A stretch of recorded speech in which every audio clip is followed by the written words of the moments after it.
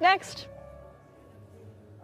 Find everything okay? Yeah, but blueberries are out of season. You should rotate them with something citrusy and equatorial, like a pomelo.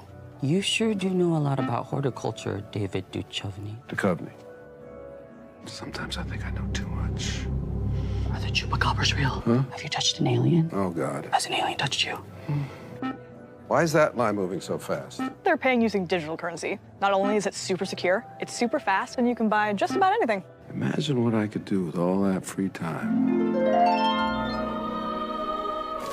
I will save the whales.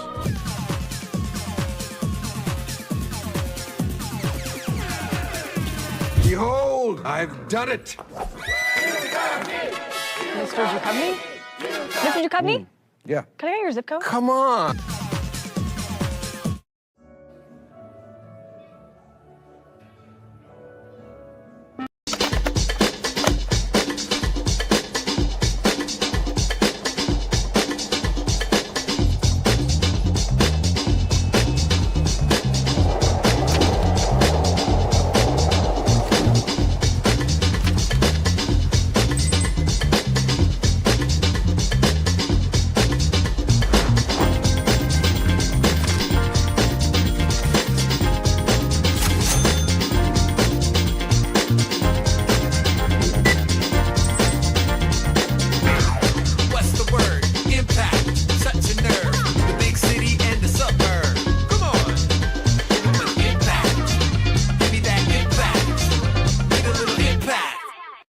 There were 6 original members of the ceremony, one of them whose pseudonym was John Dobbertin. And he's a world-famous household name, but I don't know if anyone will ever know who he was.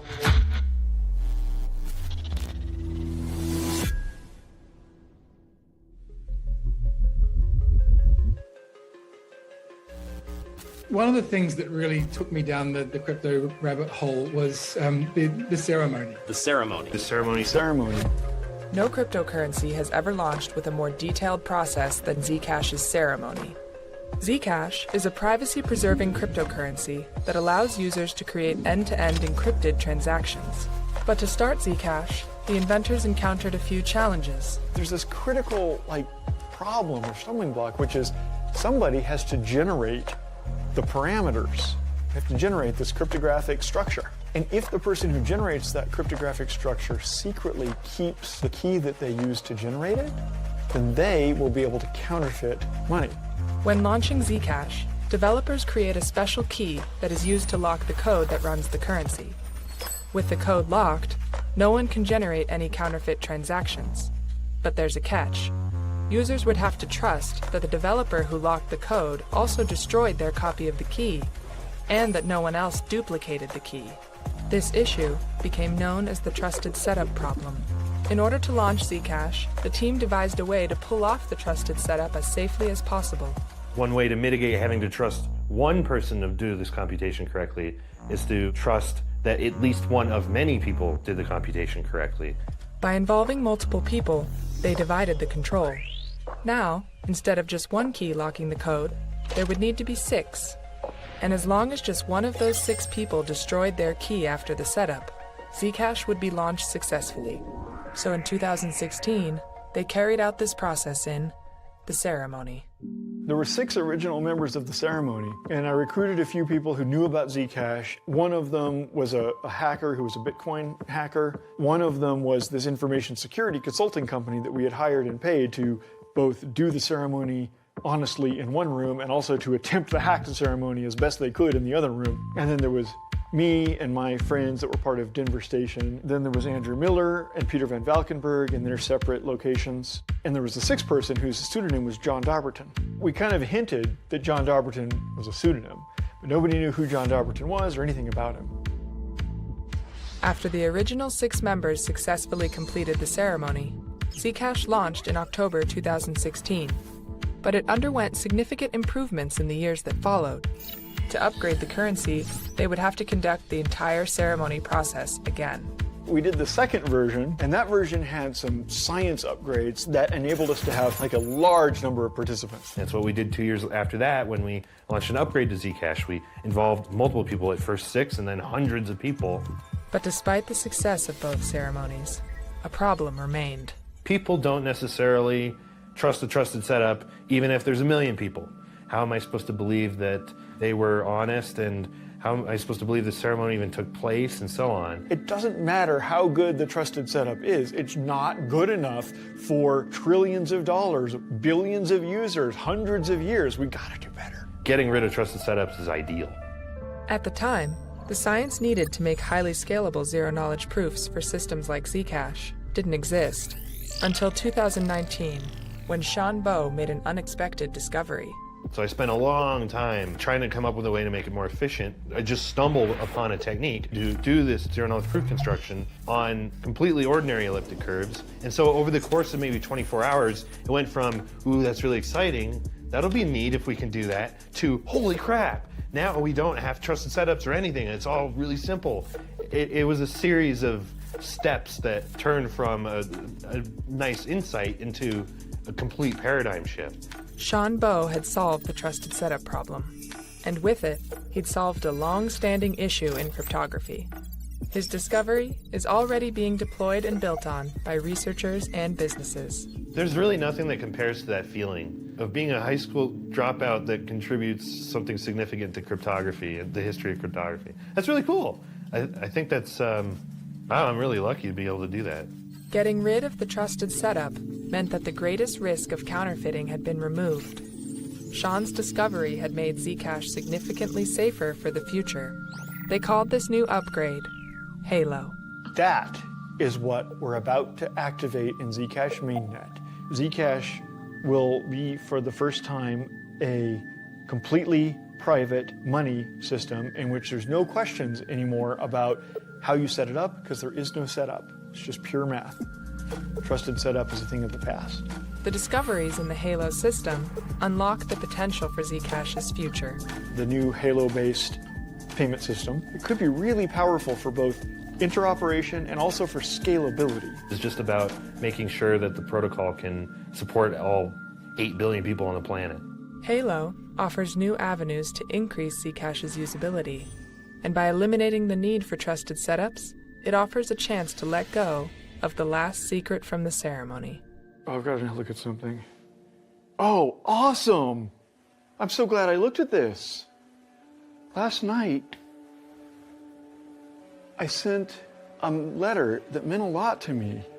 Are you recording this? You should record this. Last night, I sent a note to John Dobbertin. Sir, I said, long ago, about 5 years ago, I told you I would keep the secret of your participation in the ceremony until you told me it was okay to share it. And just now, as we started recording, I got a message back from John Dobbertin. He said, as long as it's clear that I was never paid and had no stake, it was just a public interest thing, I think you can tell people. And today, I can finally let go of the last secret. Are you ready? So, who are you? Can you confirm that you are John Dobbertin and that you participated in the Zcash ceremony? And can you tell us why you participated? Okay, there's a lot there. But, my name is Edward Snowden. I participated in the Zcash original ceremony under the pseudonym John Dobbertin. The reason that I did that was I saw it being worked on by a number of trusted academic cryptographers. And I thought it was a very interesting project because when we look at cryptocurrencies in general, we generally see the cryptographic properties of it being used to make sure it's a fair ledger, but not that it's been used to ensure that it's a private ledger. Bitcoin, quite famously, is an open ledger. The problem with that is you can't have truly free trade unless you have private trade, and you can't have a free society without free trade. And so, you know, I didn't design algorithms or anything like that. I left that to the people who actually knew what they were doing. But when it came to this concept that they needed many people in many places, all cooperating, in the hopes that just one of them might not be compromised, might not work sort of against the public interest, and that was necessary for the ceremony to succeed, I was happy to say, sure, I'll help. But the best step forward beyond the ceremony is to remove the need for it entirely. And I'm just really happy to see that the Zcash project, which I've never really worked intimately with, has managed to keep moving beyond the initial steps to keep improving, and sort of move us closer and closer towards that ideal of a free currency, which is also a private currency.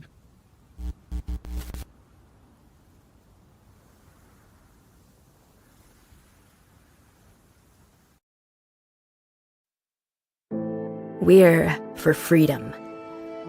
Freedom from ads. Freedom from borders. Freedom from the past. From constraints. From scrutiny. From expectations. Freedom to express ourselves. Freedom to choose. Freedom to share. To create. To connect. To flourish. Be free.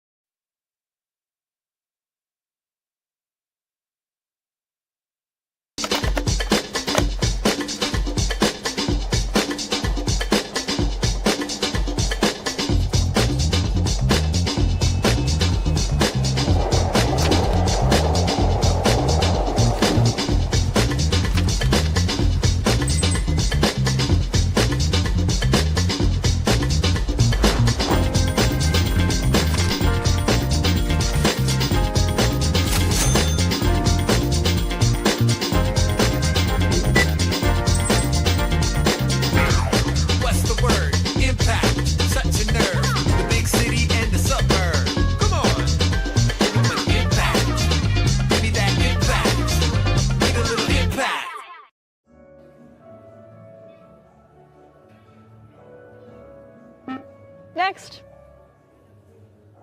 Find everything okay? Yeah, but blueberries are out of season. You should rotate them with something citrusy and equatorial, like a pomelo. You sure do know a lot about horticulture, David Duchovny. Duchovny. Sometimes I think I know too much. Are the chupacabras real? Huh? Have you touched an alien? Oh, God. Has an alien touched you? Why is that line moving so fast? They're paying using digital currency. Not only is it super secure, it's super fast, and you can buy just about anything. Imagine what I could do with all that free time. I will save the whales.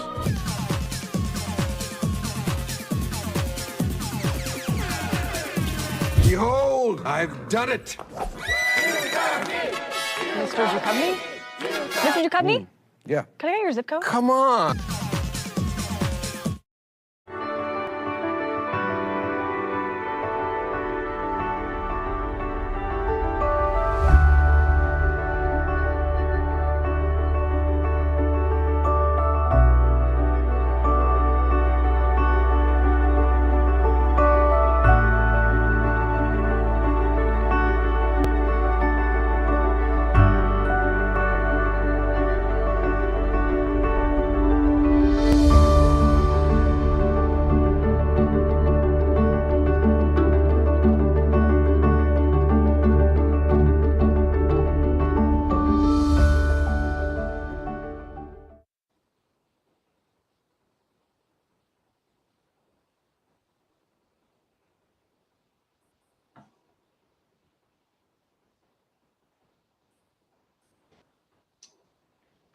Hello everyone, I am Constance from Kedit, and today I will present the future of ZSA. So firstly, what is ZSA?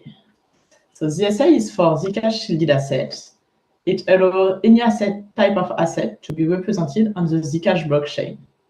For instance, NFT. With ZSA, we could issue assets, transfer them, and burn them. What is the current status of ZSA? So ZSA is planned for the next upgrade, NU7. The implementation is completed, almost completed, we could say, because there is still some discussion with ECC about some details of the protocol, but the implementation is completed, and then there will be a review of our implementation by ECC. And after the SA, we would like to add many new functionalities into Zcash. So firstly, we would like to add asset swap. So what is an asset swap? Here we have two users, Bob and John. Bob would like to send 10 of asset A to John, and John would like to send 5 of asset B to Bob. But Bob would like to be sure that if he sends 10 of asset A to John, he will receive 5 of asset B. And on the contrary, John would like to be sure that if he sends 5 of asset B to Bob, he will receive 10 of asset A. It is why we call that an atomic swap. It is either we like to have either both of the transactions or none of them.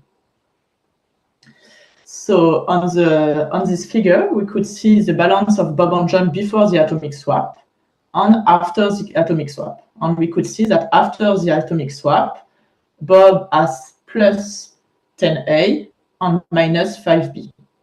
And after the atomic swap, John has plus 10A and minus 5B. So now I will explain how we implement it into the SA. So we have many different users, Bob, John, and Alice. Bob wants 5B for 10A. John wants 10A for 5B.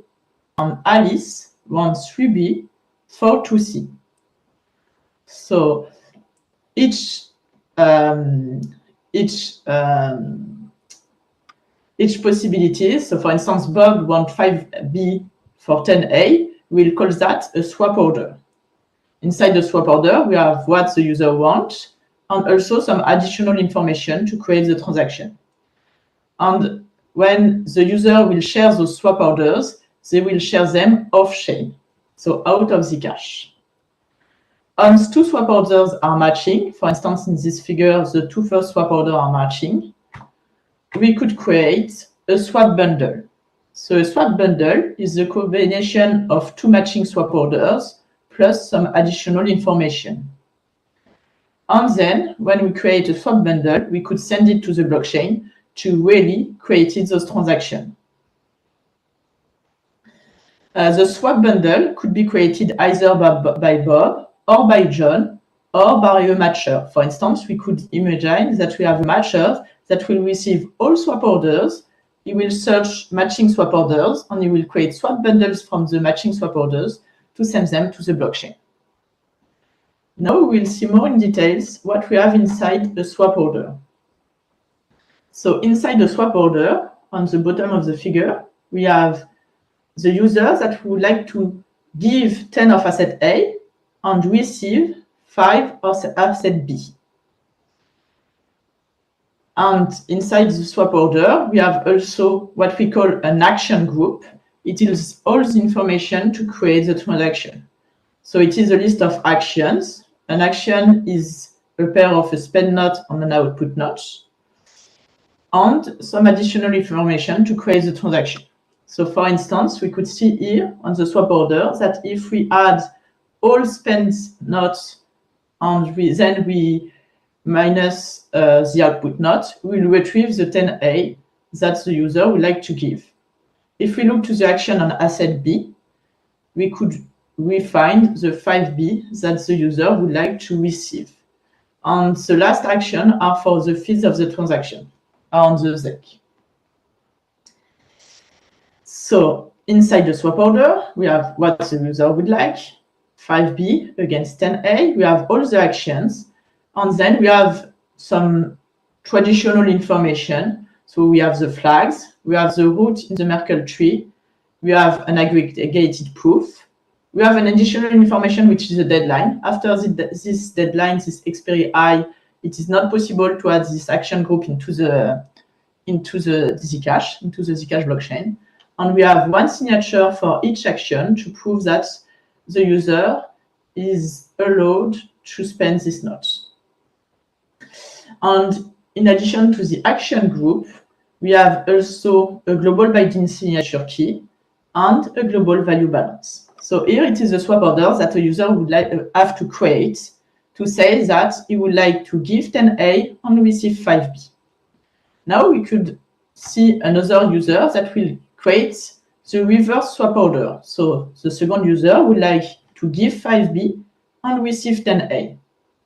It is a similar swap orders with an action group, which contains a list of actions and some additional information, and a global binding signature key and a global value balance. We could see that in this swap order, compared to the first design for ZSA, we had to add the notion of reference node, expiry I, and action group. And to simplify the integration of swap order later, we decided to already integrated all those functionalities into NU7 with our ZSA implementation. So now we have two matching swap orders. And from two matching swap order, we could create a swap bundle. So how we will create a swap bundle from two matching swap orders?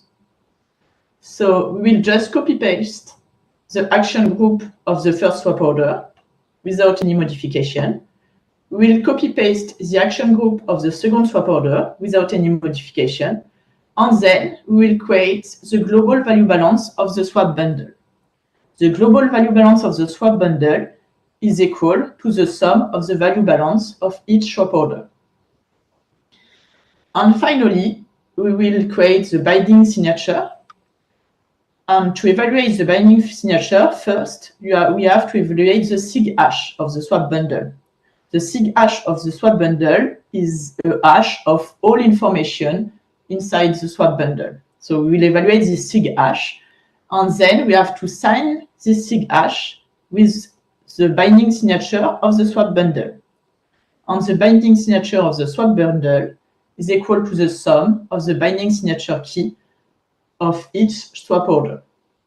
So anyone who knows swap order 1 and swap order 2 is able to create the swap bundle and to send it to the blockchain Zcash such that the transaction will be created inside this blockchain.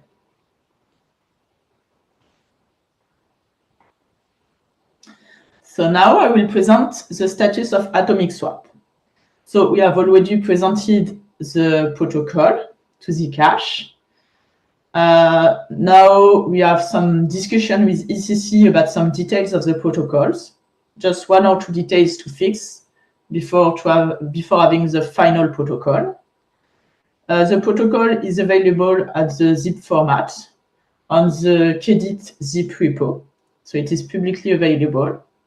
I think it will be soon integrated into the Zcash zip repository. So the protocol is almost finished, and we have also an early implementation.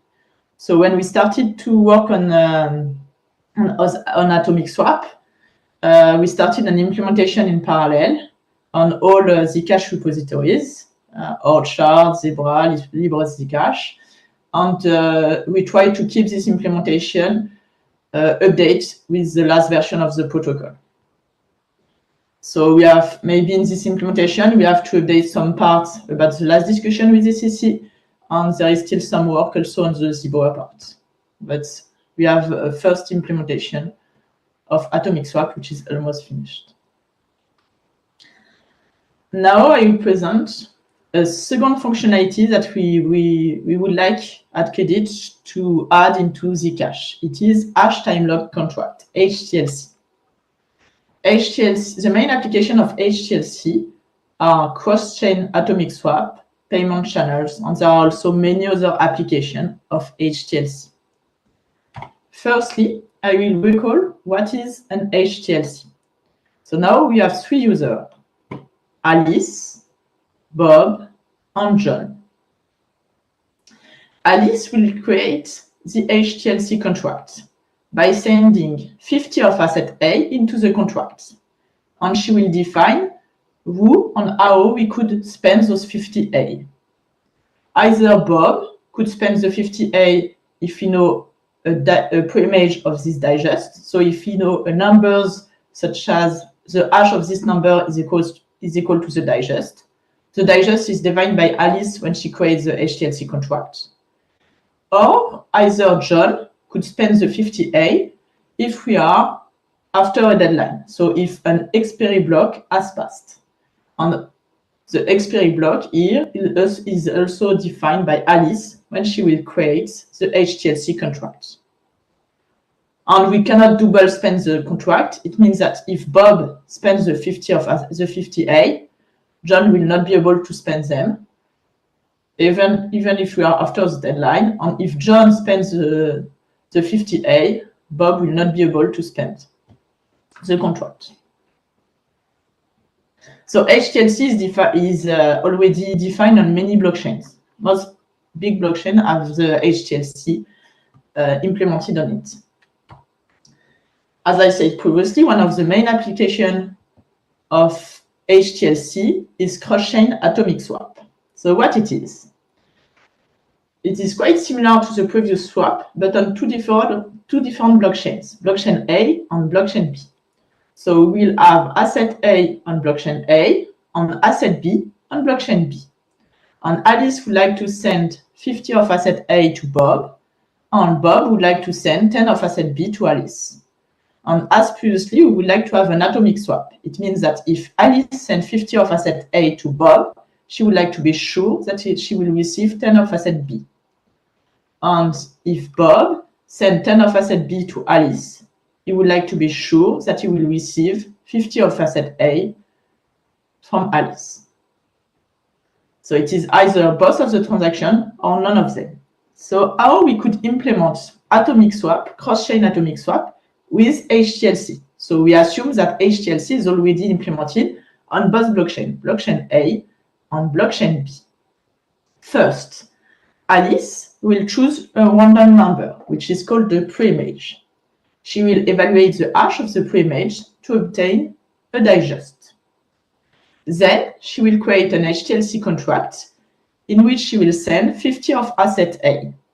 And she will define how we could spend this HTLC contract. We could either spend it, Bob could spend it if we know a pre-image of this digest, or Alice could spend this HTLC contract if we are after the deadline. I just forget to say that Alice and Bob will agree off-chain about the amount of the transaction, 50A, 10B, and they will share their public keys on blockchain A and blockchain B off-chain. Then Bob will listen to blockchain A, to all transactions inside the blockchain A, and he will see the HTLC contract created by Alice. He will check all the parameters, the amount, 50 of asset A, and the fact that he could unlock this transaction, this contract, if he knows a pre-image of a digest. So he will know the digest, and he will check also the deadline here. If the contract is created with the correct parameters, he will create a similar HTLC contract on blockchain B. So inside this contract, he will send 10 of asset B, and he will say that either Alice could unlock the contract if she knows a pre-image of the digest, or Bob could unlock the contract if we are after a deadline. The digest here in the both HTLC contract are the same, and they are the same as the digest that have been selected by Alice. And the second HTLC contract is sent to the blockchain. Alice will be able to unlock it, so to spend the 10 of asset B, because she knows a pre-image of this digest. She decided the digest, so she knows a pre-image.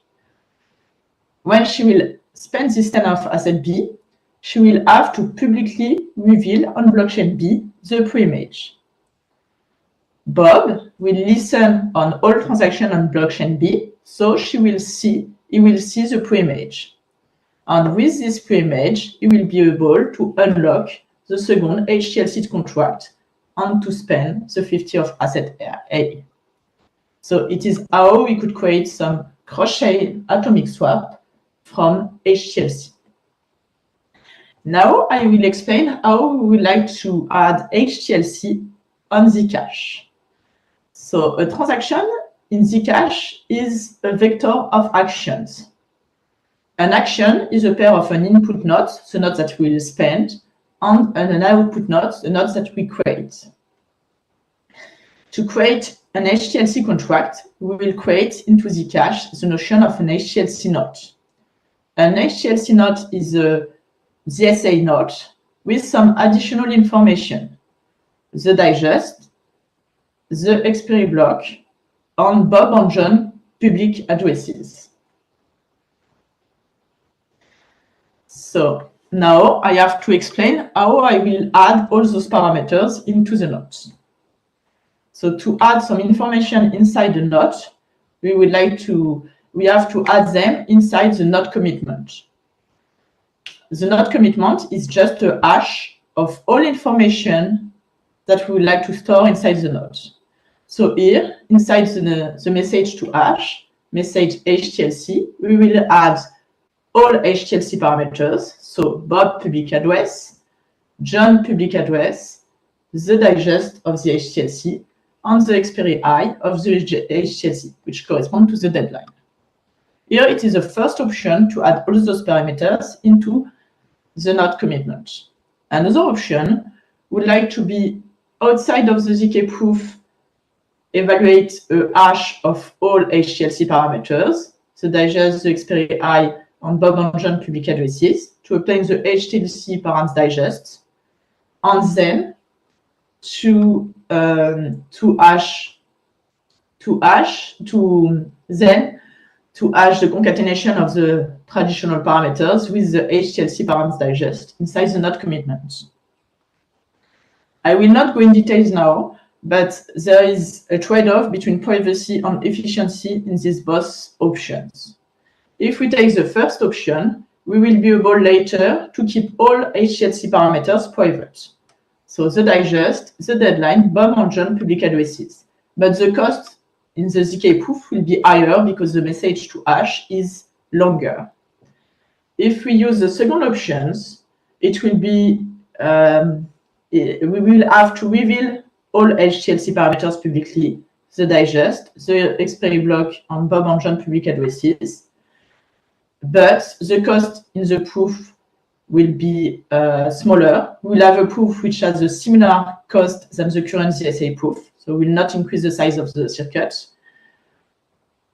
So it is just a trade-off between privacy and efficiency. Then we have the proof. So we have two options. We could have two different types of proof or the same proof. We could have one proof for action without HTLC node and another proof for action with HTLC nodes. Or we could have just one proof that supports all transaction with or without HTLC nodes. It is also an option in the protocol. So now we have created some HTLC nodes. It's good, but we would like to be able to spend them, and we would like to be able to check that the requirements are checked when we spend an HTLC node. So when we will spend an HTLC node, the action will be signed either by Bob or John. We would like to be able to check that if Bob signs the HTLC node, in a preimage of the digest. And we would like to be sure that if John signs the action, we are after the deadline. So now the signer is not defined by the HTLC node, but is defined by the HTLC node and also by the unlocking method of the HTLC node. Then we have to think about the nullifier. So when we spend a node, we will reveal a nullifier. And this nullifier, the goal of this nullifier is to not be able to double spend this node. So to not be able to double spend this node, we need to have the same nullifier when Bob spends the node or John spends the node. But if we look to the nullifier equation. Here we have the nullifier deriving key, nk, and this nk depends of the signer of the action. So here, in our case, nk is not the same for Bob and John.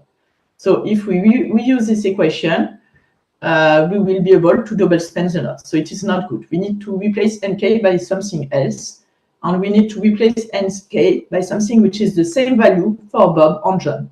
So we could use a reference nullifier key which is the same for Bob and John. We could use a nullifier key which is shared between the both. We could use psi. We have many different options. And a last point to think is how we will perform all the additional checks that we introduce with HTLC. So the additional checks are the validity of the preimage. So if Bob spends the HTLC node, we would like to be sure that the hash of the preimage is equal to the digest.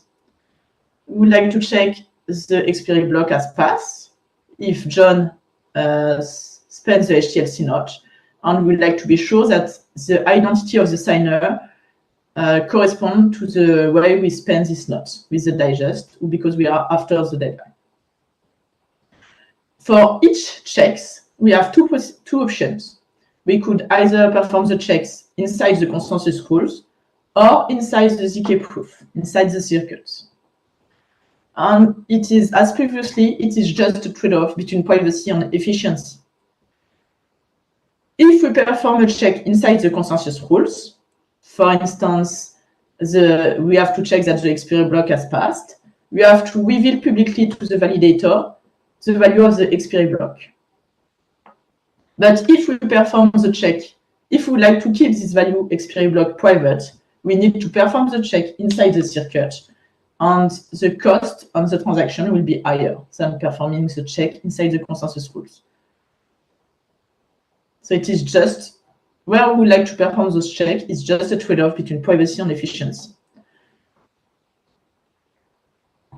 Now I will present the status of HTLC. So we have an early design of the protocol. It is mainly two early designs, because we have one design where all HTLC parameters are public, the digest, the deadline, Bob or John public addresses, and with the cost of the transaction which is similar to the SA transaction. Or we have another design where all HTLC parameters are private. The digest, the deadline, Bob and John public addresses are private, but the cost to create the transaction and to validate it is higher, because we have to add many checks inside the ZK circuit. And we could also perform some design between the both. It means that, for instance, we would like to have Bob and John private. Public addresses, we would like to keep them private, but to publicly reveal the digest on the deadline. So it is just, we could do what we want about which parameter we would like to keep private, which parameter we would like to keep public. And if we keep all parameters private, it will have a cost on the proof creation and verification, but it's possible. So at Kedit, we really would like to work on HTLC after the SA and asset swap. So then, do you have any question?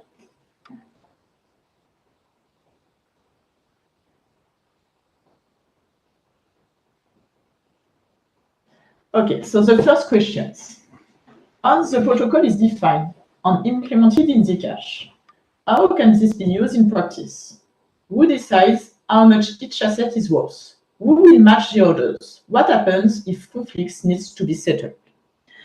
We have different options. I'll just come back to a slide where we see the different transactions. Here, for instance, here. So I will come back on the swap. A simple example. Here. So here, we have different options. So for instance, we could have two users who discuss off-chain, and they agree off-chain by communication off-chain about their transactions. So they agree that Bob will send 10A to John, and John will send 5B to Bob. Then each user will create his own swap order. He will send the swap order to the other party, to Bob and John. And for instance, Bob will create the swap bundle and publish it into the blockchain. So here we have two users that just discuss between them. Otherwise, we would like also to implement what we call a matcher. And a matcher is an entity that we will receive all swap orders. And if two swap orders matching exactly, it will create the swap bundle and publish it on the Zcash. So the question, who will match the swap orders depends. If this is just a transaction between two users, it is one of the two users that will create the swap bundle and send it on the transaction. Or we could have a matcher that is doing that. And we could have no conflicts because each user just say what he wants. If there is no matching transaction, the swap order will not be pushed into the blockchain, and there is just no transaction.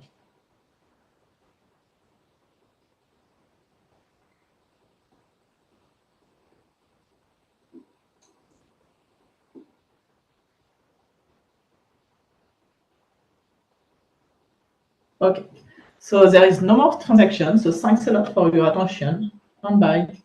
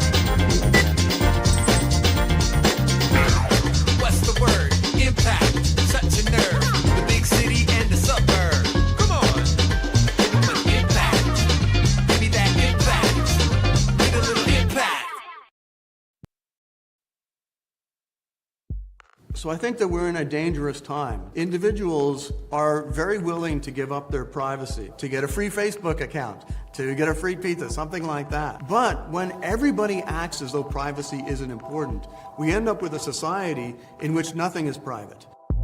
Crypto came out of nowhere, took the world by storm. This was the fastest moving technology we have ever seen. The cypherpunk said the internet and cryptography is going to change everything because it changes the fundamental balance of power. You know, it turned out to be right. As far as my work with cryptocurrency in Washington, D.C., this is the moment that everything came off the rails. Decentralized systems all have trade-offs. Community consensus comes at a cost. I don't want to see people adopting a system that can be used to surveil them. I want to see them adopt something that's trying to protect them. We have to have some kind of optimistic vision of technology, or you just end up getting the thing you fear but a little more slowly. When we talk about crypto today, a lot of the conversation is around financial rewards. Not enough on how we take ownership of our life and our data. You know, the big thing in the crypto space is when moon, but I think we should ask, when are we creating a better Earth? That's the real question of this space. what if we could cooperate? What if we could interact? What if we could exchange from anywhere to anywhere at any time?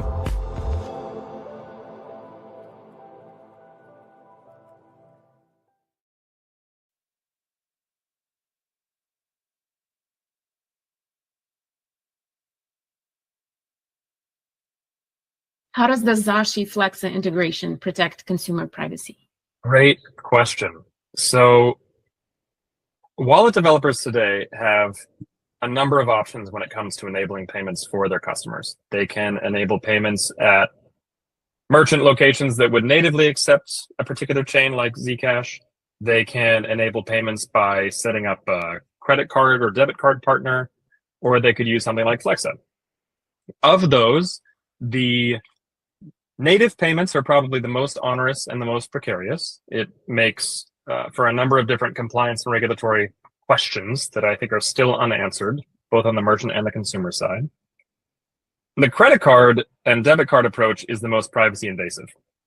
All of us who have signed up for a debit or credit card know all the information that we have to put on that credit card application form or the debit card bank account opening form, and it is onerous. Who's your spouse? What's your social security number? Where do you live? What's your full legal name? All of this information gets collected and then gets stored and used against all of our future payments. What a lot of people don't realize as well is some of it is actually encoded in the card itself. And if you were to get a magstripe reader off of eBay or Amazon and swipe your card, you'll see your name in the card, which means your name is actually traveling with you every time you make a payment. Online, it gets worse, where other types of data fields are sent across, and certainly billing addresses are a problem because they're an ill-conceived solution to trying to secure payments that came about many, many decades back as the internet was first evolving. How do we secure online payments when we don't have more information or more pins to secure it with? We have the name and address at the top of a bank statement. Okay, great. So now you're sending someone's home address along with every single transaction to every single merchant that someone pays. This is ludicrous. So in terms of protecting consumer privacy, I think what the Flexa SDK does and what this integration that we've built with Zashi does is it eliminates all of that. There is some information that Flexa is legally required to collect, and we have gone to literally the laws themselves to parse out exactly what is the minimal amount of information we can collect on behalf of a customer. We collect that, we keep it, we don't do anything with it other than what we're legally obligated to do, and we certainly don't share it with Zashi or with UCC or with any of the merchants you pay. And so what's cool about that is it solves the question of, when I'm making a payment at this store, am I going to be able to be tracked across to this other store or tracked over to this other brand that might be owned by the same company? And the answer is no.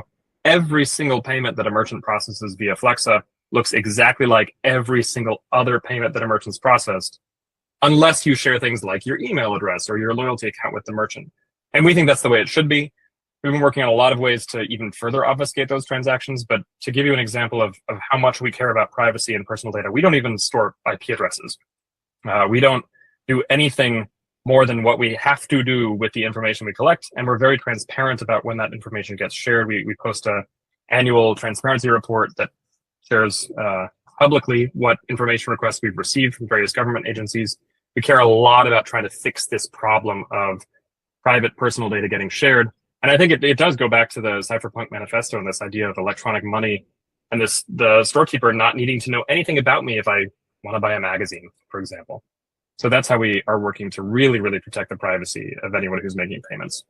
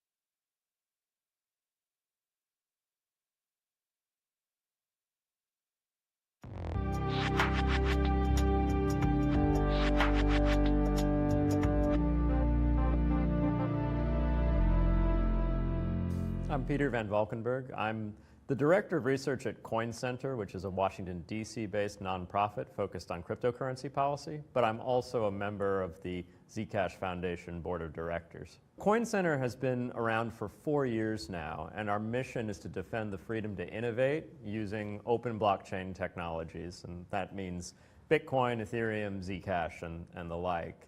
And really we do three things. We do education, policy research, and advocacy. There are three main branches of regulatory policy that touch cryptocurrency: investor protection, consumer protection, and anti-money laundering, or counterterrorism financing, which you could also call financial surveillance because it's about the government collecting information that could lead to the arrest of those laundering money or financing terrorism. There's also tax, but I hate talking about tax. On the investor protection front, what we've seen over the last year, 2018, has been increased interest of the SEC in people who are creating brand new cryptocurrencies, making promises about them, and fundraising in order to develop that software in advance of releasing the open network. That pre-funding or pre-sale or pre-mine activity in some ways could fit the US definition of what is securities issuance. And if that's true, to the extent that that's true, then there are a lot of people who need to comply with securities laws in order to do that fundraising compliantly. And most people haven't. The ICO boom has largely been a story of people not complying with those laws. So that's been a hot spot. What's heartening about that progress has been that recently the SEC, which has had a steep learning curve and has actually done quite well getting up to speed on the fundamentals of the technology, has come out and said, look, for the truly decentralized cryptocurrencies, and we've heard this from Chairman Clayton and from Director Hinman at the SEC, for the decentralized cryptocurrencies where there is no longer an issuer upon whom people really are relying, people are relying on open source software and an open network of people participating in the consensus mechanism, those things, those tokens and coins are not securities according to our read of the relevant law. And so that's great because frankly, if all cryptocurrencies, especially the decentralized ones, were to be treated as securities, it would be horrible for the progress and innovation of this technology in this country because it would put up so many roadblocks and it simply wouldn't make sense. Who's the issuer of this thing that is now actually part of a decentralized network where we rely on everyone instead of one person? On the consumer protection front, it's always been a focus on the exchanges, really. So the exchanges are the companies out there that you can regulate for consumer protection purposes. They're where most people go and they buy the thing, and they're where a lot of people go and store cryptocurrency. So there the story's been about money transmission licensing in the US, which is basically a consumer protection approach that says only certain people should be allowed to do this activity because it has this risk where you could lose the customer's funds. And so we're going to ask that people get a license in order to perform that activity. And every state in the US regulates money transmission licensing differently. So some states, those laws apply to an exchange, and in some states they don't, and in most states it's unclear whether they do.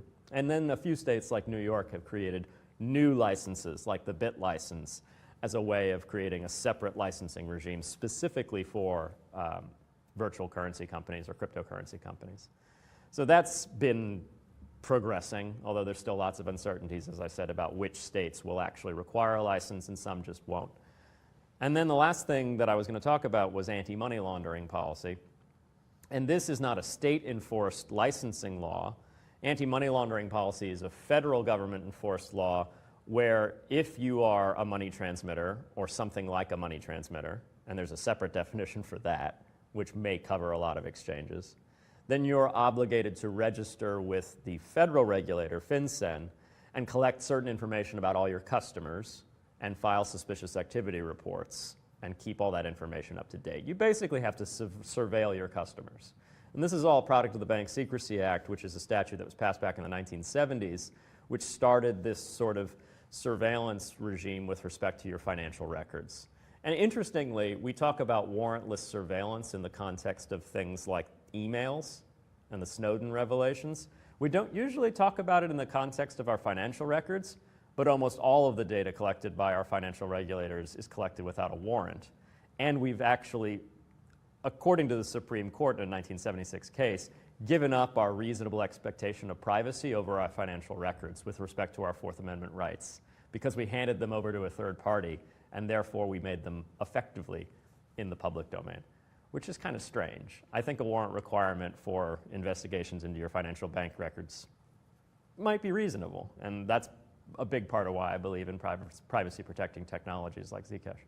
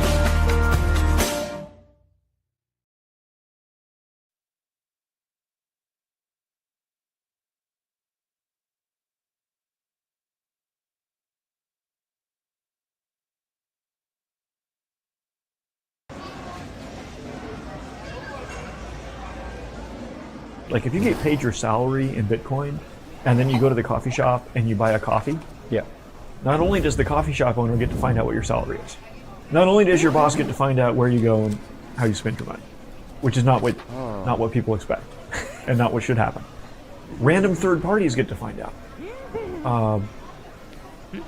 Like criminal hackers who are looking for people to hack into their phones and steal their money, they get to find out your salary and where you go for coffee and when.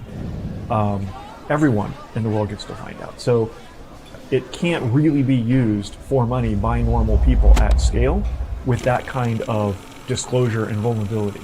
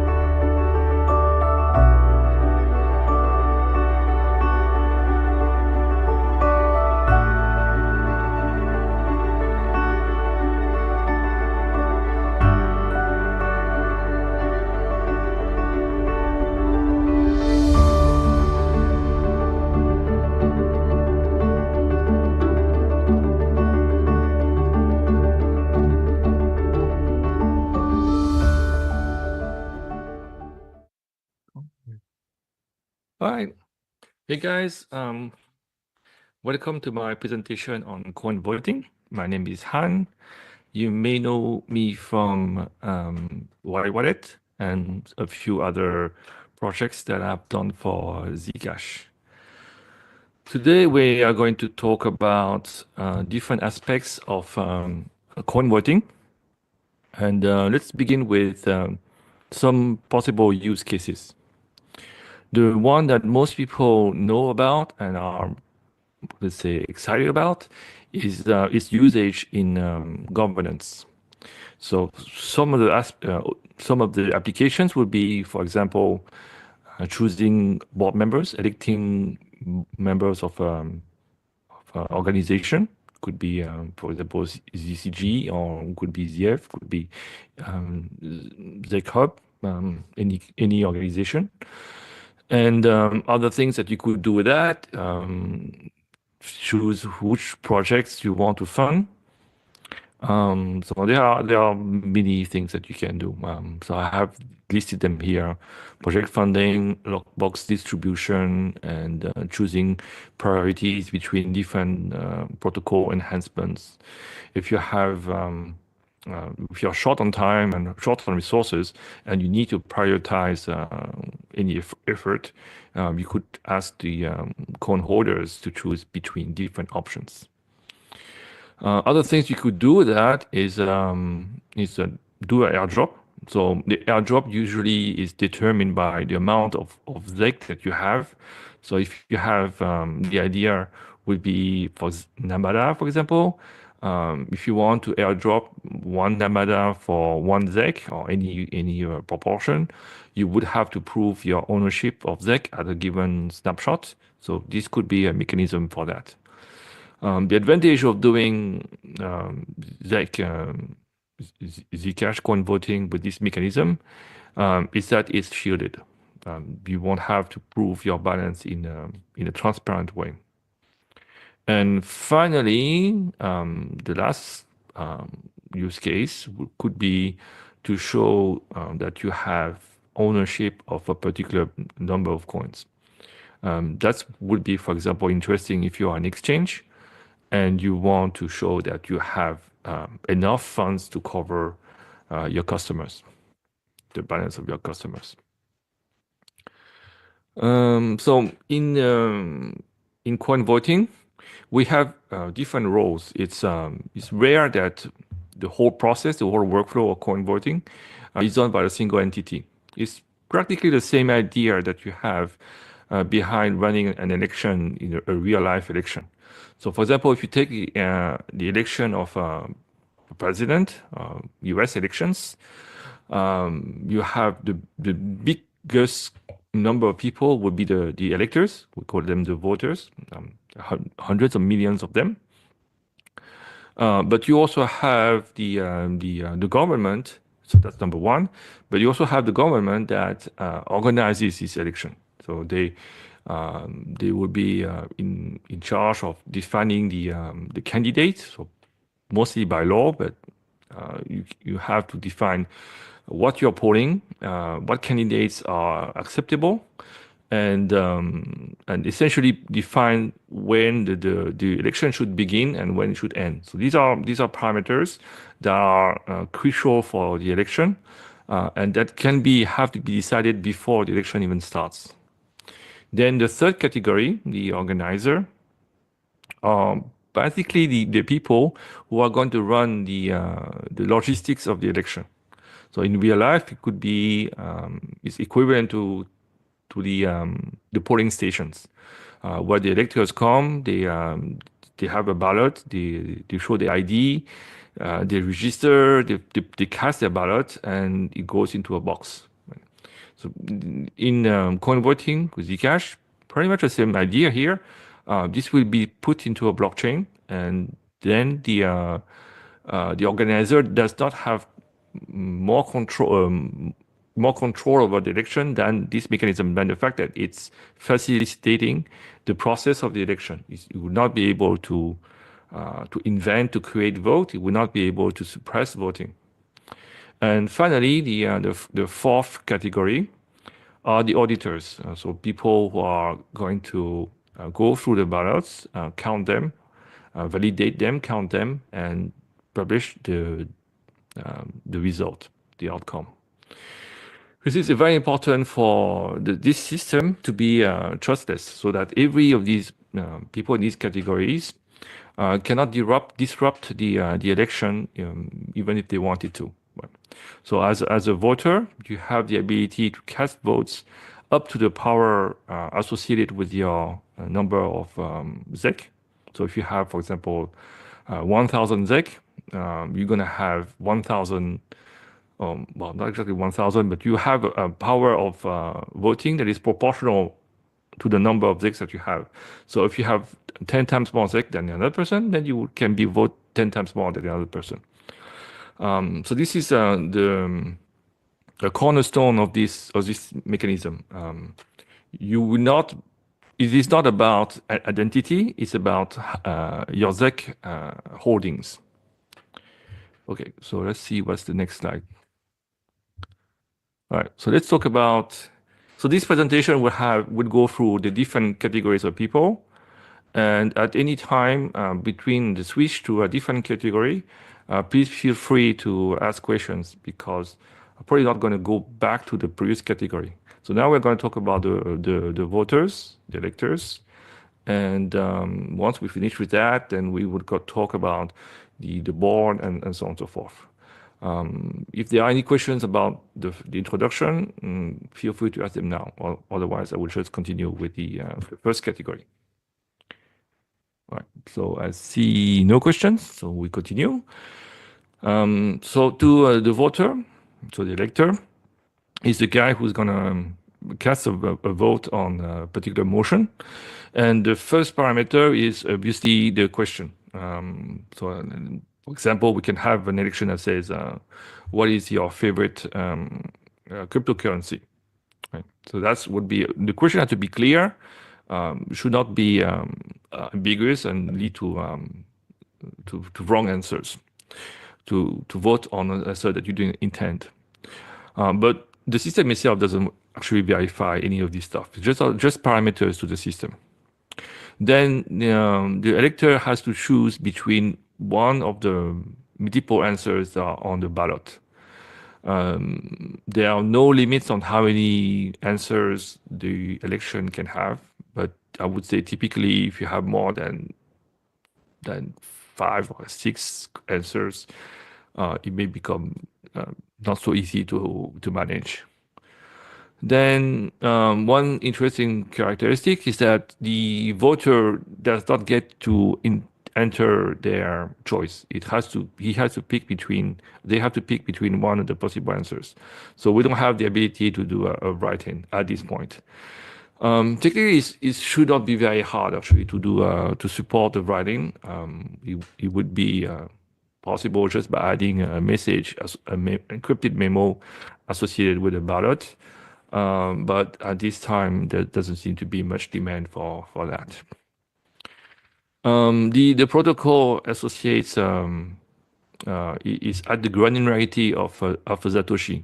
So technically speaking, if you have one ZEC, you would have 100 million Satoshis, which means that you would have 100 million votes. But it's very rare that, well, I would say nearly impossible that a vote has to be at that level of precision, that you would need to break a tie between two candidates just because they have a difference of one ZEC. So I think for practical purposes, seems more logical to have 1,000 votes per ZEC, and that's how the application is coded. But we might, at the protocol level, is at the Satoshis level. When you vote, you have to vote with Orchard. You know that ZEC can be either transparent in the sapling or Orchard. To vote, these funds have to be Orchard. You cannot vote with transparent, and you cannot vote with sapling funds. The reason behind that is mostly technical. Is because the zero knowledge proof that enforces the rules of the election have to be written in a circuit, and Orchard is the only recent technology that allows us to do circuits without toxic waste, without having to do a trusted setup. And so this is, I would say, expected. If you're thinking about a shielded election, I think that so far these are reasonable reasonable requirements. The last point here, not the last one, but the one to last point here, that may not be intuitive, is the need of a registration range. And that is very important to know because this has an impact on your ability to vote. So as an elector, when you look at an election, you would have a particular range of blocks. It would say election starts at height A and ends at height B. What it means is that you must have created your Orchard nodes during that range of blocks. And by creating the Orchard nodes, I mean you must have received these funds during that period. So if you have received the funds after height B, after the end of the range, they are not going to be usable. We cannot vote with them. Right? Anything that happens after the end of the range, basically they never happen. So the good thing about that is that you don't have to hold your coins in the Orchard or even hold your coins in your wallet after the end of the range. And the range doesn't have to do anything with the moment you vote. This is the moment where you have to prepare your coins. You have to put your coins into Orchard. So after the end of that registration range, that last height is essentially a snapshot. We take an image, well, virtually we take an image of the blockchain, and all the coins that are in Orchard at that point are usable for the election. If you spend them before, obviously they are not usable. If you spend them after, it's fine. Okay. So the end is a snapshot. The beginning is a bit stranger. The beginning means that if you have Orchard funds that you acquired before that date, they are not usable either. So bear that in mind. There are some elections that would make that range short, maybe like 1 month, 2 months, or longer, 6 months, 1 year. It's really up to the organizer of the creator of the election. But you have to be mindful of what these numbers are, the range is. And the last feature of these, what's the last thing that you can do as a voter is to delegate your votes. So instead of saying that you're putting your coins on a particular motion, you're on particular choice candidate, you can take part of your coins or all your coins and send them to an address. So every elector, when he inputs his seed phrase to prepare his wallet for voting, will get an address which is a unique address for this particular wallet. So this is like a unified address if you want, but for voting only. And this address allows you to send to somebody else. So if you want to send it to somebody else, then you ask that person for their address. If they don't have any funds, they just create a new wallet with this in this voting app. The voting app would give them a voting address, and you just have to send them your coins, your vote, so that they have something to vote with. Obviously, all this stuff is, when I say send funds, and I misspoke. None of this stuff will actually cost you any real funds. Right? The equivalent of 1 ZEC to 1 voting power is entirely virtual. You are not spending any money here, and the voting itself doesn't have a fee. It's all virtual voting coins. So that's it for voter.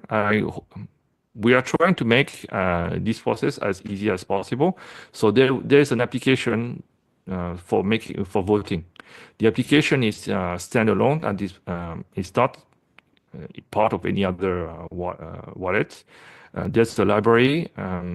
You can integrate that into a wallet, but you can also actually use just the application as a standalone application.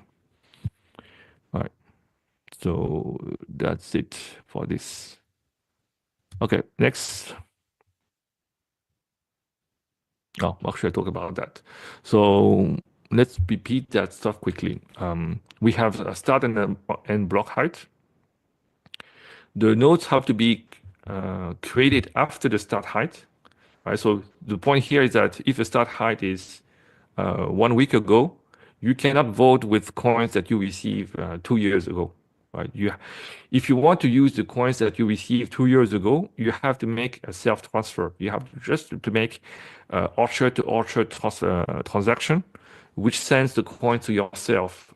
And that will refresh the nodes. There will be new nodes, which are created after the start height. Right? So this is not really a blocker, but this is something that you have to do. Right? Then the end height is where we take the snapshot. So the nodes have to be unspent before at that time. You can spend them after, but you obviously cannot spend them before. Okay, so that's a reminder of the beginning of the registration range. Okay, the delegation is that every wallet will have its own vote address, and to delegate, you send your votes to another vote address. So instead of sending to a candidate, instead of choosing one of the candidate among the different choices, you can also send to an explicit address, and that means that person then receive your voting power, and it's 1-to-1. There's no fee. Okay. So let's talk about the privacy of an election. The votes themselves are very similar to orchard transactions. That's how we are able to use orchard funds as a source of voting power, and we leverage the same technology. There are also Halo 2 circuits. Most of the stuff is the same. We have obviously added some stuff to make the chain untraceable between elections. So what we have here is that when you make a vote, the source of your funds, the source of your funds are untraceable. We don't know where the funds come from. Then where you vote is also untraceable. We don't know. Nobody can tell who you voted for. Delegation is the same thing. If you delegate to another person, that person does not know where the votes came from. And actually, if you don't keep track of it yourself, you would not even know where you sent your votes. Right. Last point here is a bit more subtle. The votes are unlinkable between elections. So here the point is that if you have two elections, you will be able to reuse your coins. You have two elections, you can vote with the same coins on these two different elections. It's perfectly fine. And what we're saying here is that if you use the same coin to vote for a particular choice on election A, and you use the same coins to vote for a certain choice on election B, it is not possible to know that these coins were used at the same coins were used for both elections. We cannot tie the ballot A with the ballot B, even though they are sourcing from the same coins. That allows you to have decorrelate your choices, meaning that without this functionality, we could tie just the fact that you are leaning towards, for example, left, or let's say that your election is about presidential election, and if you are voting towards the Democrats, and then another one you are saying that you also want to do this, and if it was linkable, then you could say, oh, Democrats are voting more likely to vote that way on another election. Okay, but there's a caveat. Because the votes are decrypted at the end, and because we have to be transparent and report the outcome, we have to show the result of the election. So if we show the result of the election and we see that we have votes that are very, very similar based on the amount of ZEC that were used. So for example, here we have some votes, some ballot that spend 1,426,248 and for a particular candidate, and on a different election, exactly the same amount was put on candidate B. Most likely, the same person voted for candidate Y and candidate B. Right? So it's essentially the same level of a side channel analysis that you would be able to do if you were going through an exchange. Right? If you withdraw a certain amount from an exchange and you put that exact amount on another exchange, and these amounts are like very strange, like 1.62.5, 1.625 ZEC, and you deposit the same amount on different exchange, then it's most likely that you are the same person. Right? So I wanted to point out that technically the protocol at the does not have linkability, but because of the results have to be disclosed, there's linkability at that level. Okay. All right. So that was the electors. So if you are an elector, you can stop here. That's pretty much all you need to know about coin voting to use the system. Right. So I think there's a few experiments that are going underway to test the mechanism and run some elections to get familiarized with the system. I will talk about this at the end. But regarding the elector, that's all you need to know. If instead you are a person who wants to create an election, and we provide all the tools to do election are open source, right? So you can do all this stuff by yourself. Then you can, let's talk about this now, right? So this now is about the person or the entity who wants to start a new election.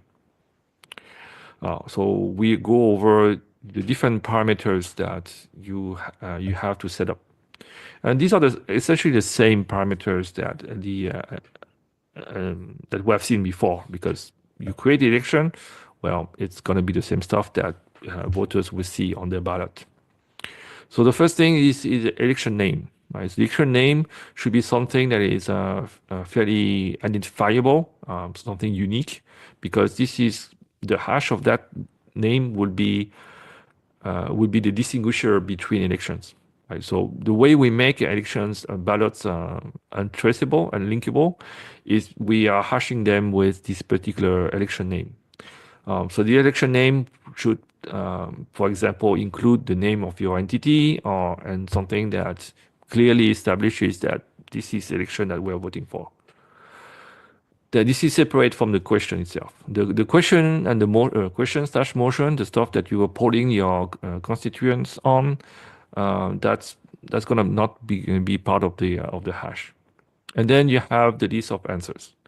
So in the screenshot that you have on the right here, you see ballot question. So that would be the question and the motion, and then ballot choices. That should be the answers. You just put one answer per line. Then you have to enter the registration block height start and registration block height end.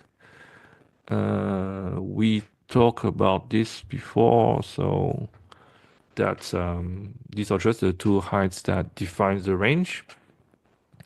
And then we have a little flag that I didn't mention before, this signature required flag.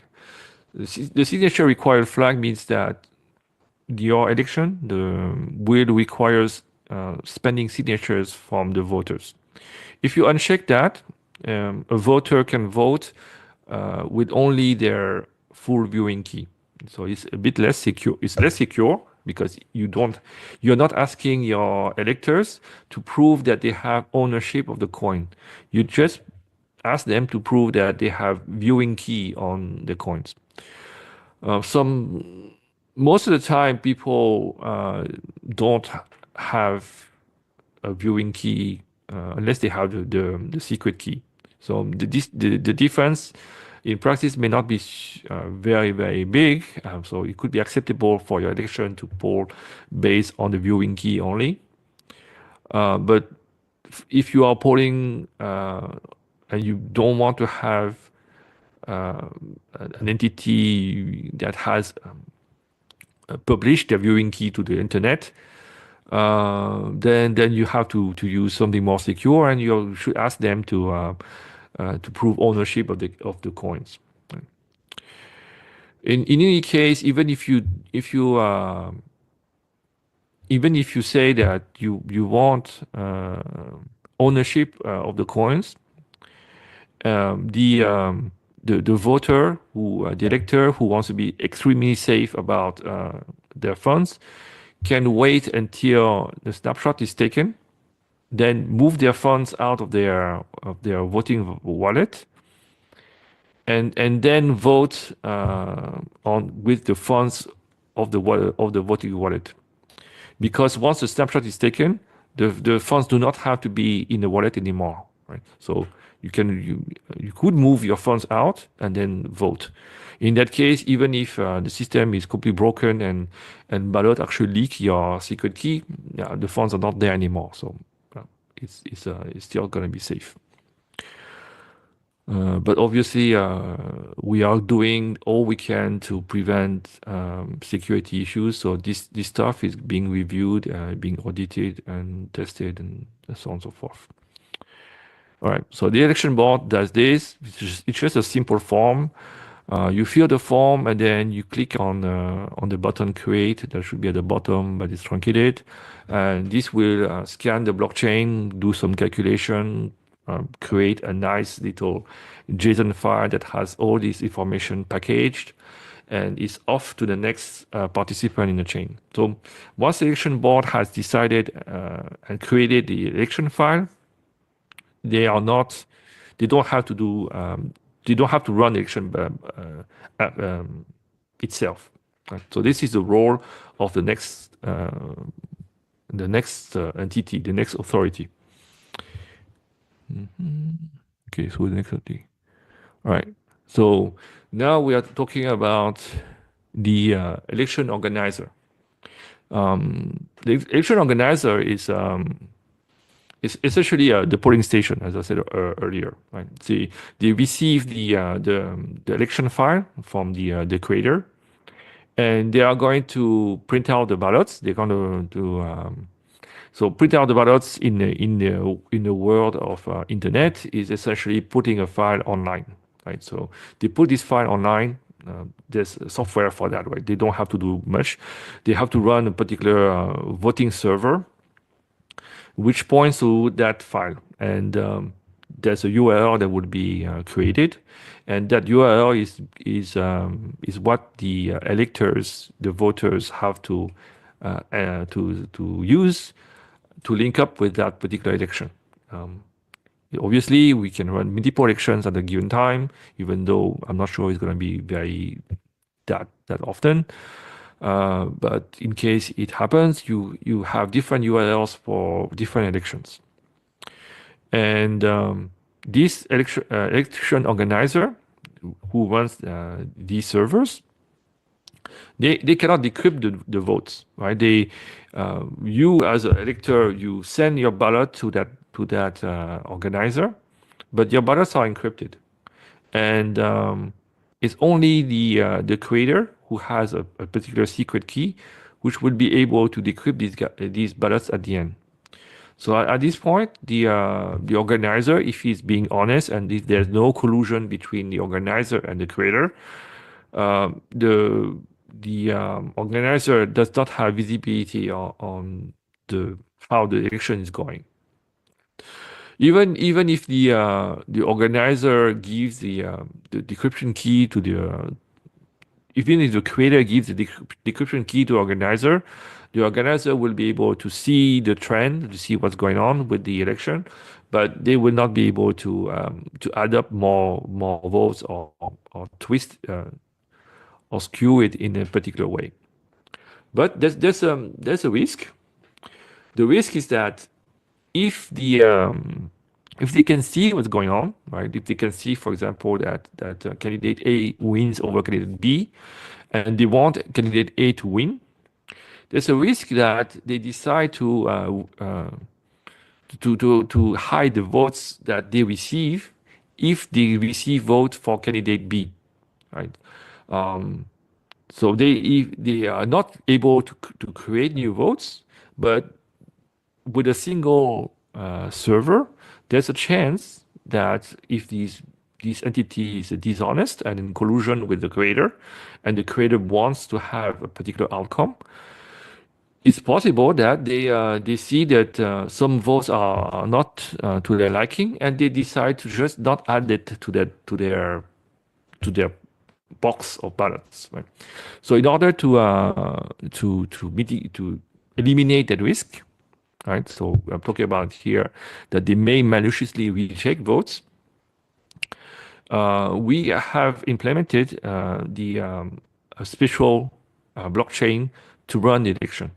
So there's the first model, the model where you have a single voting server, would mean that the electors trust that entity, the voting server, to run the election honestly. That's full trust model.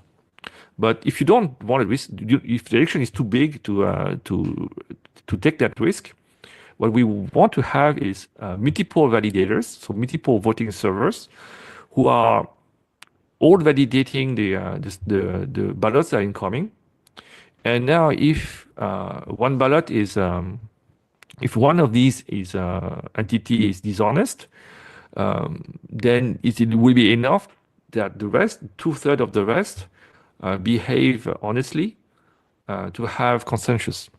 Right? So we are talking here about a blockchain that is application specific. So that blockchain only exists for the particular scope of voting, and allows us to run without having to trust the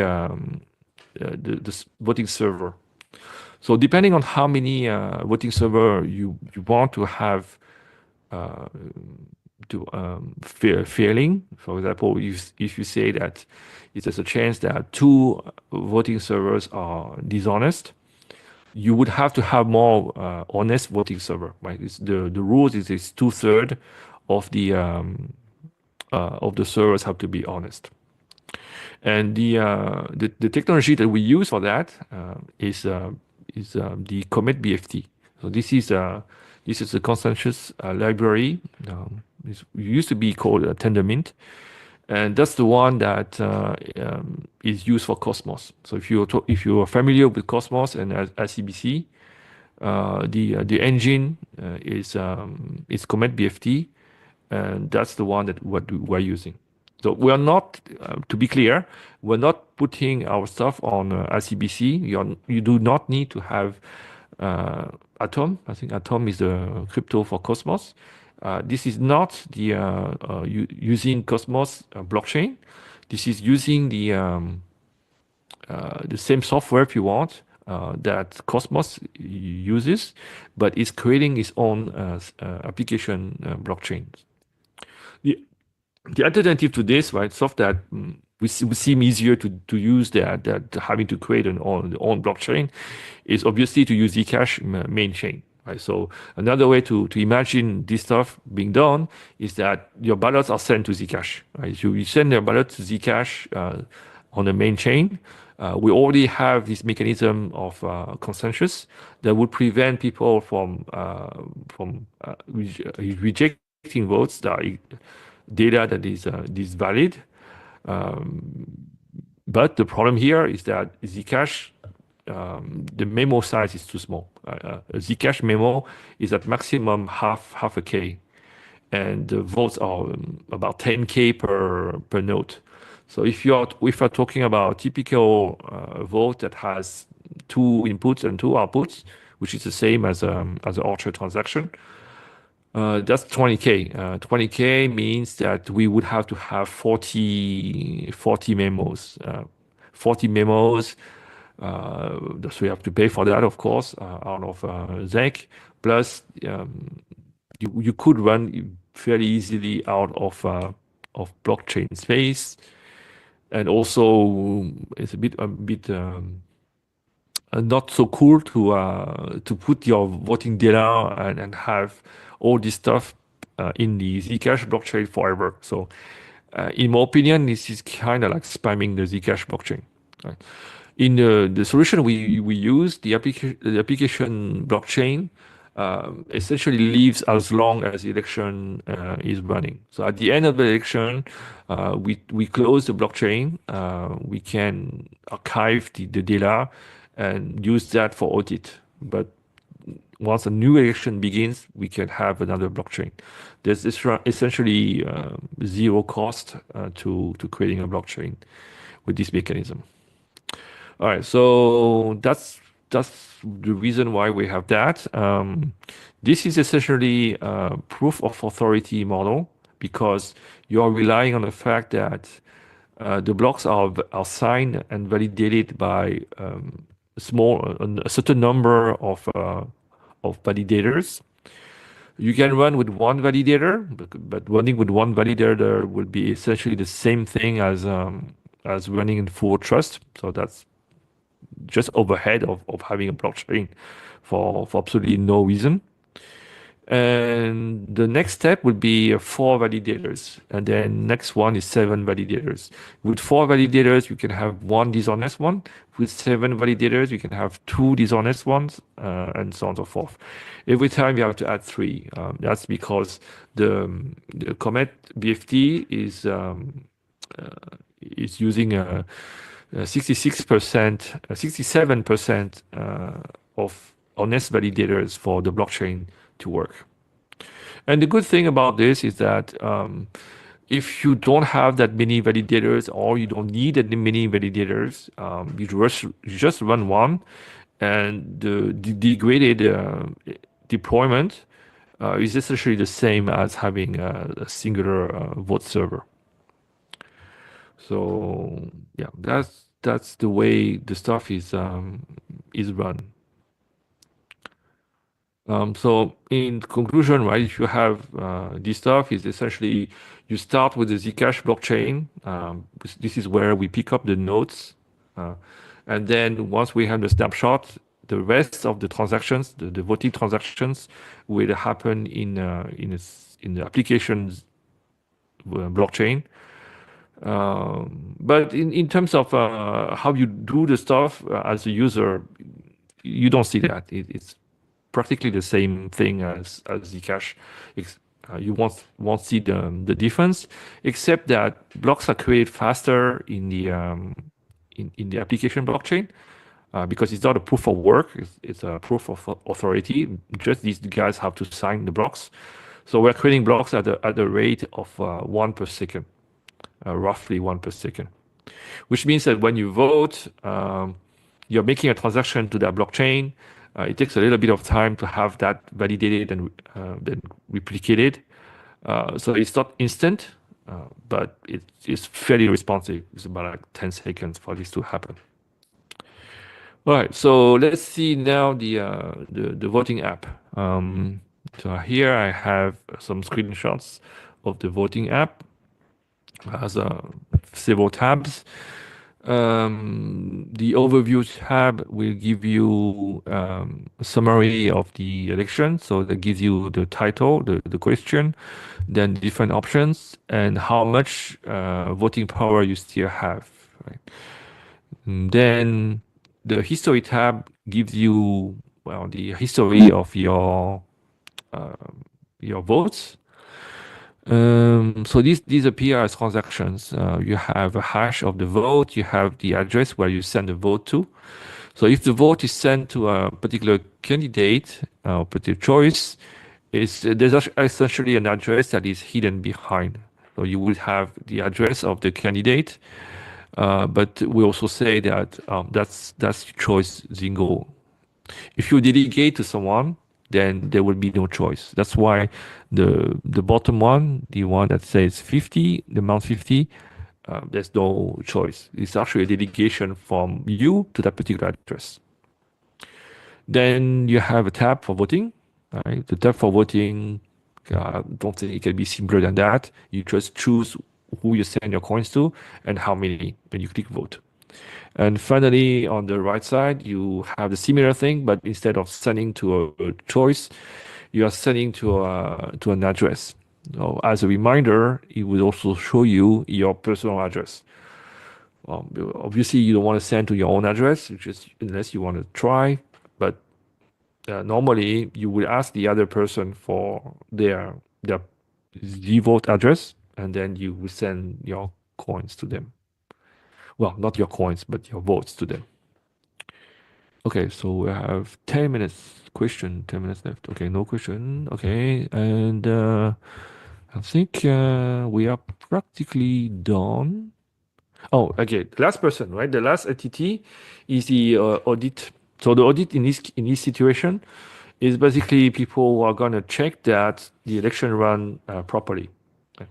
So this is the last phase. And the one thing that's interesting about the election audit is that election audit and the election, the guys who are the counters, right? Then in a normal election, you have authority that goes through the ballots and then opens the boxes and look at the ballot and then count. In our case, since it's all electronic, these guys could be you, could be anyone who wants to install the software, because you have the blockchain. You can connect to any of the validator and synchronize with the application blockchain. This will synchronize your node with all the ballots that were submitted, and then you will also validate these ballots, make sure that the votes are correct, not spending coins that never existed. no double spending, all kind of stuff like that, right? So to make sure that this is not a fake vote. Also checking the signature that you have ownership of these coins. And then it will show you, it would make the tally, would count the result per candidate and show you a nice graph. So this application, you can run it. The only thing that it runs really, that it needs really, is the decryption key that is coming from the creator. When you have created the election, you were given a seed phrase. This is a seed phrase of this election. Without that seed phrase, well, everything has been done for nothing because nobody can decrypt the votes. So it's very, very important that the creator keeps the seed phrase. It's better if the seed phrase is kept secret for the whole duration of the election. But even if this disclosed, all you lose is the privacy of the outcome. You would be able to see the progress of the different candidates, but you really cannot decrypt the votes of the electors themselves. Right? So if you delegate A to B, then this is not going to be decryptable with the election seed phrase. All right. Okay, so only 5 minutes left. Let's take questions if you have any. All right. Can the voting system be easily implemented in other ways? All right, that's a very good question. Yes. Well, easy is a loaded question. I don't really know what is easy or not easy. What I can tell you is that the library for doing all this logic is a crate. It's a separate crate, and the voting software, the stuff that we saw earlier, is only using that as a front end. Right? So the logic in the voting app is very minimal. Right? So you can integrate that into other wallets fairly easily. You can ask why I didn't put it into Y wallet. One of the reasons I didn't put it in the Y wallet is because, oh, okay, let me finish with the first before. It's because I figured out that the model for election is more flexible than a wallet, because you could load different elections. I wanted to go with a model where you can load an election as a file, then participate in an election, and then save that file and load another election, and so on and so forth. So that model didn't really fit Y wallet. Y wallet uses like a Minty account, but you don't really switching easily between accounts, so just because I wanted to experiment with a more flexible model. Is it or will it be open source? It is all open source. You can go to my GitHub, /HHANH00, and anything that begins with Zcash-vote is part of this. So we have a few things here. There is the Orchard circuit modification. So there's a branch for that. Well, it doesn't start with Zcash vote, but that's the only thing that is changed in the Orchard circuit crate is implemented there. Then you have Zcash vote that implements the logic of creating ballots on that stuff. And then we have 4 projects, one for the creator, one for the server, one for the voter, and one for the auditor. So the 4 roles that you have seen are represented by 4 different apps. Why is the start height necessary? It's because when we have to find out if you are eligible, if your funds are eligible for voting, we have to scan the blockchain. So if we said that there's no start height and we scan the entire history of Orchard, then we would have to scan the entire blockchain. And that is essentially the same as synchronizing an entire wallet. This can be very long. So this is a choice that is made, that the creator of the election makes. If they want no start height, then they can say it starts at Orchard activation. So they need to know then, if they do that, that every voter has to download the entire Orchard blockchain, and they have to scan that in order to be to vote. Would deletion work for exchanges to be delegated to the customer that owns the funds? Yes, they could. I'm not sure that I mean, technically it's possible, right? Yeah, technically it's possible. I'm just not sure they are willing to go through the extra difficulty of running the this whole process, because at this time I think that most of them don't even hold their coins in Orchard. Right? They just hold it in transparent coins. Okay. Elections are public and can attract adversarial observers.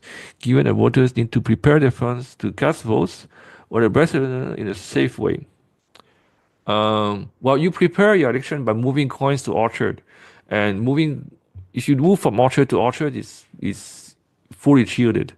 So unless I don't really see anything that an observer can see besides maybe a spike of Orchard transactions, but what really can they infer by that? I don't really see. The safe way is that it's like the same as when you do exchange to exchange transactions. You shouldn't really like unshield something just for voting, and then vote with that exact amount. So, for example, if you vote and you at the end we see that there's a ballot for like 1,000. If it's a small amount, it's probably not very meaningful. But if there's a large amount of ZEC that was put into a vote, and it happens to be the exact amount that was taken out of the exchange, then the exchange would know that this is the guy who voted for that particular motion. But again, it requires collusion between the exchange and the well, not just the exchange, because the vote results are public. Okay, have you considered end-to-end verifiable election protocols that do not require viewing notes? Yes, but it's actually very hard because, well, maybe there's a technology that I don't know about, but to rank the results and to be able to know that there is no cheating, then I would say that you would need to have the knowledge of the vote value, because, for example, what prevents the organizer to take one vote for one by one and consider each election to be a series of sub-election of one vote, right? They have to be able to compute the result of the election if they receive only one vote, right? So by taking that only one vote and then discarding everything else, they should be able to know who's the winner. So that means that they're able to somehow decode the vote. Then they repeat that with all the votes in isolation. That means that they should get the amount. I'm not sure I was super clear, but I did think about a way to avoid that. But unfortunately, I don't think it's possible. How can election organizer protect voters from copycat election put out by the authorities? Yeah, so you have to put something that really identifies you. You don't call yourself election A. Right? You have to call yourself as, I don't know, if you organize it, you say ZCG, blah, blah, blah, right? So then the adversary has to put also ZCG, blah, blah, blah. And then it's super suspicious, because you will say, why is this guy without this ZCG also saying that the election is under that authority? So what I would recommend is that you host your election with a domain that you put in the election name, and the domain has to be fairly well protected, because these days your domain is your identity. So having the domain inside the name is okay. With a trailing invisible character. Well, that's actually a good point. We just forbid invisible characters. We just say that the election names have to be ASCII, capital ASCII, blah blah blah. Right? Do you have a background in governance from other community? Also, can you tell us what you learned? What that can help these people to move on? Oh, I mean, that's a very good question, but no, I guess not. I mean, no, I don't really have a strong thing about that. Personally, I think that, okay, just my personal opinion here. I think that it's not the best way to do governance. I mean, okay, I think it's the best way to do governance, knowing that we have limitations. For example, if you're talking about does it prevent CBO's attack? No, it doesn't. Right? It's not identity. You're voting with your coins, and their argument that says there's strong arguments for saying should one guy be has more weight because he's richer than another person, even though he doesn't know anything, he was never involved with Zcash, but he's super rich. Or should he have more voting power than a person who's very knowledgeable, but doesn't have financial resources? Yeah, I mean, you're right. It's that person. It's not necessarily the case. The point here is that we cannot make a system that is private. So we are not asking to know anything about the voter, and base it on something that is not tied to your coins. Because anything else that is not tied to your coins can be replicated or can be faked. The strength, in my opinion, the strength of Zcash is privacy and privacy and fungibility of ZEC. And here is the only thing that we can use, because anything else is not fungible, right? And it has to be one-to-one. We cannot make a system where we say, like for example, cubic or non-linear voting. Or if you have 1,000 ZEC, you have a less proportional way than if you have 500 ZEC. This wouldn't work, because then the guy who has 1,000 ZEC, he will just split his coins into two wallets, two anonymous wallets, and then leverage the fact that there's incentive for the smaller holders. The fact that that our currency is private means that it's possible to split, and there's no cost in splitting. So this being factored, I don't see any mechanism which would not involve in some way having registration, having some KYC, or having some knowledge of the voter. For me, coin voting, with all these flaws, meaning that the technology is what it is, right? We cannot have a start height that is very, very large, because as we have asked, it takes a long time to compute. For all its flaws, this is, in my opinion, the best we can do. Okay, so that's it. And if you have other questions, and if you want to see a demo, I have some demos on my YouTube channel. And also, of course, ask questions on the forum or on the WOVA app, or on the YouTube channel. Right. Okay, other than that, I hope that you found it interesting, and I will see you around on the forum. Okay, take care.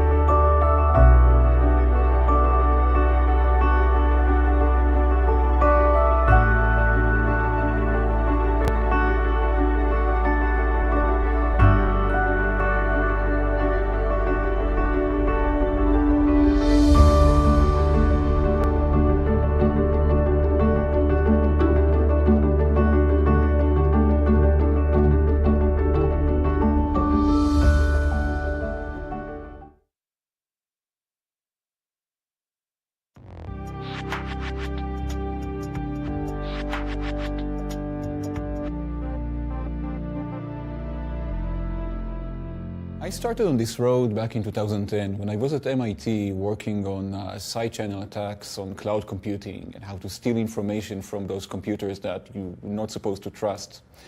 And that got me thinking, how can we trust a computer that we don't own, that is somewhere out there, controlled by someone we've never seen, and is running our code and producing output that's sent back to us? And I realized that zero-knowledge proofs, which were back then a theoretical curiosity and fascinating technique, but not on anyone's radar for practicality, I realized that this could, in principle, solve the problem if someone could prove to you that they have run the correct code for you. And moreover, if you actually change them, then you can reason about an ongoing computation consisting of multiple steps, maybe from different parties, that preserve some ongoing property. So with this in mind, I applied to the National Science Foundation for some funding to pursue this direction.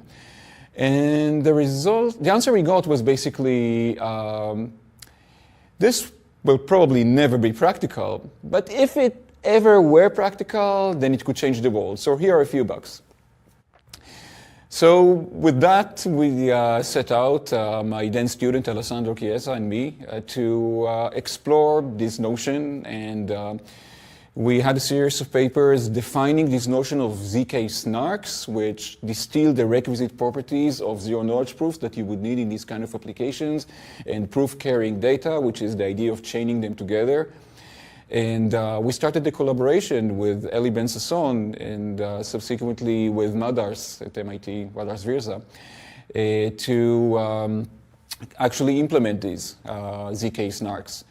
Along the way, a new generation of techniques based on QAPs came along, which provided another approach complementing the PCP-based approach that Eli was leading. And we used these to build a series of prototypes that show that these abstract ideas are actually practical. We actually were able to have a generic compiler that can take any C program and compile it into a new one that can verify itself and produce a succinct proof, a few hundred bytes, checkable in a few milliseconds, that would convince you that the program ran correctly, even if it was on the cloud or on hardware provided by the cheapest bidder. So we were very happy about that, and then we started thinking, what kind of C programs would we actually plug into this machinery? And that was around 2013.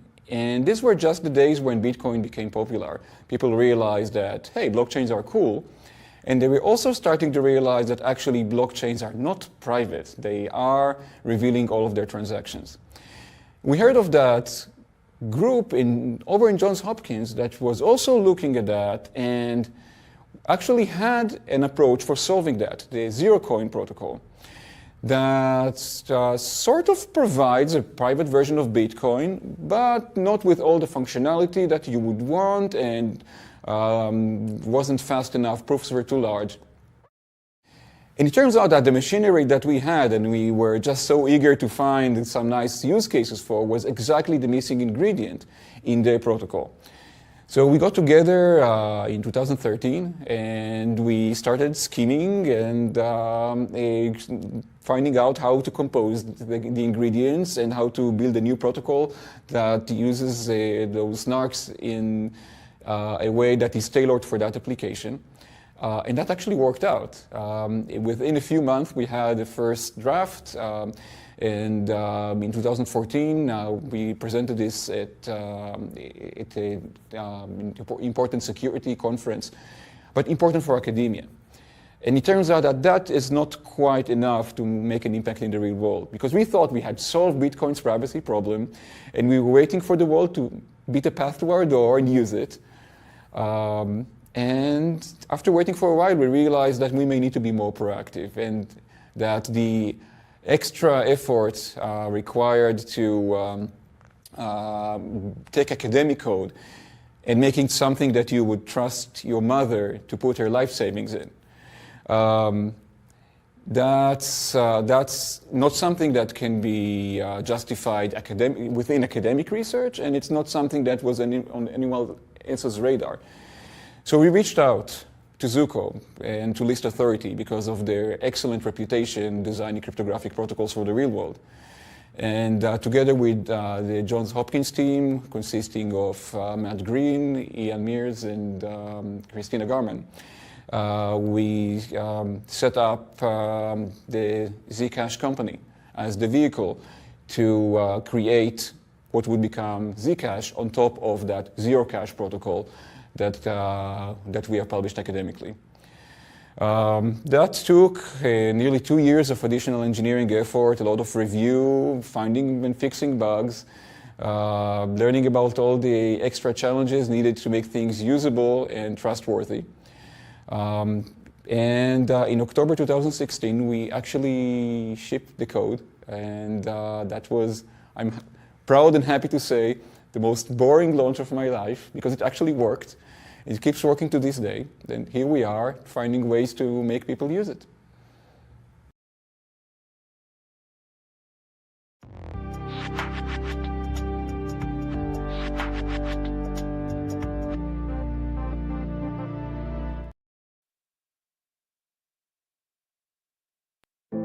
We're for freedom. Freedom from ads. Freedom from borders. Freedom from the past. From constraints. From scrutiny. From expectations. Freedom to express ourselves. Freedom to choose. Freedom to share. To create. To connect. To flourish. Be free.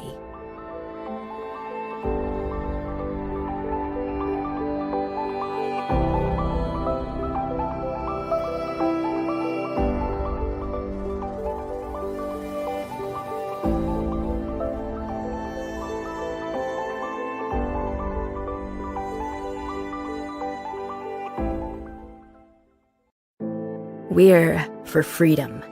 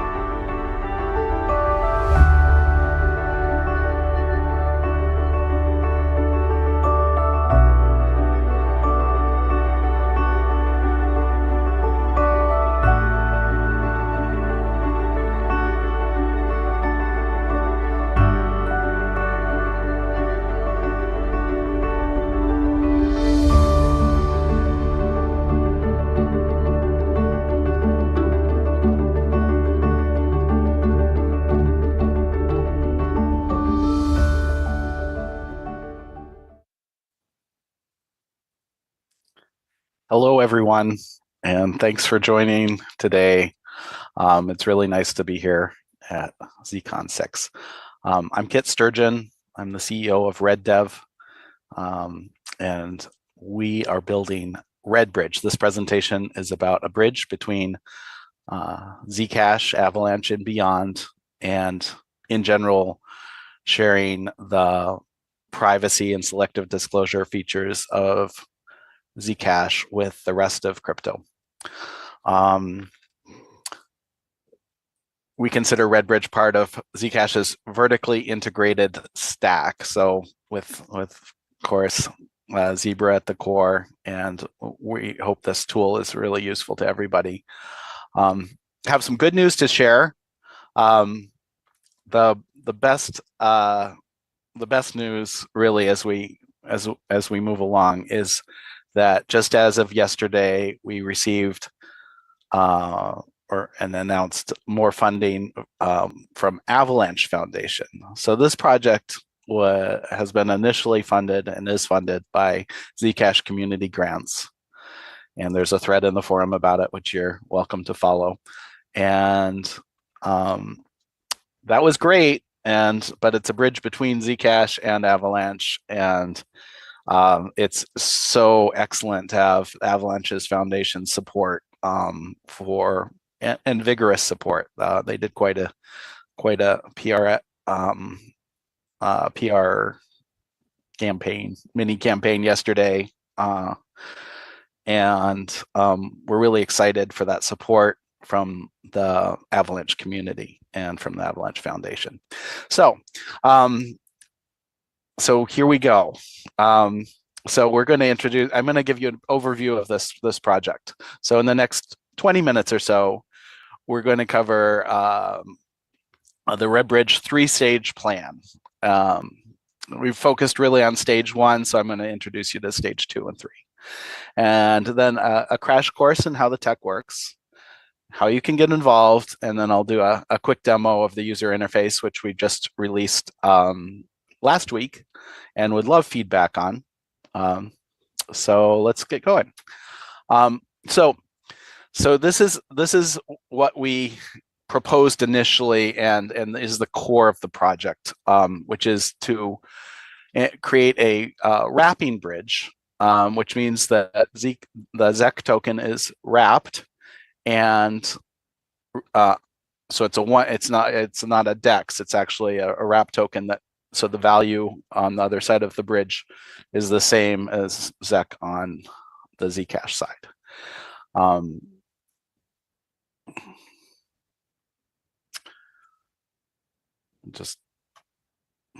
Sorry, I lost my window here. So there are two big use cases. One is it enables every ZODLer to use DeFi to who's invested in ZEC and is holding ZEC and wants to keep holding ZEC, and yet use that ZEC on Avalanche and beyond, for loan collateral, to trade, whatever you want to do with it. We think loan collateral will be one of the major use cases because you have this investment and you can put it up as collateral, and then in a DeFi platform, and then get out USDC and buy something. And then the other use case, which I think is just as helpful to Zcash as the first, is it opens Zcash and ZEC as a private savings account at rest to the rest of DeFi, Avalanche, and because there are other bridges on Avalanche that go elsewhere beyond. So people, and it lets everyone easily and permissionlessly you have a savings account on the Zcash blockchain in ZEC. This is a permissionless bridge. It has a staking token, which we'll talk about in a bit, and guardian validators that decide what goes over the bridge and what does not. And all you have to do to run a guardian validator is have enough of the staking token to just called RBAR, to run a validator. So there's no gatekeeping other than just having to buy the token.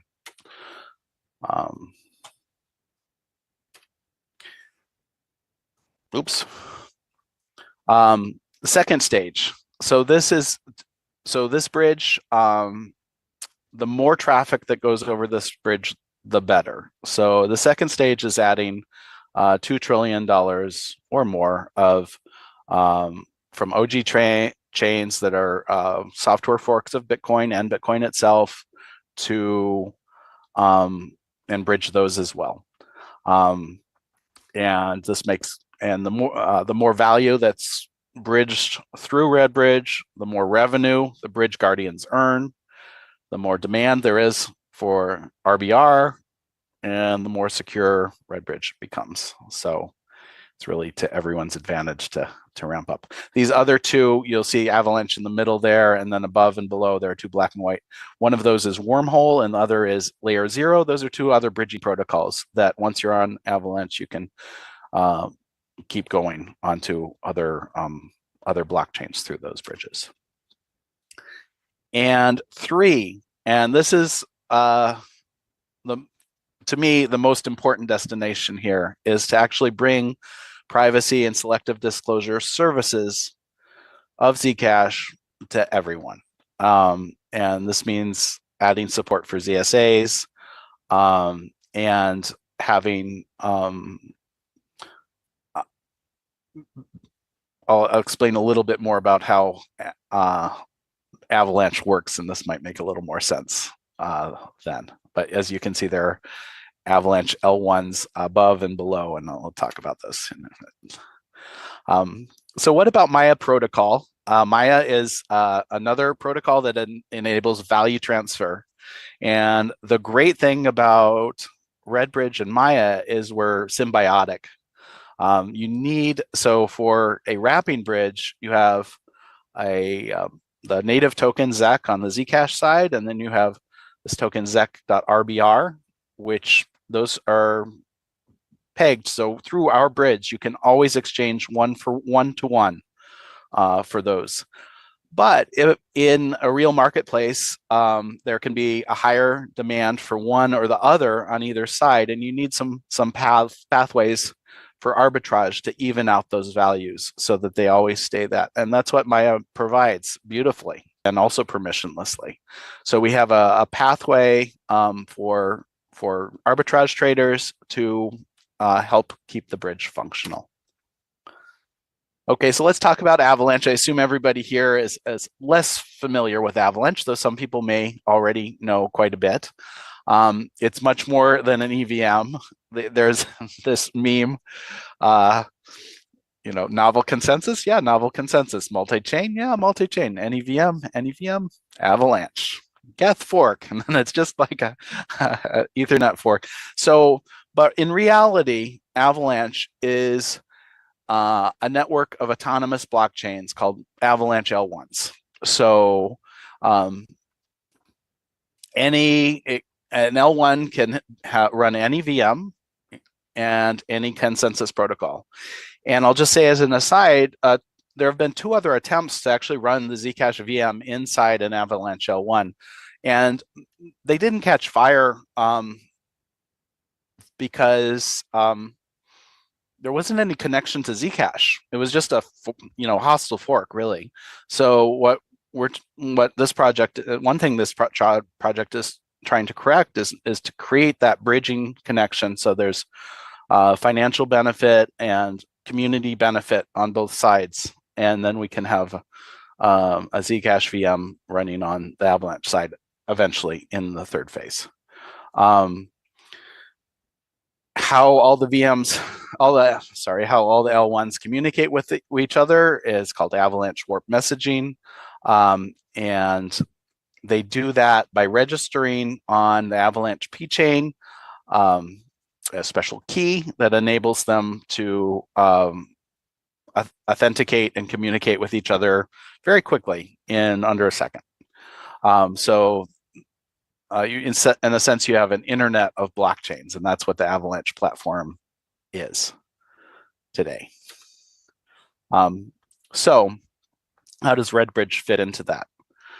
In stage 1, RedBridge is a permissionless Avalanche L1 with a custom virtual machine that's bridging transparent ZEC between Zcash and Avalanche's C chain. So we bridge transparently in this phase and then escalate to bridge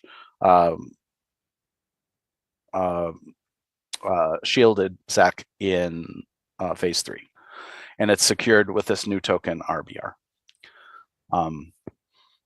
Our L1 RedBridge won't actually contain the value. It's just a bridge. Its sole purpose is to say, yes, somebody tried to bridge these funds and you can do it. And so the money actually, the ZEC.RBR is actually minted on Avalanche's C chain, which is an EVM chain that you may have used using MetaMask or Rabby or Core.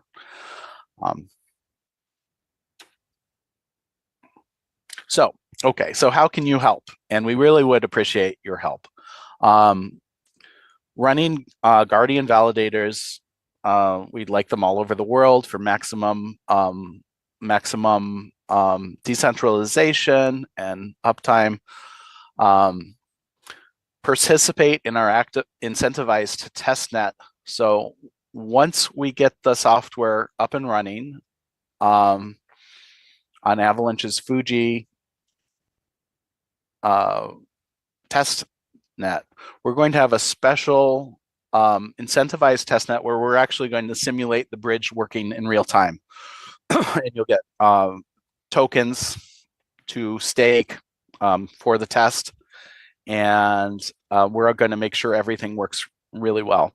This is modeled after how Avalanche, the blockchain, launched. And I participated in the testnet for Avalanche. It was called Denali testnet. And it was amazing because it was right during COVID. It was such a welcome distraction from the real world. And all we had to do was run validators, and 1,000 of us participated. It was the biggest network at the time, permissionless network. And we all ran validators with relatively equal stake. And as a thank you, we all received 2,000 AVAX, which at the time was worth about $1,000. So for the hours put in, it seemed like, nice pay, fine. And yet, and 2,000, it just so happened, was the minimum amount necessary to run a real validator once Avalanche launched. And our 2,000 AVAX was locked for a year. Couldn't do anything with it except really run a validator. So everybody did. And so the coolest part about that is that when that lockup period ended, you'd think maybe people would sell their AVAX. Nope. 98% of validators just kept running their validators, and it's left Avalanche with a super strong decentralized network in that way, which is we would like to model that exact same testnet. And then the last one is to help us review our architecture with a critical eye. I know we have really super expert devs in the audience, and for you to help us look this over for logic problems. We're so lucky to also have Paku helping our project from also funded by Zcash community grants. And he's a huge help in helping us with Zcash specific issues. So for instance, this is a quick look at one of our component diagrams. This shows the RedBridge components on top, and then Zebra off to the left, and Avalanche Go off to the right. And this is sort of how the blockchains communicate. This is a document you can find in our GitHub repo and look at to get an overview of what the heck, how does this thing work? And hopefully it's clear. And if it's not, we'd like to know, because the whole point of UML diagrams is to communicate architecture. We have 3 use cases and sequence diagrams to match each one. So it's, pretty straightforward what we do. We don't do anything too complicated in phase 1. We take ZEC and we wrap it, and it comes out as ZEC.RBR on the C chain. And then there's a second use case doing that opposite direction, ZEC.RBR, unwrapping it, and it gets released as ZEC on the Zcash chain. And then there's a renew bridge guardians. And if whoever left a message on the forum about 10 days ago, I have to get back to you. Thank you for bringing this up. There was somebody commenting on this issue and some of the challenges of that. And I've just been super busy and I haven't had a chance to write back. So if you're in the audience, I will get back to you and I'll post it on the forum. But every 24 hours, some guardians will leave and some guardians will enter, and we have to perform administrative tasks so that the guardians that have left are removed from decision-making roles, and the guardians that are coming in are able to help make bridging decisions. This is a sequence diagram. If you're not familiar with these, it's the sort of thing where it helps to be a developer, but it should also be understandable I should be able to explain it to somebody who's just familiar with Zcash, the process, and go through. Somebody like me should be able to explain this to you, and you have an understanding. You can see that there's a Zcash wallet across the top, the Redbridge UI, MetaMask, etc. This is just a small preview of it. Oh, somebody asked, is the bridge open source? Well, we also be developing user interfaces for the project. So yes, the bridge is open source. We're funded by ZCG, and the pretty much only stipulation that ZCG has is the software has to be open source. So yes, it's completely open source. Yes, I have we'll jump to that user interface very shortly. Take a look. Okay, so where do we end up? The goal here is to end up to a world scalable peer-to-peer electronic cash system. And those words may sound familiar to you because they're a direct quote from the Bitcoin white paper, where Zcash blockchain is the store of value, the hard money. The Avalanche L1s provide fast payment rails for private payments with selective disclosure as needed. And many Avalanche L1s running Zcash's virtual machine bridged directly to the Zcash mother chain. So it's Satoshi's vision realized. And Jack was talking about this during his opening keynote, this idea of side chains that could speed things up. And that is this slide. That's what our goal is. And I'm so excited to hear that from the Zcash community, that this is something that's acceptable or just worth exploring, because I think it's worth exploring. I think even if all the optimizations are done to make the Zcash blockchain itself, the mother chain, faster, it won't be enough for Zcash to be world scalable. So, because there are just far more transactions in the world. So if that's really our goal, we have to do even more parallel scaling, and that's what we can help with. And there are other solutions, and I'm super happy to be one of many solutions here. We're building something that we want to be a constructive member of the community and work with other projects. Another question, how much usage do you estimate or expect? Is the benefit for Zcash limited to transaction fees, or are there additional advantages? Okay, so how much usage do we estimate or expect? It's a little unknown, and that's why phase 2 is there, because we can actually see there's another bridge that Ava Labs is running that's semi-distributed, not completely distributed, and not permissionless, but it does require a number of parties to reach consensus on what happens across the bridge. So there's definitely some decentralization. And that's between Bitcoin and Avalanche, and also between Ethereum and Avalanche. And we can see quite a bit of traffic on there. I'll post a link in the chat afterwards to that bridge traffic. So we do know that that traffic is happening. People are interested in bridging that way. And if they have another path, we can assume that some of the traffic will also come over ours, because then bridge users have some redundancy. And the second part of that question is the benefit for Zcash limited to transaction fees, or are there additional? Well, okay, so if you're running a Guardian, then yes, it's like you're almost like a toll booth, or a franchisee, if you will. By holding those RBR tokens, you're allowed to receive revenue, and that's true.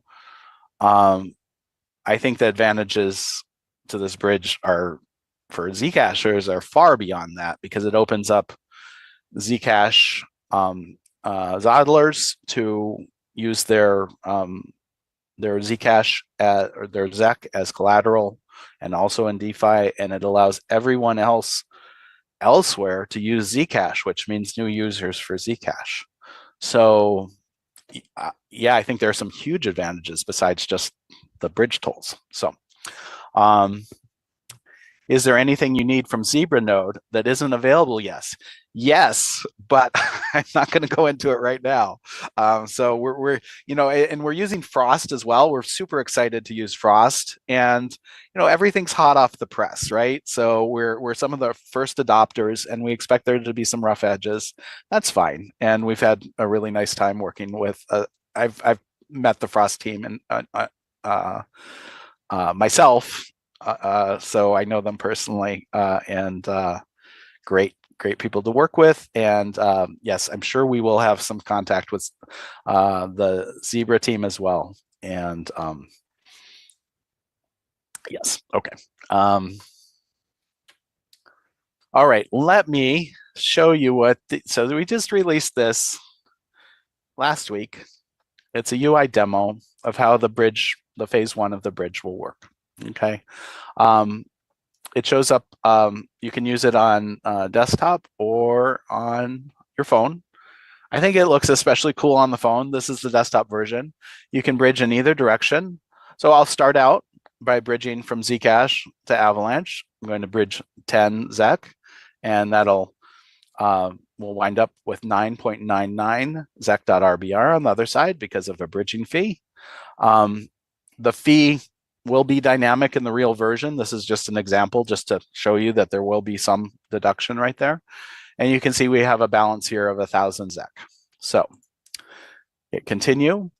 At this point, it's a summary of what you're about to do.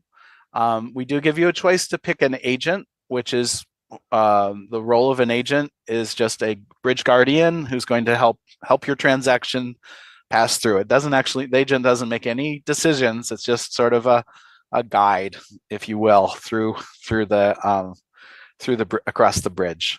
You can see normally an average user would just say any available agent, but you also get a chance, and I was so happy to have Shielded Labs agree to be listed on this demo, and also ZEC Rocks. So shout out to both of you. Anyway, we'll just bridge with any available agent. This will take 30 minutes. You'll also get a prompt right before this pops up from MetaMask saying, do you really want to do that? And you'll have an opportunity to sign the transaction with MetaMask. And like I say, it takes about 30 minutes. You say this one in the demo, 29 minutes and 19 seconds. We're just waiting for enough confirmations on the Zcash side to provide beyond a reasonable doubt that block is finalized. And then you can bridge again. You can bridge in the other direction. So we'll do that. We'll bridge 10 back, we have a balance of 709.99 because we started out with 700 on the other side and we bridged some back over. So now we'll bridge back. This time we'll choose Zec Rocks, bridge now. And there it goes.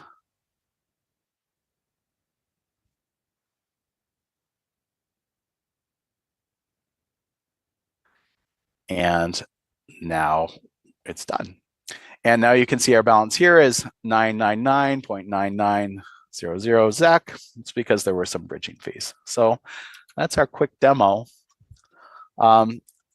I've taken questions along the way, but if there are any more questions, we have just a few more minutes here and I'd be happy to answer them. Okay, let's see. Can you share more about your ideas for the bridge project and ZSAs? Yes.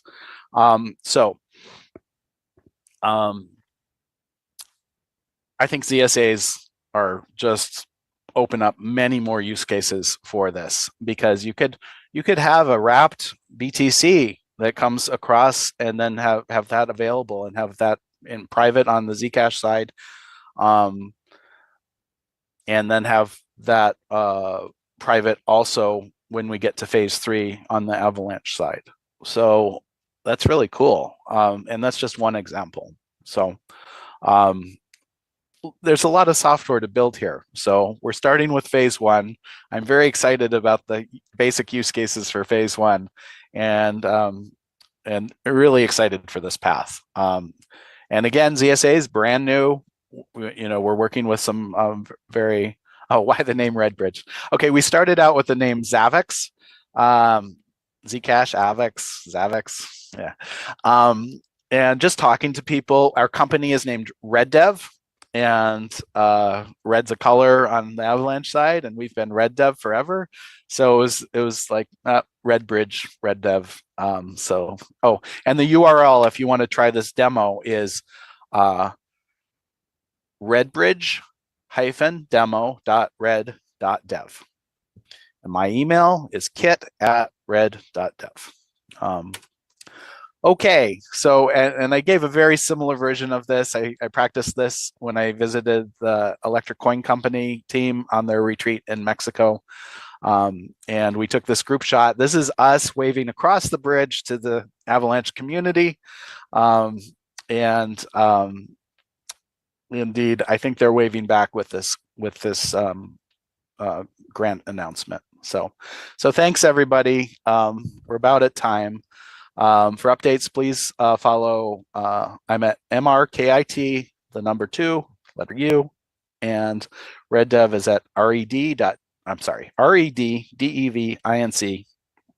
both on X. And I will also post our GitHub link in the chat on Wahova, or however you say Wahova. So, okay. Thanks everybody. It was great. Okay.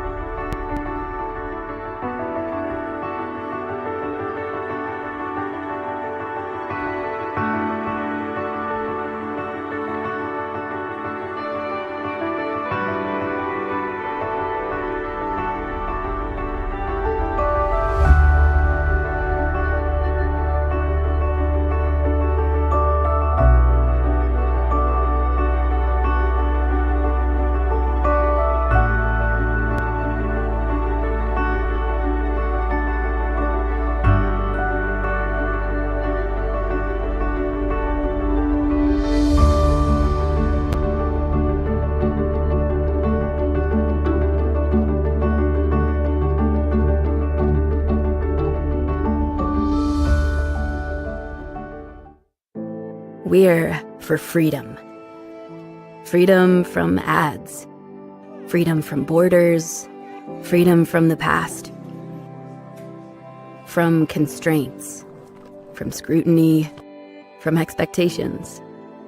Freedom to express ourselves. Freedom to choose. Freedom to share. To create. To connect. To flourish. Be free.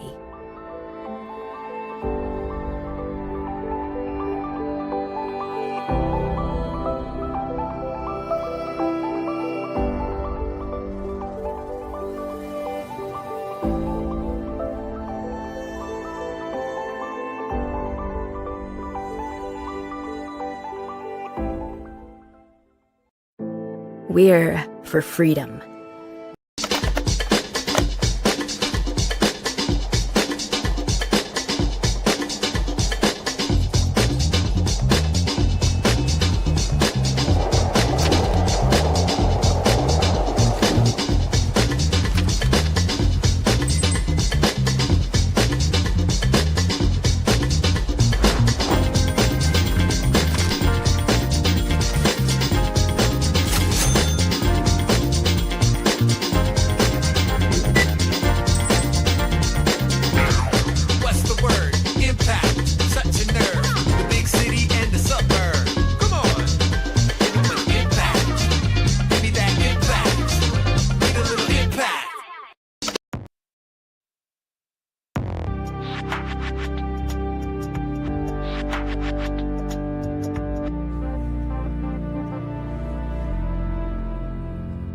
So the emergence of cryptocurrencies, I think, was a wake-up call to regulators. Regulators have been used to operating in a world where they've had a fair degree of control and oversight over financial networks and the transfer of money, whether it's within their jurisdiction or internationally.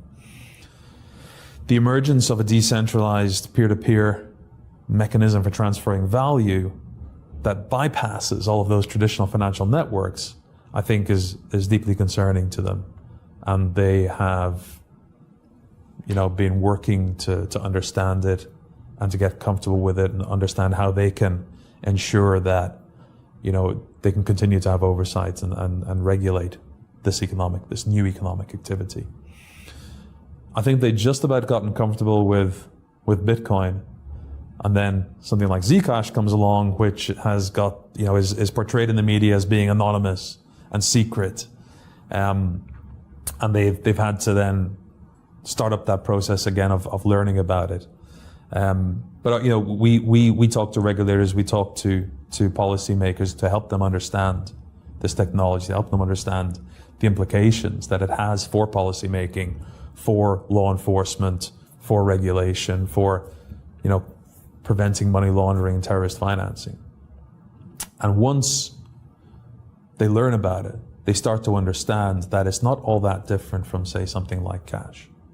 We already have mechanisms in place to prevent money laundering using cash. And when you have something like Zcash, which is effectively digital cash, a lot of those same principles still apply. This idea that it's anonymous isn't really true. If you are depositing funds into an exchange, then implicitly that exchange has to have already done their know your customer checks on you. So they know who you are. They know that it's you that's depositing those funds. And if they need to query where the source of funds are, then they can do so relatively straightforwardly. So a lot of the principles that already exist and a lot of the techniques that already exist are applicable to these new technologies and these new currencies like Zcash. And it's purely a matter of helping the regulators and the policymakers understand that fact. So if you take the New York Department of Financial Services as an example, they worked very hard to understand what Zcash is, what the implications are for regulatory and compliance issues. We helped educate them and help them understand those issues. And the outcome was that they granted Gemini, permission to add Zcash to their exchange. And the reason they did that was because they had gained that understanding. They were comfortable. They understood that Gemini would still be able to fulfill its regulatory obligations, that the fact that it was Zcash instead of Bitcoin had no impact on that whatsoever. And the reason that they were so keen to put the effort into understanding it is because they recognize that they have a key role to play in helping New York maintain its position as a global financial center. And if they overregulate and shut out this new industry sector, this new type of finance, then it's simply going to go somewhere else. So around the world, there are regulations and legislation that recognize the importance of personal financial privacy. In the United States, you have the Gramm-Leach-Bliley Act. In the EU, you have the GDPR. It's a theme in today's world where you have issues like the Experian hack, concerns over how data is being shared on Facebook, that people are growing more and more aware that they need to protect their personal data. And financial data has a need for particular protection because it reveals how much you're getting paid, how much you pay in rent or mortgage, what magazines you've subscribed to, what websites you subscribe to, where you shop, what your hobbies are. There's a huge amount of information that can be gleaned if you can get hold of someone's credit card statements or bank statements. Now, when cryptocurrency go mainstream, if cryptocurrencies don't have technology in place to protect their users' privacy, then all of that information is going to be exposed to the world. So it seems strange that regulators would try to discourage the use of cryptocurrencies that include such privacy-protecting technologies and encourage ones which are going to expose users' and consumers' information to the world at large. I think there is an argument for saying that actually, if you're going to offer cryptocurrency-based services to users, you at least need to make them aware of the privacy risks that they're incurring if they're not using privacy-protecting currencies. And secondly, to encourage exchanges and payment processors and so on to support currencies like Zcash that protect users' privacy.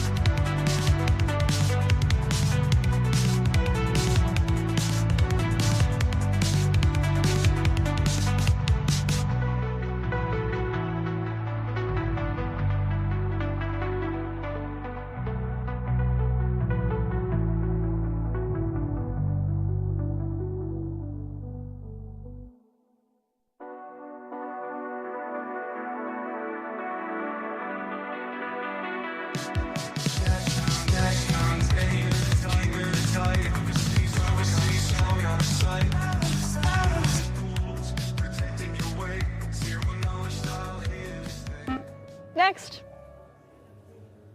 Find everything okay? Yeah, but blueberries are out of season. You should rotate them with something citrusy and equatorial, like a pomelo. You sure do know a lot about horticulture, David Duchovny. Sometimes I think I know too much.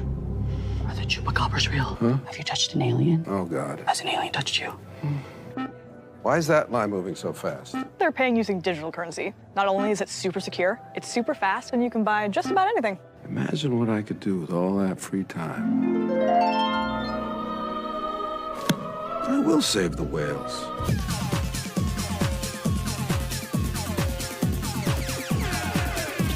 Behold, I've done it. Mr. Duchovny? Mr. Duchovny? Yeah. Can I get your zip code? Come on. How does the Zashi Flexa integration protect consumer privacy? Great question. So wallet developers today have a number of options when it comes to enabling payments for their customers. They can enable payments at merchant locations that would natively accept a particular chain like Zcash. They can enable payments by setting up a credit card or debit card partner, or they could use something like Flexa. Of those, the native payments are probably the most onerous and the most precarious. It makes for a number of different compliance and regulatory questions that I think are still unanswered, both on the merchant and the consumer side. The credit card and debit card approach is the most privacy invasive. All of us who have signed up for a debit or credit card know all the information that we have to put on that credit card application form or the debit card bank account opening form, and it is onerous. Who's your spouse? What's your social security number? Where do you live?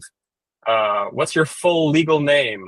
All of this information gets collected and then gets stored and used against all of our future payments.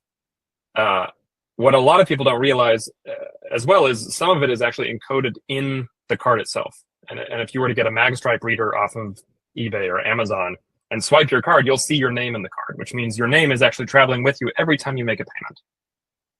Online, it gets worse, where other types of data fields are sent across, and certainly billing addresses are a problem because they're an ill-conceived solution to trying to secure payments that came about many, many decades back as the internet was first evolving.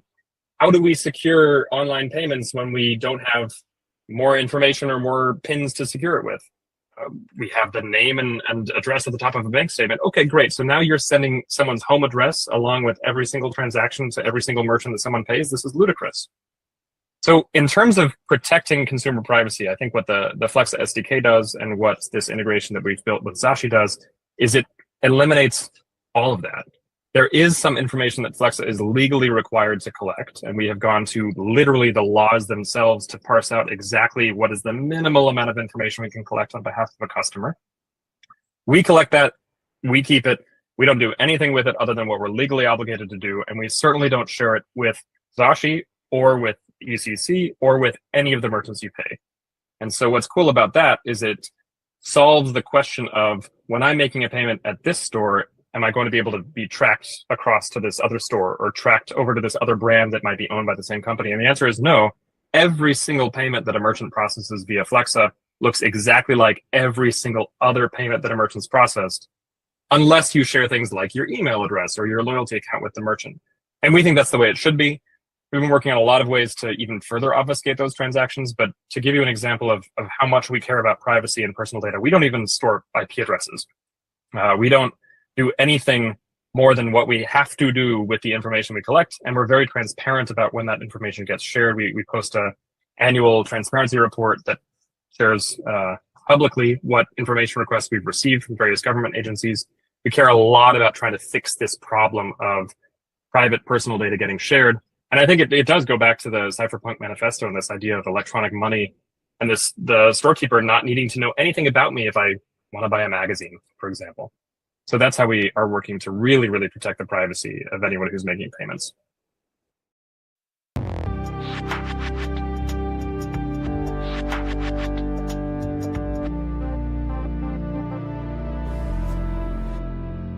Privacy just is it's an important human right to me. It's what allows me to feel comfortable as a human being. It's what allows many other people to feel comfortable and safe and secure, and to feel like they have an opportunity to help influence and change the world and improve people's lives, which is interesting because it's kind of a selfish right. It's something you preserve to yourself, but it really is necessary for a society to function properly, in my opinion. I'm most optimistic about the fact that governments, especially regulators, are beginning to understand that privacy is necessary for finance, and that decentralized models of financial activity, such as Bitcoin and cryptocurrencies and so on, are important, and that privacy is incredibly important for those models to function correctly, and that just because some criminals use privacy-preserving technology doesn't mean that no one should have privacy, or that we should ban Zcash or ban Monero or ban anything. It's really, I'm really optimistic about the fact that regulators are seeing, at least in the United States, are seeing that privacy is important. I'm a little pessimistic about kind of the risk of privacy, at least inferred risk from regulators overseas is kind of concerning. Hopefully they'll realize that with time, I'm sure they'll realize that privacy is very important. Hopefully.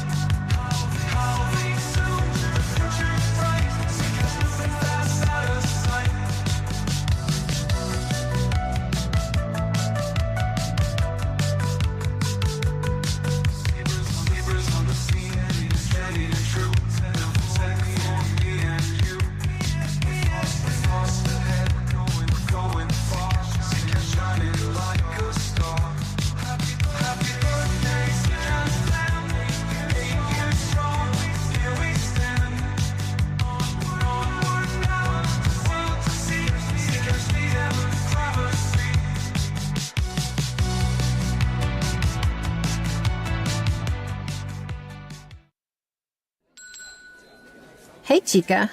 Hey, what's up? Who button?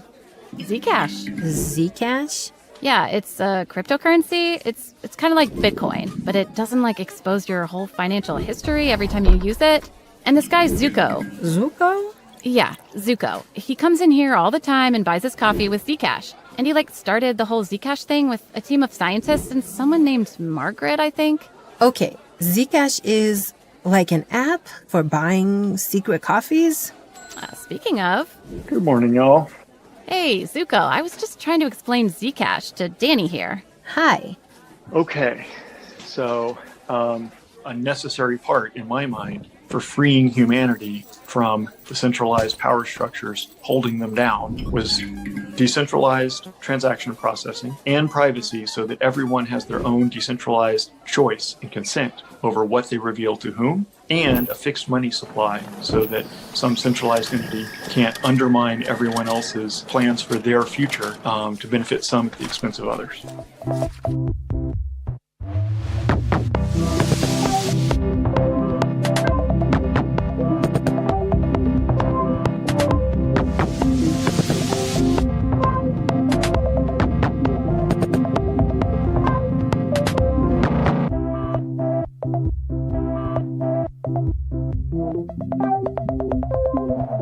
It requires something called the Z-snark parameters to be baked into the protocol. Oh my God. I asked hours of questions.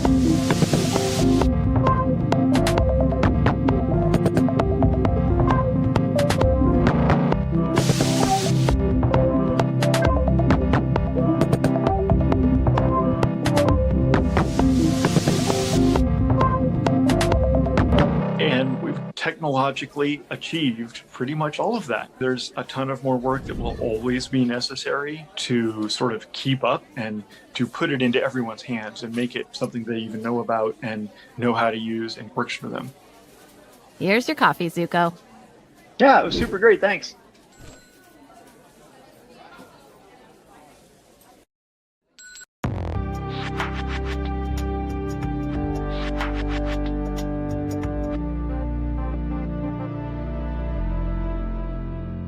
Cryptocurrency is fundamentally about disintermediation, right? It's the ability to own something directly just through yourself without a third-party custodian.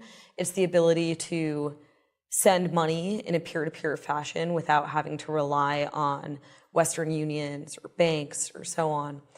And, you know, for us who are lucky enough to live in a world where we do trust our banking system, we do trust the rule of law, we trust the government for the most part, we don't need that. It's nice to have, it's interesting technology, it's perhaps good diversification.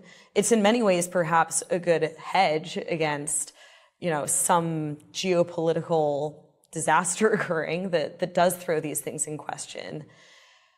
But it's in the places in this world where people don't have that trust in these institutions and in the rule of law surrounding them that they really do need this kind of technology where they can take ownership of their own funds and where they can make a payment or send a remittance and know that it's going to get to the other side without having to worry about one of these third parties taking control of it in the meantime. And so that's where I think that in emerging markets, and today specifically in Venezuela, it's a totally transformative technology. And that's something that I'd like to emphasize as well, is that it's easy to think that, oh, this is still early days of the tech. You know, we're still working on everything from low-level scaling of the protocols all the way up to user experience and design issues. All of that's true, but there are also opportunities where it does make sense for it to be used today. And I think that as a whole, we can do better in identifying those and pushing those. The important thing to remember as well is that fundamentally what we're talking about, and we'll just take Venezuela as an example here, because that's kind of, you know, what we're focused on at the moment. What we're really talking about is a form of aid as well.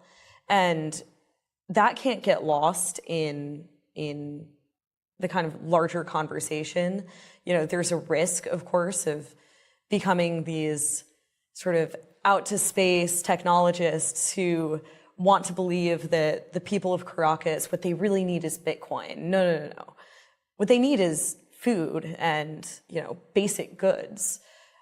But to the extent that cryptocurrency can be a means of storing value for them, perhaps even at some point a means of payment directly to merchants, that it can be a force that provides for even an alternate kind of economy there, that is at least one step in the right direction. And so, you know, there are a lot of sensitivities to what we're talking about in terms of bearing in mind what's really going on there, that, you know, people are starving, people are dying. And, you know, we want to be very careful that we are aware of those dynamics and not just approaching this as entrepreneurs or technologists, because that's really not what it's about. We're for freedom. Freedom from ads. Freedom from borders. Freedom from the past. From constraints. From scrutiny. From expectations. Freedom to express ourselves. Freedom to choose. Freedom to share. To create. To connect. To flourish. Be free.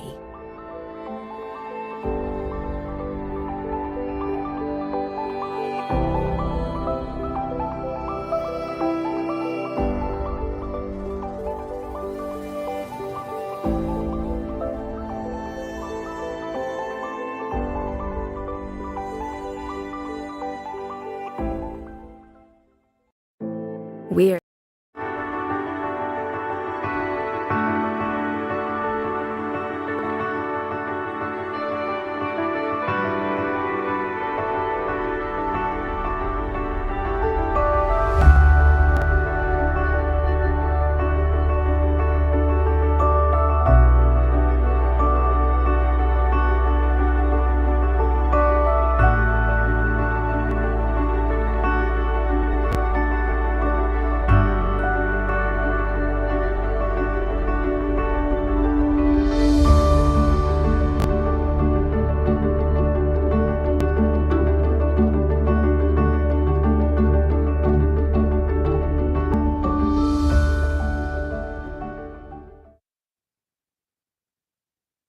Hello, I'm Paku. I'm a developer relations engineer, working as a grantee for CZG, and this is all-time high in collaboration. So we're all-time high in collaboration, and I asked myself, are you sure about that? Well,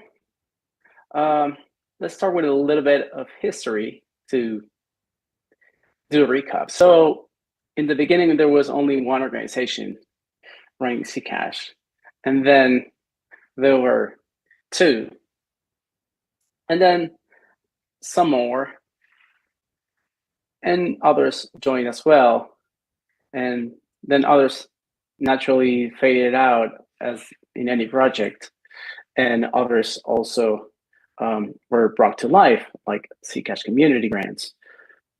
And also we had ambassadors joining globally, and also new teams like Shielded Labs and Y Wallet joined the ecosystem.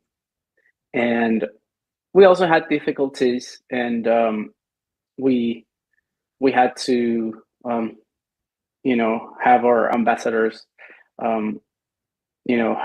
be a little bit in pause for a while, but we prevailed, and many more teams joined, like Kedit, EasyCash, ZecHub, and then more teams joined the ecosystem, like ChainSafe, ZecRocks, RedDev, Brave, and FBF, and we have ambassadors back, the ambassador programs back, and a lot of global communities, and that's why I started to think about that we're all-time high in collaboration, because I think there have never been so many teams around, and many more keep joining, and like Maya, Mir, the Gordian developers, which are contributing to the Zcash extensible wallet interchange format, the ZWIF,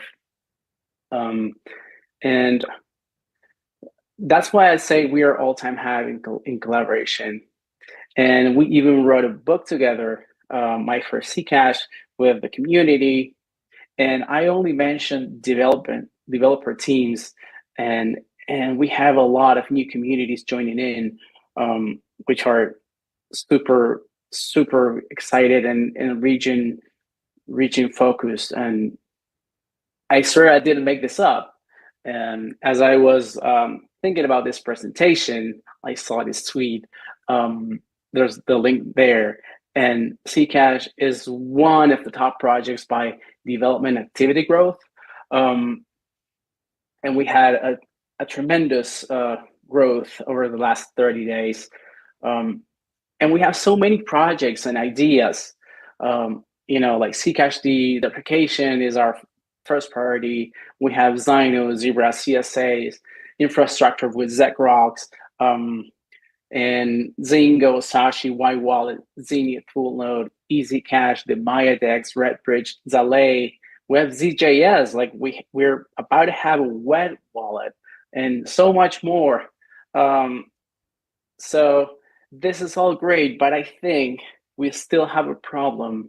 Is that we have so much to do, and there's still too few people for all the great things we have ahead of us. So why is this happening? Although we're, the more the merrier, and we haven't been so many teams in the whole history, I think that we need to be even more people. We need more teams. We need a broader community of developers and users. So my hypothesis here is that maybe Zcash is a little bit too hard to grasp for newcomers. So I started to think about this, and I did a little bit of introspective and looked inside of our ecosystem and to try to find some answers to this question and to this hypothesis.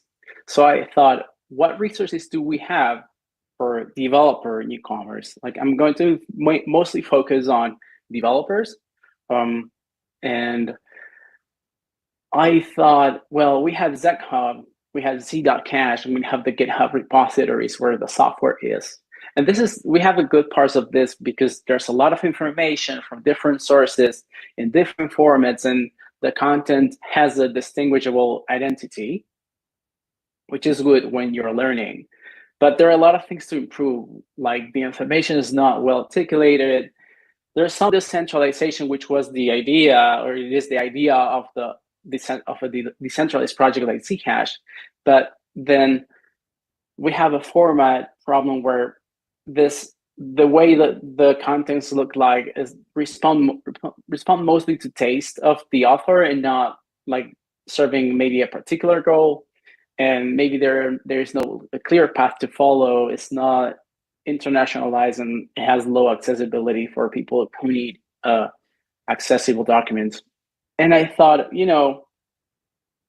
that cliche of the grass being always greener on the other side. So I thought, oh, well, what about our neighbors? Like, how are they doing?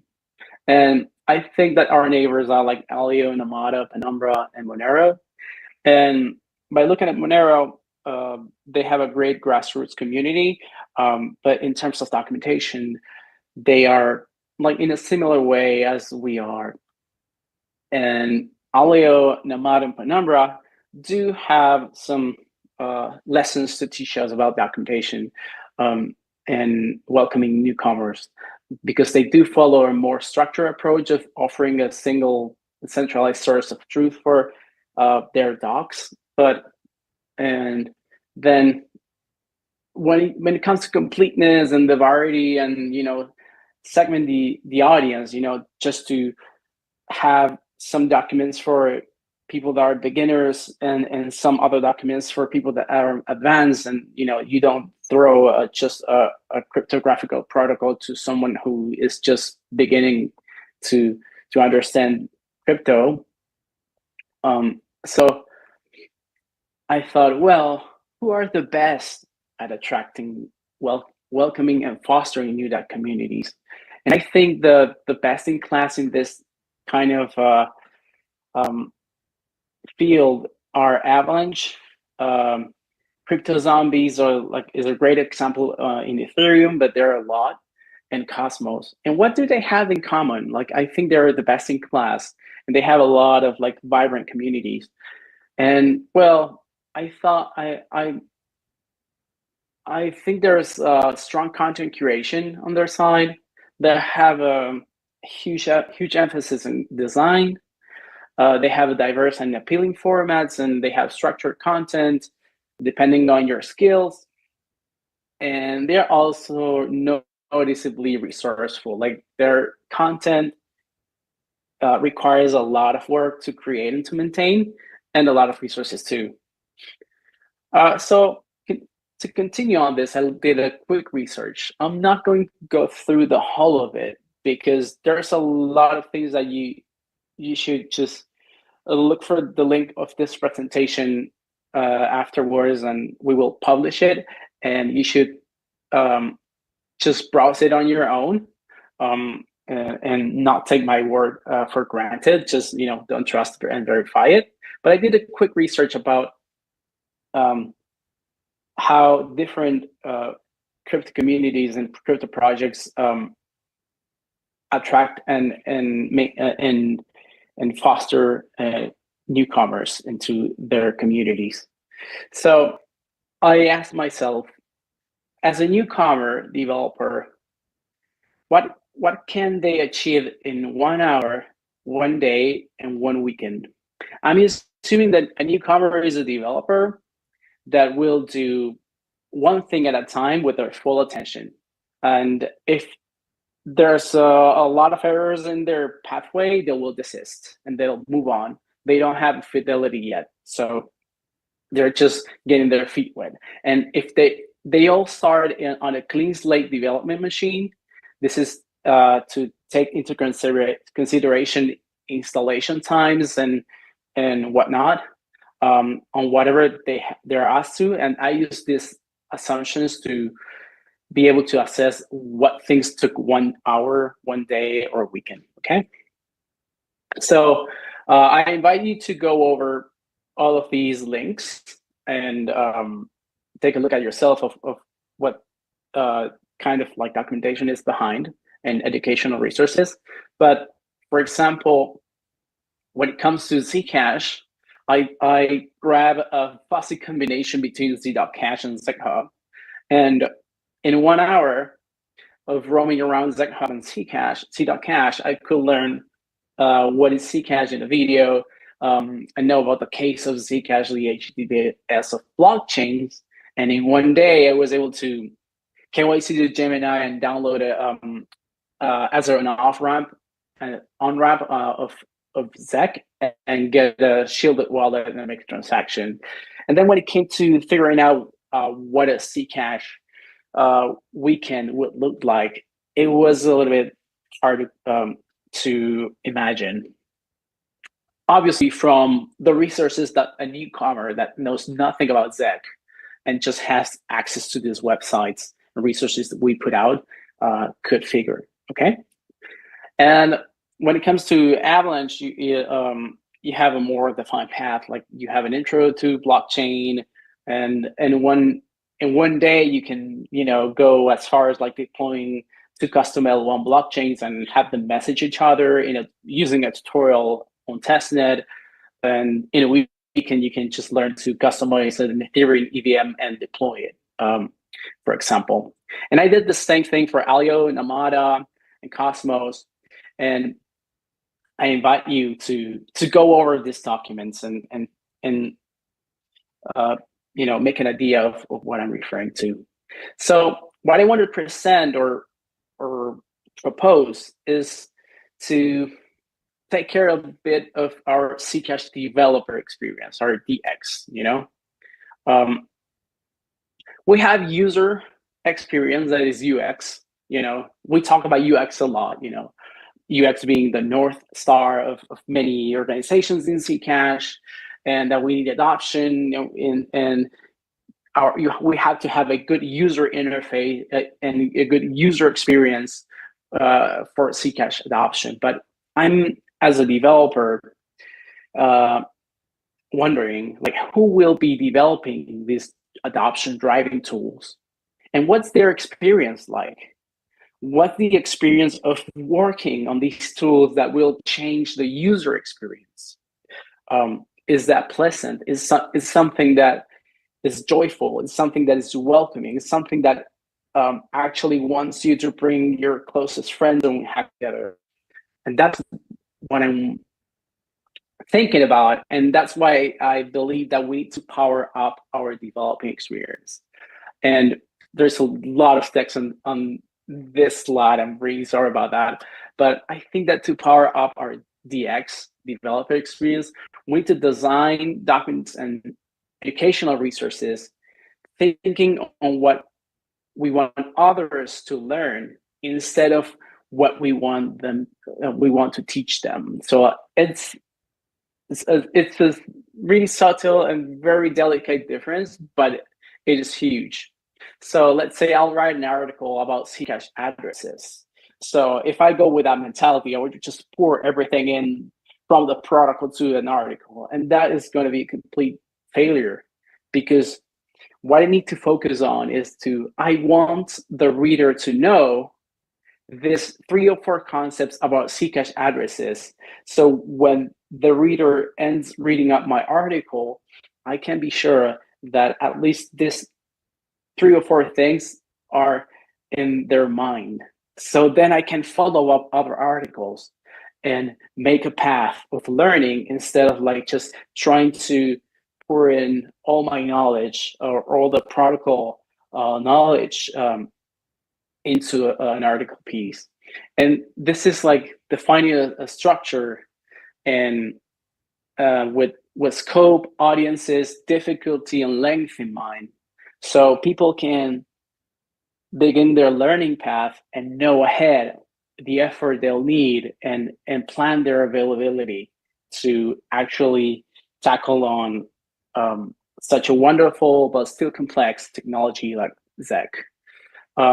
And we need to create material for each segment and curate it so we tell a story that makes these concepts easier.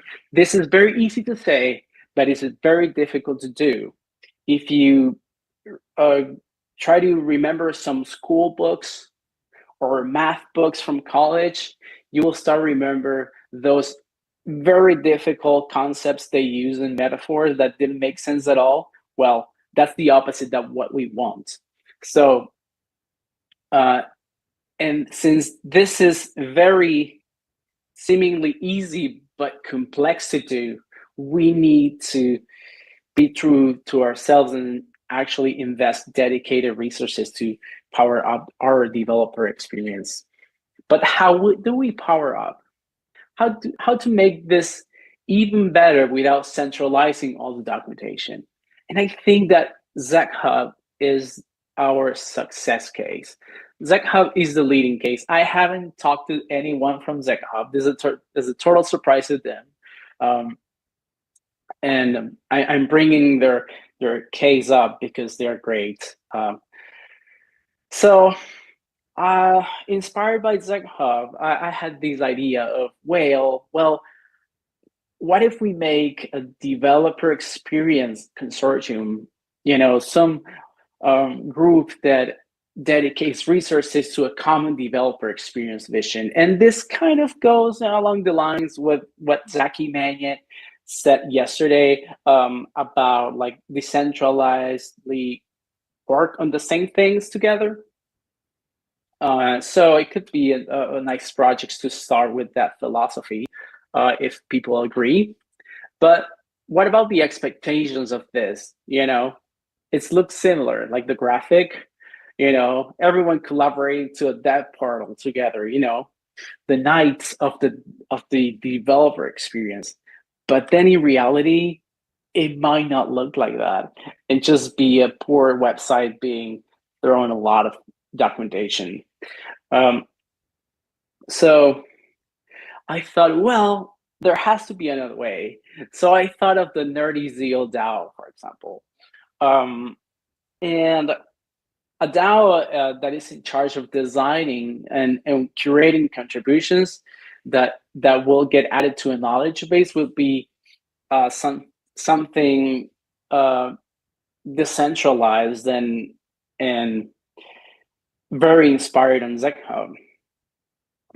This idea would be that everyone, like maybe one representative from each team, could be appointed to propose, review, approve, or disapprove content that could go to that portal, and also review external contributions.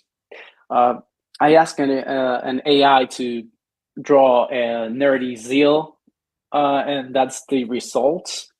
So I advise people to actually hire professionals to do these things.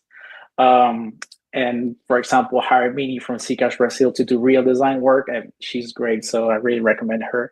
And well, these Nerdy Zeal DAO, like, what are the good parts? Well, it's not centralized. It's not centralized at all. It's a DAO, so but it's hard to do. Like, it's possibly censorship resistant, as long as like a majority doesn't collude to censor others. But it's time consuming, and we are like putting more work upon ourselves, and we are spread thin.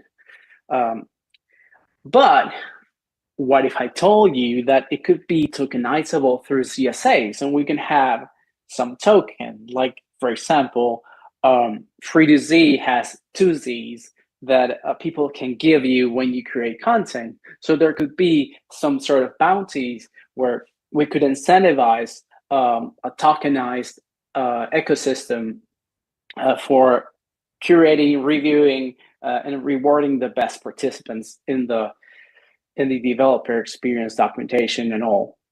You could earn by contributing and use also a proven tool like the DAO.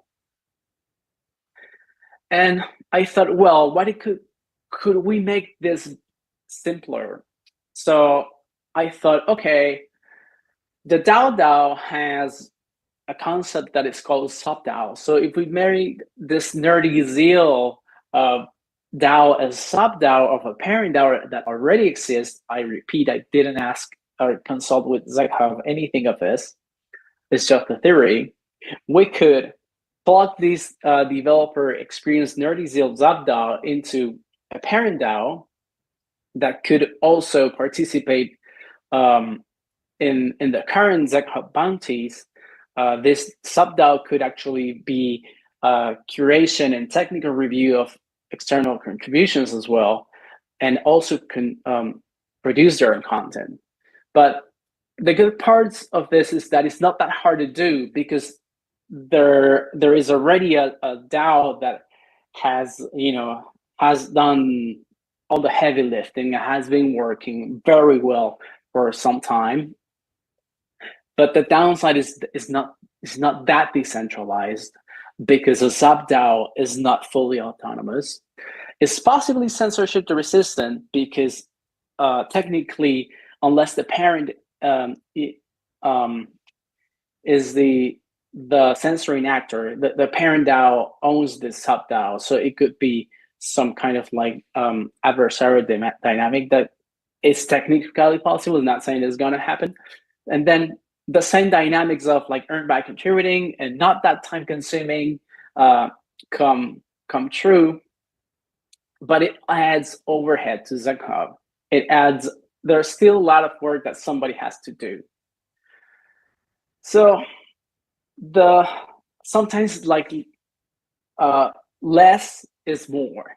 And I say, well, why don't we explore a humble bundle approach?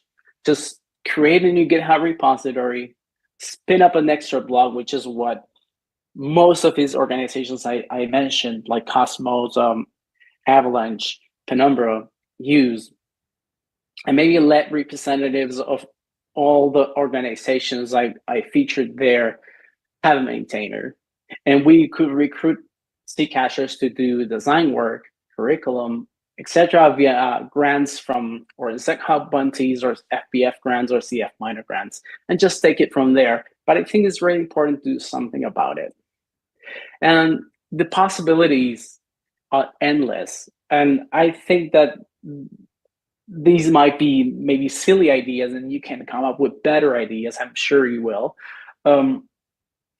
So let's build it together. Okay, that's my call to action. So how can you start contributing? Well, if I'm not a dev, is there a place for me? Sure. If you're a teacher, you could design a curriculum to learn about Zec. If you're a designer, you can make Zcash resources beautiful, readable, and accessible. If you're a merchant, you can create material on how to accept Zec as a payment. If you're just an enthusiast, you can proofread, translate, and review others' material and learn across the way. So anything, if you're a dev or if you're just a non-dev people, just join the Zcash global community. There's a lot of topics there, regional meetups, online events, and more. And if you're a dev, where do I start? Well, join the Zcash DR and the Discord, where you can do a lot of things and learn Rust and discuss with devs a lot of things. You can attend Arborist calls, where there are core team updates, R&D topics, and an open discussion. And as a good start is just cloning the Zcash dev to repository and just take it from there and play with the tool. And don't miss yesterday's keynote on the dev tool from Chris Nauticum. So I think we have a little bit of time for questions. And I had a question already there. So in your opinion, what is the most important ingredient for high quality collaborations? Well, I think that it is generosity. To collaborate with others, it means that you need to put aside a little bit your most pressing and urgent matters to think about what others' problems are and work with them. And you can only do that if you're generous. So that, I think that's the most important ingredient. It's not technical knowledge, is or expertise. It's just combining generosity with all of that. And we have another question. Do you have suggestions for how Zcash could reach more collaborators, and which ways are the most effective in finding new people? I think that the most effective is like peer-to-peer. Bring your friends first, and then take it from there. Then what do you think about the problem that technical documentation gets outdated fast? Can it be hard to it can be hard to maintain, especially if it's too far away from the code? Yes, I think that's a real problem. High level documentation could be away from the code, and then more specific documentation could be generated from code documents, so that when you update a code and change a behavior, you also change it. You change the documentation there, and then you could have some automation that picks it up. And reviewers will have to do their part in saying, hey, you've changed this behavior here, but it's outdated documentation, so please update that as well. What is the best way to discover what new devs want to learn? I think that maybe reaching out, doing surveys as the user, Zcash user surveys are a way of discovering. And when it comes to UX, what ingredient do you think differentiates Zcash from other blockchain projects? Well, I think the secret ingredient is privacy. Privacy, it's the ingredient that makes Zcash wonderful, but also somehow a little bit complicated, because there are a lot of compromises you can't do. Shambo went a little bit about that when he talked about like scaling Zcash. Like there are a lot of tricks that you can do in transparent blockchains that you can't do in Zcash, because you will be losing privacy. So our secret ingredient is both a blessing and sometimes a little bit of a problem we need to work around. All right, I think we're about time. Really sorry if I spoke a little bit fast. I think at YouTube you can like put like 0.5 speed on this. Thank you very much for all your questions. And this is ZecDev. This is the beautiful logo that Mini from Zcash Brazil made for my GitHub organization, where I put some of my projects. Questions are always welcome. I really thank you for all the support that you give me. I'm just a dev that has a lot of people behind, and I have your support, and I'm really thankful to ZZG and to all the teams that collaborate with me daily to do everything I do. And I'm really grateful to you all for coming to this talk. And sure, if you want to ping me, you can shoot me an email or finding me in the forums or in the RD Discord. Thank you very much for attending, and have a great ZCon virtual to you all.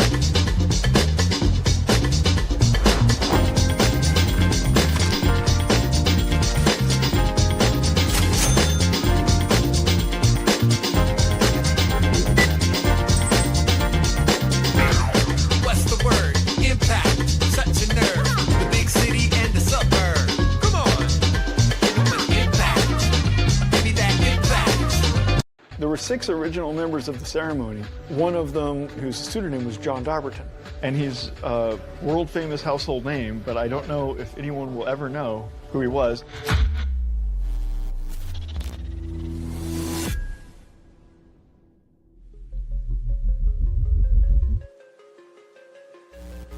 One of the things that really took me down the crypto rabbit hole was the ceremony. The ceremony. The ceremony. Ceremony. No cryptocurrency has ever launched with a more detailed process than Zcash's ceremony.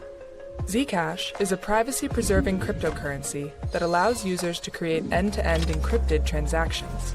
But to start Zcash, the inventors encountered a few challenges. There's this critical problem or stumbling block, which is somebody has to generate the parameters. They have to generate this cryptographic structure. And if the person who generates that cryptographic structure secretly keeps the key that they use to generate it, then they will be able to counterfeit money. When launching Zcash, developers create a special key that is used to lock the code that runs the currency. With the code locked, no one can generate any counterfeit transactions. But there's a catch. Users would have to trust that the developer who locked the code also destroyed their copy of the key, and that no one else duplicated the key. This issue became known as the trusted setup problem. In order to launch Zcash, the team devised a way to pull off the trusted setup as safely as possible. One way to mitigate having to trust one person to do this computation correctly is to trust that at least one of many people did the computation correctly. By involving multiple people, they divided the control. Now, instead of just one key locking the code, there would need to be 6. And as long as just one of those 6 people destroyed their key after the setup, Zcash would be launched successfully. So in 2016, they carried out this process in the ceremony. There were 6 original members of the ceremony, and I recruited a few people who knew about Zcash. One of them was a hacker who was a Bitcoin hacker. One of them was this information security consulting company that we had hired and paid to both do the ceremony honestly in one room and also to attempt to hack the ceremony as best they could in the other room. And then there was me and my friends that were part of Denver Station. Then there was Andrew Miller and Peter Van Valkenburg in their separate locations. And there was a 6th person whose pseudonym was John Dobbertin. We kind of hinted that John Dobbertin was a pseudonym, but nobody knew who John Dobbertin was or anything about him. After the original 6 members successfully completed the ceremony, Zcash launched in October 2016, but it underwent significant improvements in the years that followed. To upgrade the currency, they would have to conduct the entire ceremony process again. We did the second version, and that version had some science upgrades that enabled us to have a large number of participants. That's what we did 2 years after that when we launched an upgrade to Zcash. We involved multiple people, at first 6 and then hundreds of people. But despite the success of both ceremonies, a problem remained. People don't necessarily trust the trusted setup, even if there's 1 million people. How am I supposed to believe that they were honest, and how am I supposed to believe the ceremony even took place, and so on? It doesn't matter how good the trusted setup is. It's not good enough for trillions of dollars, billions of users, hundreds of years. We gotta do better. Getting rid of trusted setups is ideal. At the time, the science needed to make highly scalable zero-knowledge proofs for systems like Zcash didn't exist until 2019, when Sean Bowe made an unexpected discovery. So I spent a long time trying to come up with a way to make it more efficient. I just stumbled upon a technique to do this zero-knowledge proof construction on completely ordinary elliptic curves. And so over the course of maybe 24 hours, it went from, ooh, that's really exciting, that'll be neat if we can do that, to, holy crap, now we don't have trusted setups or anything. It's all really simple. It was a series of steps that turned from a nice insight into a complete paradigm shift. Sean Bowe had solved the trusted setup problem, and with it, he'd solved a long-standing issue in cryptography. His discovery is already being deployed and built on by researchers and businesses. There's really nothing that compares to that feeling of being a high school dropout that contributes something significant to cryptography and the history of cryptography. That's really cool. I think that's, I'm really lucky to be able to do that. Getting rid of the trusted setup meant that the greatest risk of counterfeiting had been removed. Sean's discovery had made Zcash significantly safer for the future. They called this new upgrade Halo. That is what we're about to activate in Zcash mainnet. Zcash will be, for the first time, a completely private money system in which there's no questions anymore about how you set it up, because there is no setup. It's just pure math. Trusted setup is a thing of the past. The discoveries in the Halo system unlock the potential for Zcash's future. The new Halo-based payment system, it could be really powerful for both interoperation and also for scalability. It's just about making sure that the protocol can support all 8 billion people on the planet. Halo offers new avenues to increase Zcash's usability, and by eliminating the need for trusted setups, it offers a chance to let go of the last secret from the ceremony. Oh, I've got to look at something. Oh, awesome! I'm so glad I looked at this. Last night, I sent a letter that meant a lot to me. Are you recording this? You should record this. Last night, I sent a note to John Dobberton. Sir, I said, long ago, about 5 years ago, I told you I would keep the secret of your participation in the ceremony until you told me it was okay to share it. And just now, as we started recording, I got a message back from John Dobberton. He said, as long as it's clear that I was never paid and had no stake, it was just a public interest thing, I think you can tell people. And today, I can finally let go of the last secret. Are you ready? So, who are you? Can you confirm that you are John Dobberton and that you participated in the Zcash ceremony? And can you tell us why you participated? Okay, there's a lot there. But, my name is Edward Snowden. I participated in the Zcash original ceremony under the pseudonym John Dobberton. The reason that I did that was I saw it being worked on by a number of trusted academic cryptographers. And I thought it was a very interesting project because when we look at cryptocurrencies in general, we generally see the cryptographic properties of it being used to make sure it's a fair ledger, but not that it's been used to ensure that it's a private ledger. Bitcoin, quite famously, is an open ledger.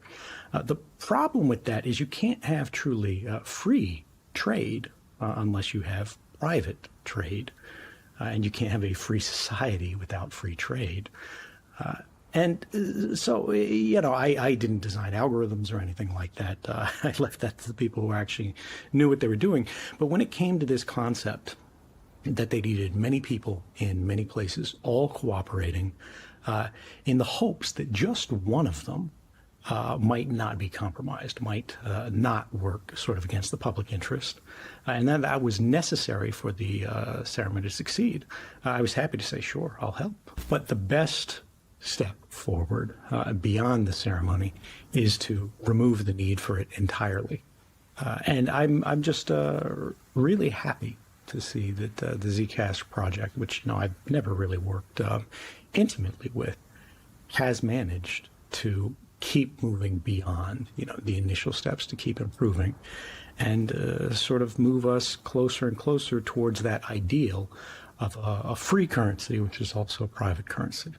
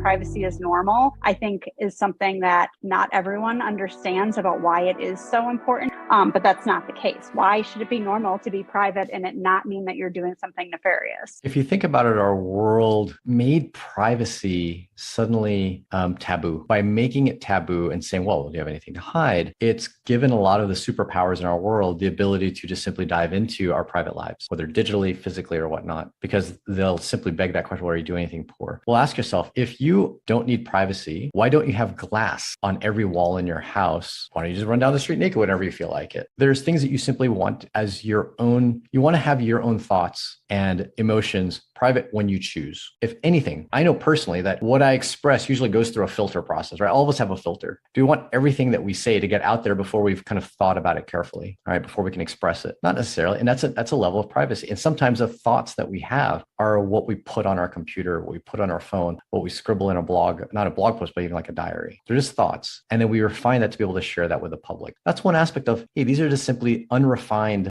thoughts, ideas, in some cases, actions that I don't feel are ready for me to share with the people I want to share them with. From another viewpoint, a key piece of privacy that we've expected is in the world of like corporate privacy, right? Companies don't necessarily want other companies to know exactly what's going on within their company from a competitive standpoint, right? It's just raw competitive landscape. Don't countries also want privacy from other countries? So entities in general want some level of privacy from other entities, whether it's country to country, company to company, and what are people other than mini companies?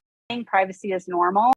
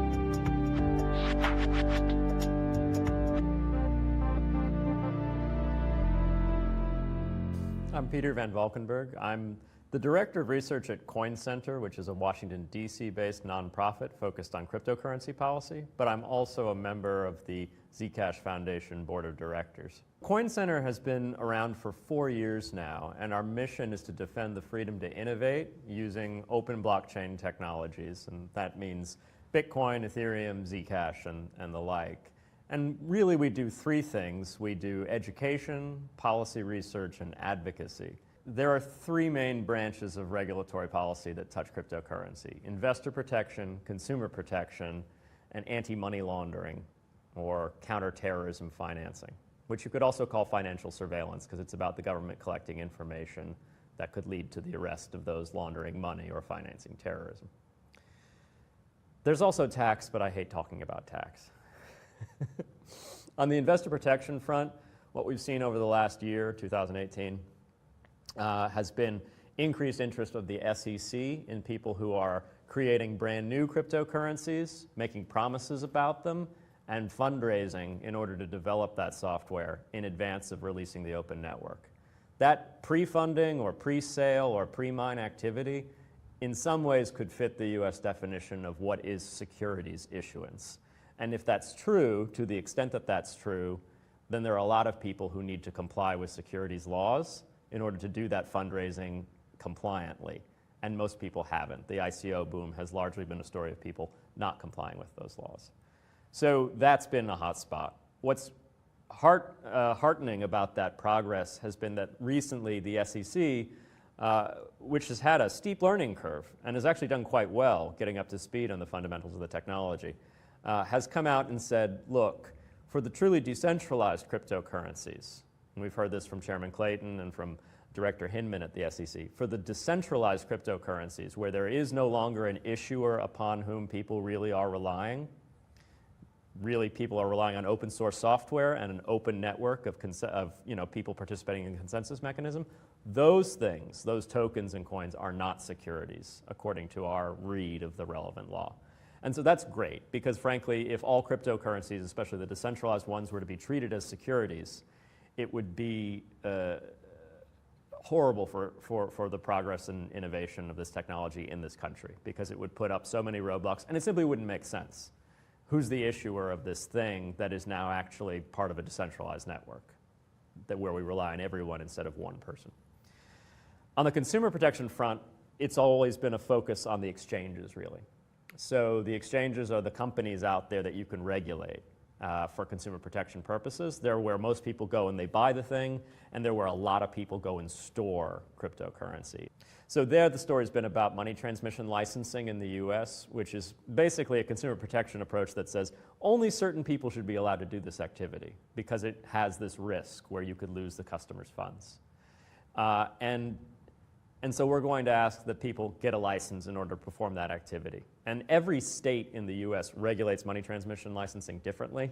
So some states, those laws apply to an exchange, and in some states they don't, and in most states it's unclear whether they do. And then a few states like New York have created new licenses, like the BIT license, as a way of creating a separate licensing regime specifically for virtual currency companies or cryptocurrency companies. So that's been progressing, although there's still lots of uncertainties, as I said, about which states will actually require a license and some just won't. And then the last thing that I was going to talk about was anti-money laundering policy. And this is not a state-enforced licensing law.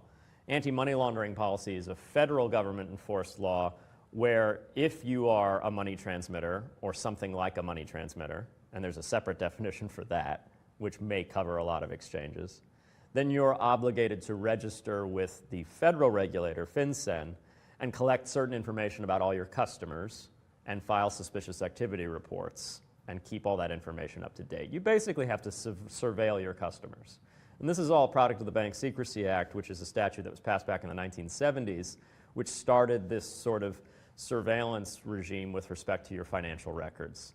And interestingly, we talk about warrantless surveillance in the context of things like emails and the Snowden revelations. We don't usually talk about it in the context of our financial records, but almost all of the data collected by our financial regulators is collected without a warrant. And we've actually, according to the Supreme Court in a 1976 case, given up our reasonable expectation of privacy over our financial records with respect to our Fourth Amendment rights, because we handed them over to a third party, and therefore we made them effectively in the public domain, which is kind of strange. I think a warrant requirement for investigations into your financial bank records might be reasonable, and that's a big part of why I believe in privacy protecting technologies like Zcash.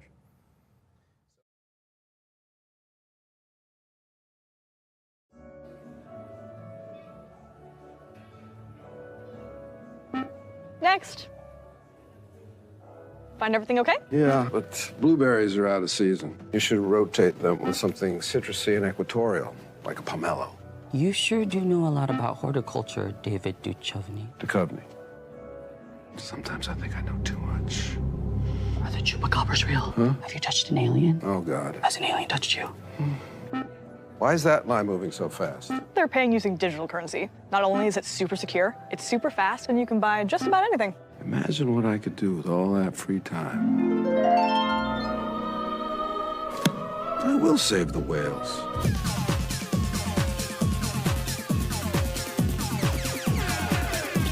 Behold, I've done it. Mr. Duchovny? Mr. Duchovny? Yeah. Can I get your zip code? Come on.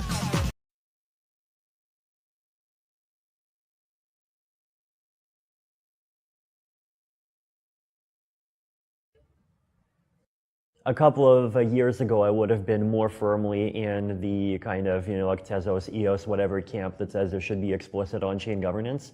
And now I'm like absolutely against that, and I think that stuff is crazy. So if you look at EOS, EOS has these 21 delegate slots. And to get into one of these delegate slots, you have to basically vote, or you have to have people with enough coins vote for you, right? Now, in total, about 17% of the EOS holders have voted at all. And out of those, the delegate that has the largest number of votes is Bitfinex. And Bitfinex only has about 3.5% or so of all the ETH voting for it. Out of that 3.5%, 1.8% is coins that are owned by Bitfinex themselves. And the other 1.7% is just random people. So with that 1.8%, Bitfinex was basically able to single-handedly get themselves into this list of 21 delegates when they otherwise would not have been able to get in there. And what this privilege gives them is it basically gives them the ability to take a share of the 1% a year annual interest that's allocated to Bitfinex, or that's allocated to EOS delegates. So basically, what this voting mechanism has created is it creates this kind of superlinear pro-plutocratic effect where if you're big enough, then, and specifically if you're big enough to have more than 1.8% of all the coins, you have enough votes that you can use to basically buy up a delegate slot and then use that delegate slot to earn even more money and get access to this crazy special 2.64% extra premium interest rate that no one else has access to. So that's one example of how I think like coin voting governance really manages to fail in the case of allocating capital. And I actually do think that allocating capital really is the kind of killer app of on-chain governance, basically because like ultimately in terms of quality of decision making, right? Like, I mean, I obviously have the public opinion that Bitcoin's governance has been like fairly bad because it's like overly conservative and values very specific things to much more extreme extents than most actual users of the technology. But aside from that, I think like Ethereum has been fairly capable of just delivering on feature improvements that people want. Zcash governance has been very capable of delivering on a roadmap that I think Zcash constituents are really happy about. Like Bitcoin Cash is starting to push out changes. Like all these other blockchains are starting to launch, and like Monero is doing like community hard forks every 6 months. And I do think that like on the protocol level decision making side, there just isn't really a case to say that this off-chain governance really has serious problems that need to be solved. Now, the one big argument that on-chain governance has in its favor is this idea that, oh, now you can have these big treasury pools that inflate the currency by 5% every year and then use that to pay out, big bounties and donations. So from a kind of raw and economic power perspective, it has clear advantages. But just the fact that in all of the existing examples of on-chain governance that we've seen, they it creates this mechanism that just can be too easily captured, and can also be too easily kind of partially captured in such a way that it doesn't fail completely, but at the same time it does create this kind of massive rich gets richer effect where people like at the top of the peak get access to these premium, like 2%, 3%, 4% extra whatever interest rates that no one else has access to, and then 25 years later, the crypto leader by another factor of 2x richer than everyone else. So and then on top of that, there's these issues around bribing attacks. There's these issues around just the facts that if you have 4% of all the coins, you can elect to just outbid everyone else and get delegates. There's the fact that just regular voters don't really have much incentive to actually serve as kind of effective, quote, policemen. So I really am just pessimistic about the ability of on-chain governance to kind of really properly deliver on all of those things. And I do actually think that, first of all, like current levels of funding for, at least for Ethereum, are definitely just enough, and I don't think that you can really get that much further by increasing that by a factor of 5 or whatever. I don't necessarily think it's even the right approach to try to kind of have bigger economic guns than everyone else.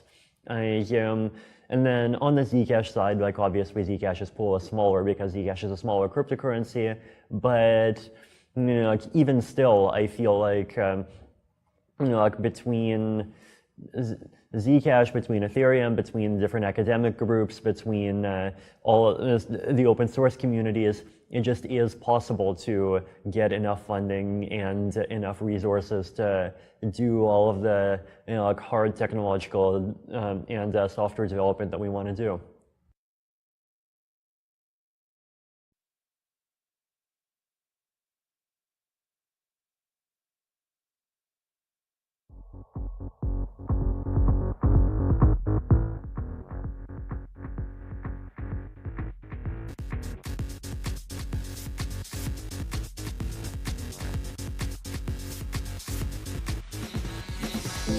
We're for freedom.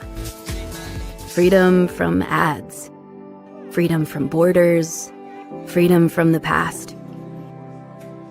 From constraints. From scrutiny. From expectations. Freedom to express ourselves. Freedom to choose. Freedom to share. To create. To connect. To flourish.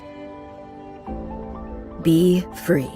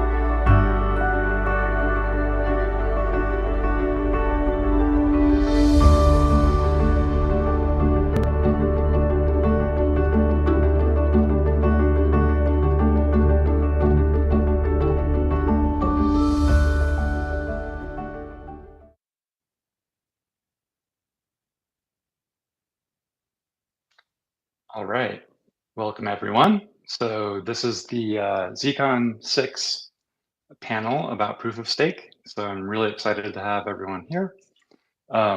So we have some Zcashers and then some developers of other proof of stake systems that we highly regard participating here. So I'm pretty excited. So we have Christopher Goes, who's at the Anoma Foundation, Dara Imma, who's one of the key Zcash protocol developers, Henry de Valence, who is working on Penumbra and also worked on Zcash in the past at the foundation, Vitalik Buterin, who's at the Ethereum Foundation, and then Zuko at Shielded Labs. And I'm Nate, I'm also at Shielded Labs. Let's see, so for some context, Zcash is based on the Bitcoin design originally, but we are working to transition it to proof of stake. And so we wanted to get other builders who have familiarity and experience with proof of stake into a conversation to see what we can learn from each other. Yeah, so I mean, I guess the first thing that's on my mind is in our transition, we are trying to decide the tokenomics issues for Zcash. And we're wondering if anyone has advice about how to do that. The main constraint that we have is that we want the issuance to follow the Bitcoin schedule. And I'm not quite sure how that might impact like security or participation. So I'm curious if anyone has advice on that. How about you, Christopher? Anything? Well, I think of the projects represented here, the one which has been running a proof of stake system for the longest is Ethereum by far. So maybe that's the most useful example, at least if you want a long history of data. I can say that in my experience with Cosmos chains, at least initially, I think I was overly worried about a very strict economic understanding of security, both in the sense of security from slashing, but also in the sense of paying validators enough to participate. And in fact, you know, at least in many Cosmos chains, such as Namada and perhaps Penumbra, although I don't know the economics there as well, many validators participate for a complex set of reasons, which include, but are definitely not limited to, exactly what they get paid. And many validators make decisions about how to operate for a complex set of reasons, which include, but are not limited to, you know, what and how much and for how much they might potentially get slashed. So I think, you know, an asset that the Zcash community has to draw on is a set of potential validators in the kind of broader community. Their running a validator is reasonably accessible compared to doing other things like developing Zcash that is potentially less accessible. And perhaps a way to figure this out more concretely would be to chat with some potential validators and see what their cost structures look like. Another note is that validators often, at least in Cosmos networks, benefited in ways that weren't just direct protocol issuance, like maybe they got some reputation, they were able to launch other services and charge for those. Some validators ended up investing in other projects. These may or may not apply to Zcash's case, but my point would just be that looking at this question holistically can perhaps relax some design constraints that look kind of strict and maybe with supply cap potentially problematic when you're just looking at it from a strict, you know, rational actor, what do I get paid to run my server sort of perspective.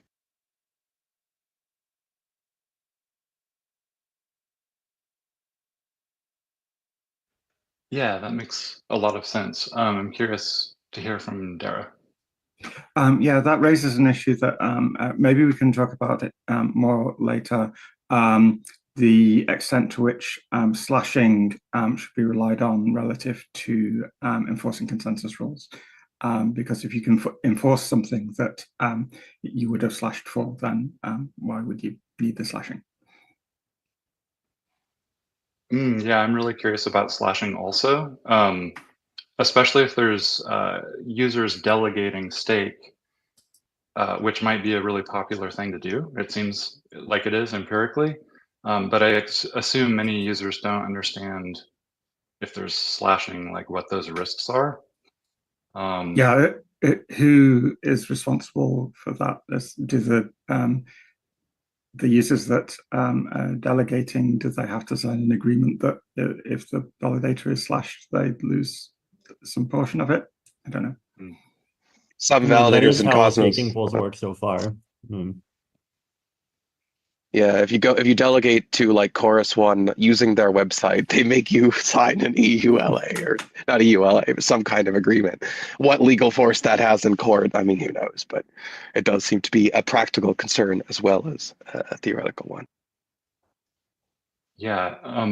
So I'm not too up to date on the state of slashing, because I had heard at one point that it's relatively rare, and that maybe many protocols don't even employ it.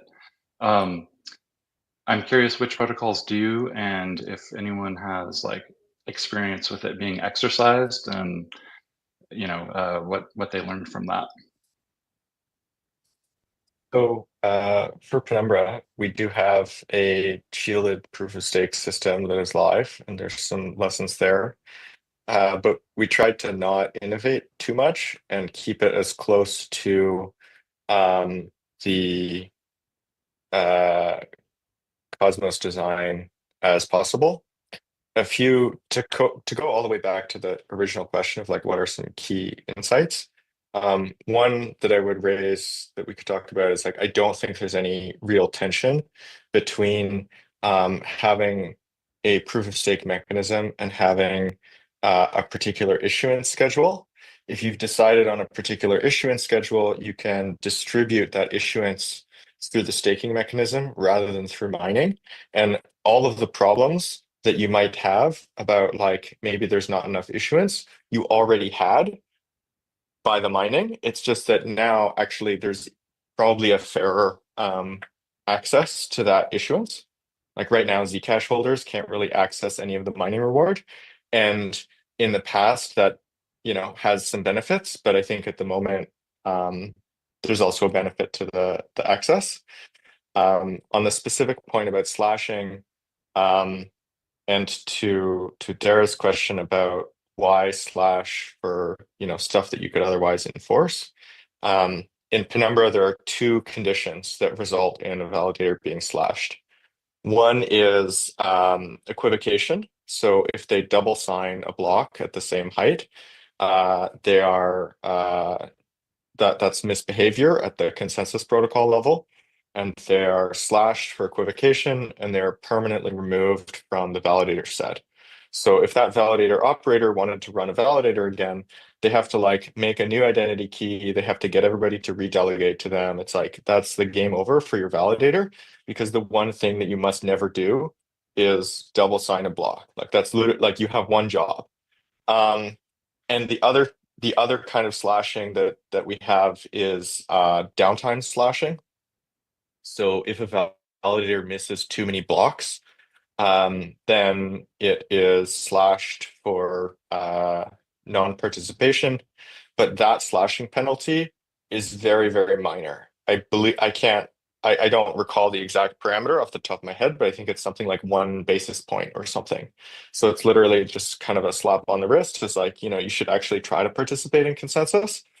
But having that mechanism is important for protecting liveness, where if a bunch of validators are starting to kind of flake out and go offline or whatever, it's a way to basically kick them out of the consensus process and allow other validators to take their spot. I've always thought that the Penumbra team had good technical taste. Those are exactly the reasons why I would keep slashing for some things that you can't enforce the consensus line. Yeah, so let's see, that brings up a few things for me. One is, so it doesn't seem really feasible to distinguish between like stake that belongs to the operator versus stake that's been delegated, although the protocol can help make that easier and safer. So does that imply slashing always slashes all delegators, and is that a problem? Or a tangential question is, it feels like the security is predicated on participants not wanting to be slashed, but I can't think of a way that ensures operators are financially incentive aligned. So it could be like the operator is actually just like a cloud service provider, providing a service on behalf of someone else who is providing the reputation and acquiring stake. That seems like a pretty deep agency issue. Is there anything we can learn from that, or is that concerning to anyone else? Let's hear from Vitalik. Yeah, I mean, I think the way I think about it is that what we want is we want a hard guarantee that says if the chain breaks in a particular way, then someone somewhere loses $100 million, or ideally like an amount that gets bigger the bigger the chain is. And like that to me, like having that hard dollar guarantee is nice because like it's just a hard proof that like there are no like weird sneaky ways around it. Like if you're going to break the chain, it's going to be expensive, and like that does mean that like that, like if there is going to be that loss, then it has to be allocated to someone, right? And like I see this as like an important thing that's complementary to things like the 2/3 rule, right? It's like the 2/3 rule is sort of the thing that protects the chain in peacetime, and every time the chain breaks, someone loses $100 million rule is like sort of what protects it in wartime, right? It's like when you can't count on the 2/3 assumption to be met because possibly like literally half the chain is two actors, then like you want to have this other rule as a fallback. And then the question is, well, if you have that loss, then who do you allocate it to, right? And like to me, slashing delegators is fine, right? Because as a delegator, it's your responsibility to choose good actors to delegate to as opposed to non-good actors. And I mean, like it is a thing that I think can be made to be very low risk, right? Like even if you look within Ethereum economics, there's a lot of these mechanisms that say, like basically the penalty is only like non-negligible if you're like you or whoever you delegated to like breaks at the same time as a lot of other actors break. And so if you just like randomly make a mistake, then I mean by definition mistakes are going to be uncorrelated, so it's almost certainly going to be fine for you. So that's like how I see those two things and how they play together. Zuko, I see a hand up and you're looking thoughtful.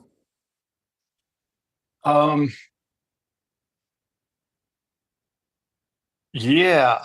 So I've been thinking a lot about user interface. Is there a button in your wallet that says stake? And then the first thing I get stuck on is how does the user know what the risk is if they stake? Like, is there a little icon they can tap to pop up something that says, here's your risk? It's not an EULA like the Course One website, but are they assuming it's riskless? Like there's 0% chance that they'll lose anything? Is there a bound on how much they could lose? Like you could lose 100% of what you've delegated, or you could lose 10% of what you've delegated. So that's what I'm stuck on in terms of user interface. But I want to rewind to what you folks said about slashing. I really like what Dara Emma said. It's like changed my view of things, which is don't punish what you can instead prevent, right? And so Ethereum switched from pure proof of work to proof of stake. Penumbra launched pure proof of stake. Nomada is launching, like it's already launched, except you can't make transactions, right? In pure proof of stake. You just can't transfer NAM. You could do all the other stuff. Oh, okay. Awesome. But what we're talking about is this crosslink protocol that Dara Emma, with Nate's help, previously came up with, in which there's still proof of work and proof of stake. And the proof of stake side doesn't validate transactions and it doesn't do anything for liveness. It only serves for finality. So my question is, in crosslink, what damage could you do to users if you like had 2/3 of the stake? Can we prevent it, or is it so limited? Not very much in practice. That actually feeds into another thing I was going to ask about. But first, the technical question. So the things that you would need to slash in the proof of stake component of crosslink are the same things that you slash for in Penumbra. You slash for those things also in Ethereum, but I don't know whether Ethereum slashes for anything else. And the reasons are the same, because those are the things that you can't enforce in the consensus protocol, because they're the things that the consensus in the strict sense depends on. So now in the specific case of crosslink,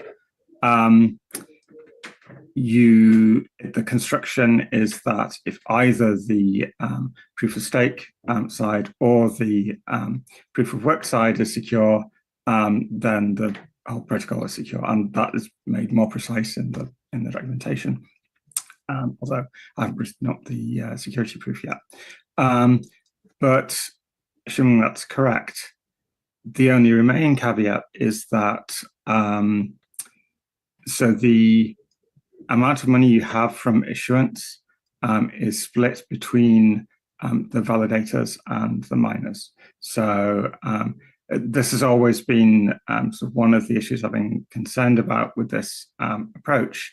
I still think it's a good approach, but we need to make sure that the incentivization is there on both sides, because if you split it and it turns out that neither's enough, then the theoretical guarantees of the protocol are not being met.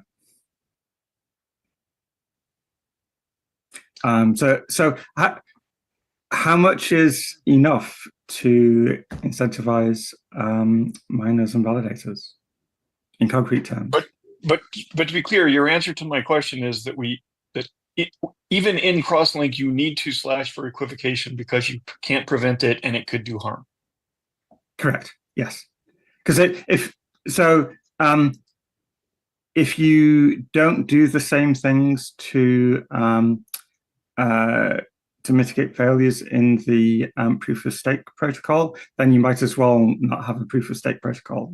You have to sort of put in as much effort as you can on each side in order for the whole idea of security that's based on the security of either to work. Otherwise, it's just risk compensation. Yeah. Vitalik, do you have your hand up? Yeah. So just getting back onto this topic of like why you should not punish if you can prevent. I mean, I definitely fully agree with this principle. And I mean, I think this has also, for example, been a really key reason why I've been like so enthusiastic about ZK rollups and ZK plasma and Validiums in particular. Relative to their optimistic cousins, right? It's like it's just such a much cleaner security model. And then, I mean, even on the Ethereum data availability front, right? If you remember, the 2017 era constructions depended on fraud proofs, and like as soon as we discovered that with KZG you could do everything built in, like that we just immediately switched to that. With staking, of course, the challenge is that there are two behaviors that, like, at least with current technology, we cannot prevent. And one is censorship, and the other is equivocation, right? And like there is a very long-term future where if you have like widely distributed quantum computers, then like you could maybe do magic with one-shot signatures. Though, interestingly enough, like even that doesn't solve the censorship case. And like this is also one of my realizations, right, is that I think a lot of people kind of lean too hard on thinking about the equivocation case, because actually the equivocation case is easier. The harder one is the censorship case, right? And so like in the Ethereum case, for example, like basically the way that you would resolve that is like you can't do it fully yet in protocol. Like there is at some point a subjective judgment of like is a particular instance of blocks being reverted bad enough that you do a minority fork over it, right? And then you do a minority fork, and then like the majority, that was censoring, end up getting their deposits in activity leaked, and they lose half their money, right? So, and then that one, like the challenge is that if it was just equivocation, you could also say things like, oh, well, one benefit of delegation and sort of passing through economic like penalties to delegators is that it encourages them to explore like second layer constructions to try to like actively prevent the slash equivocation. So like trusted execution environments in particular, right? Because like that stuff is way too brittle for layer one to commit to, but at like application layer, you're able to have different users use different ones rapidly, iterate, switch between them, and so on. But obviously for censorship, like that particular solution doesn't work, right? And it's like actually an interesting and more challenging problem to ask, like what does, and it feels like the solution involves non-zero like social consensus of some kind, right? But I think you want to make at least the process of like losing like or getting to a point where you move from consensus on the formally winning chain to a point of like, well, there's actually something to decide, like as automated as possible. Yeah, on the point of delegation, how much risk delegators are taking. I mean, if delegators are completely sort of disconnected and not paying attention to what the validator is doing, then why are we allowing them to stake their money? From a consensus protocol point of view, that doesn't make sense, even if there might be secondary benefits to their participation. So that's a thing that I think comes back to a point that Vitalik made earlier about having a kind of hard guarantee of like how much loss there will be somewhere is a really good way to look at this. And I think a key insight, which is true for all blockchains, but is especially true for Zcash and other shielded chains, is that the protocol cannot understand beneficial ownership. It's just outside of the concept, like the universe of concepts that it can deal with. And this principal agent problem that could occur with like delegators or validator operators actually is also going to occur in all kinds of other ways, right? Like maybe the validator operator has like maybe they're leasing cloud servers and the cloud operator is malicious, or maybe they have their own dedicated hardware, but it's in a data center, but somebody can access the data center. There's this like fractal principal agent issue all throughout the stack. And the way to solve that is not to try to have the protocol take into account each and every possible different failure mode. Rather, it's to have the protocol say, there is going to be this much economic loss. And now as like users or stakeholders of the protocol, like go figure it out. Go figure out like how that loss is going to be apportioned, and sort of trust that the incentive created by the threat of that loss will propagate through the entire system design. And I think that at a fundamental level, like there's no way that you can do better than that. So you should take that as a given and then just try to design it into the system. And this is a reason why I think it's actually important to have delegation built in as a kind of first party part of the protocol, because otherwise like that need or that market desire to have delegation is not going to go away.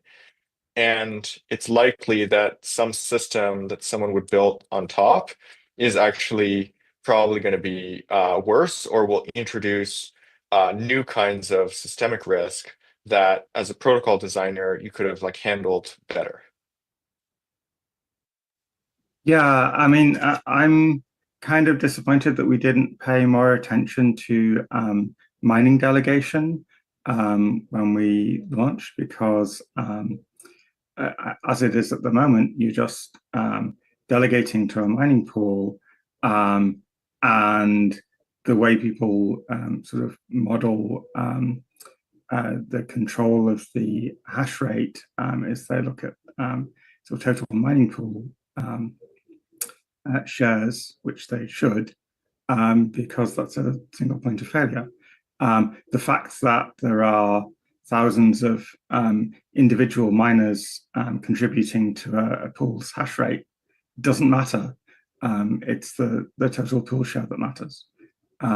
Whereas if we'd kind of, I guess we didn't have time, we had so much else to do. But I really did want us to look more closely at delegation protocols that would give the individual miners some kind of hold over the pool, so that the pool couldn't just do whatever it wanted. Christopher. Yeah, I mean, relevant to that point of delegators making decisions, I think a pertinent question for Zcash to think about in this context is, how you want those decisions to be made, or what kinds of social, in some sense, this is a miniature, case-specific web of trust that delegators are using to make decisions about who to delegate to. And parts of that web of trust can live in the protocol, parts of it can live outside of the protocol. In the sort of standard basic proof of stake designs, delegators are making individual decisions, as in they're individually picking validators. Maybe they pick multiple validators. They're assessing them individually. In the kind of surrounding social infrastructure that tends to emerge on top, and maybe in Ethereum, this could take the form more of market infrastructure like liquid staking tokens and other things. In other ecosystems, it might take the form of recommendations. In theory, someone could develop insurance products. I don't know. I think that exists in Ethereum, but I don't know of it in Cosmos. But not only the question, I mean, one, you could consider other just delegators making individual decisions about who to delegate to, at least in my opinion, is not like the be-all, end-all optimal equilibrium. Like, I think some amount of intermediation where you have more principles in between, at first glance, that looks bad. But at second glance, the thing which that gives you is that now there are parties that have more time to assess the validators, and they can split the cost of that time amongst the parties that delegate to them. And I think you see this in, to some extent in liquid staking tokens like Lido. And, I don't have an opinion on Lido from a network security perspective, but I do think that they probably have more ability to commit capital and time to evaluating validators and validator security than many individual delegators would, right? So there's some pretty complex trade-offs. And the social infrastructure of, what does the user see in the wallet? How do they get that information? What order is the list of validators put in? Like, some of these things sound kind of dumb, but actually they're really important. And one thing I think a bunch of Cosmos chains got wrong, which Zcash can learn from, is that they rank the validators by voting power. And delegation is really sticky. So as soon as a bunch of delegators started delegating to, some initial validators, those initial validators were ranked first in the interfaces, they were ranked first in the block explorers, and most delegators, without the ability to assess in detail each validator's security setup and other network contributions, etc., they just picked big ones because those seemed safe, right? And this is dangerous. The same phenomenon occurs in mining pools. People tend to pick the biggest mining pools because they think that's the more stable. So just to clarify, when I said that I regretted that we hadn't spent more time on delegation protocols, I don't necessarily mean consensus protocols, that the consensus part of this should be minimized to just the necessary mechanism. I'm actually interested in how Penumbra does this. Maybe I should have looked at the docs beforehand, but what is necessary in the consensus protocol, Henry? So for Penumbra, we took Tendermint off the shelf, such as it is. And the thing to understand there is like what Tendermint cares about at the consensus level is just like a weight, a set of keys that are the current active participants in the consensus set, as well as a set of weights of how much voting power each of those keys has. And in the interface between Tendermint, which is the generic BFT replication engine, and the application, which is the state that's getting replicated. So if Zcash were to do this, it would be like, okay, all this shielded pool state and everything is in the kind of Zcash app, and then there would be this consensus engine.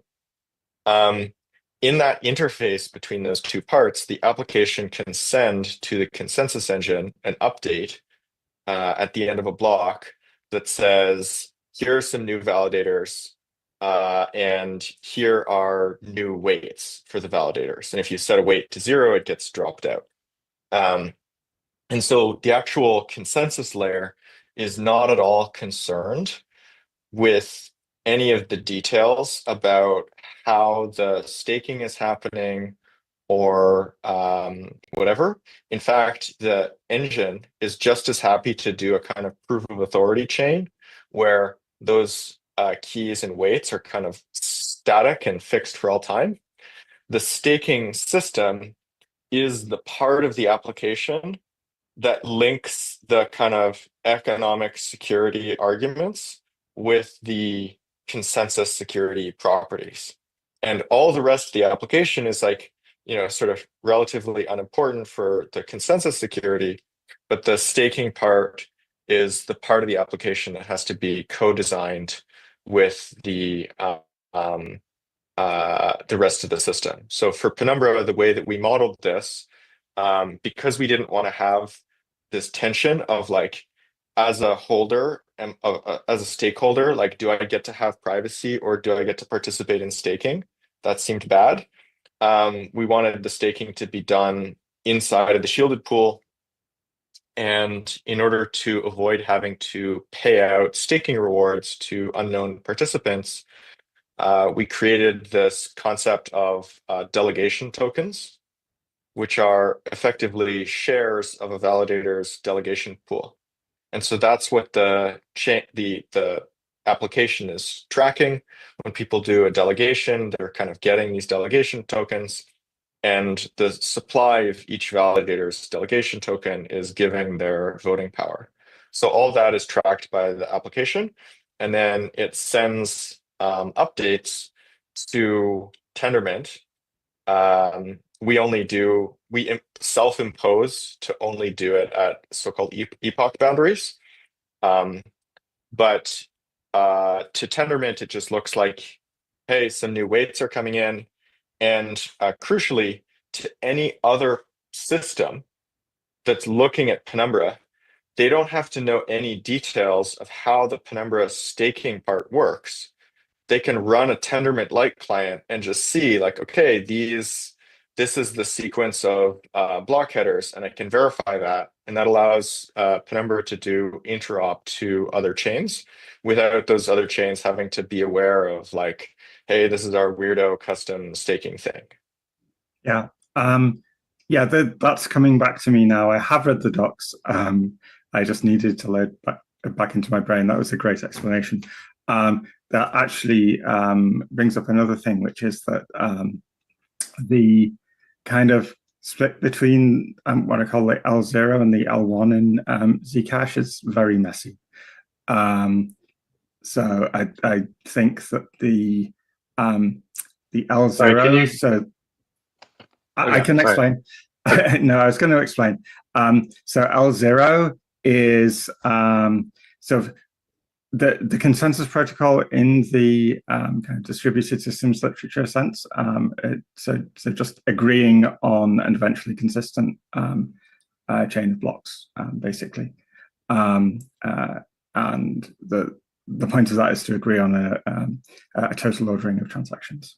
So if you can do that, and if you can separate that from all of the rules that are about the economic computation that you're trying to achieve, that's incredibly useful. It sort of clarifies the analysis. It makes it easier to respond to security flaws. It's just so much nicer. It makes the code nicer.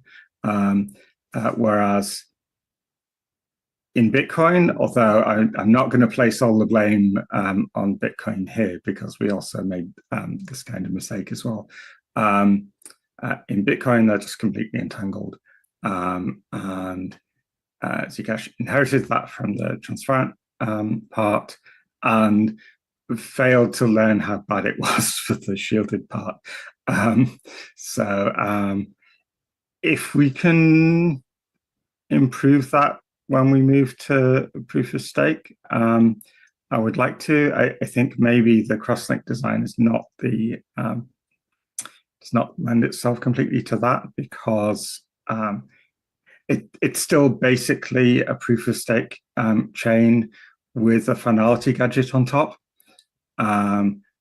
especially crosslink 2. So crosslink 1 was more complicated. It was based on this Snap and Trap paper, and I basically ripped all of that out because that had a lot of problems and complexity. And crosslink 2 is just you have a proof of stake chain, and you have a method of determining where what is final.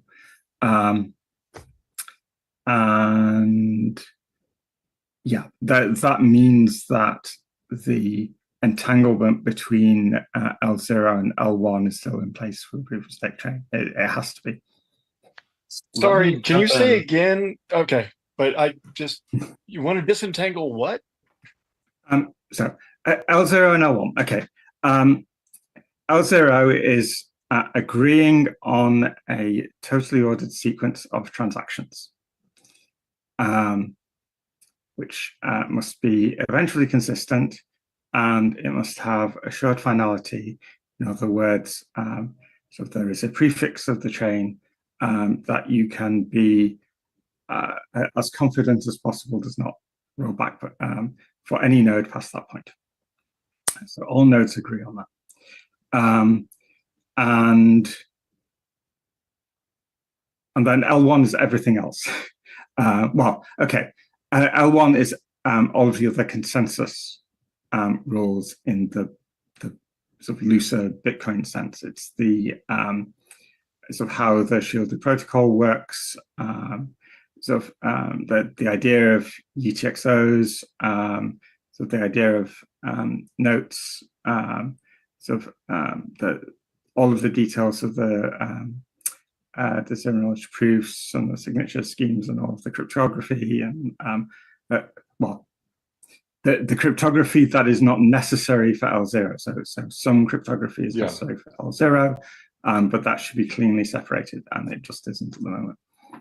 So I wanted to jump in because there's a user question, and I think it's helpful to connect these really quick, because the question is, why are we Zcash developers interested in deploying crosslink? And the question says, instead of doing it the way Ethereum, Penumbra, or Anoma are doing it. And I think, like, reading into the question more, if I set aside Ethereum, there's something really appealing about just launching a new system with a new design.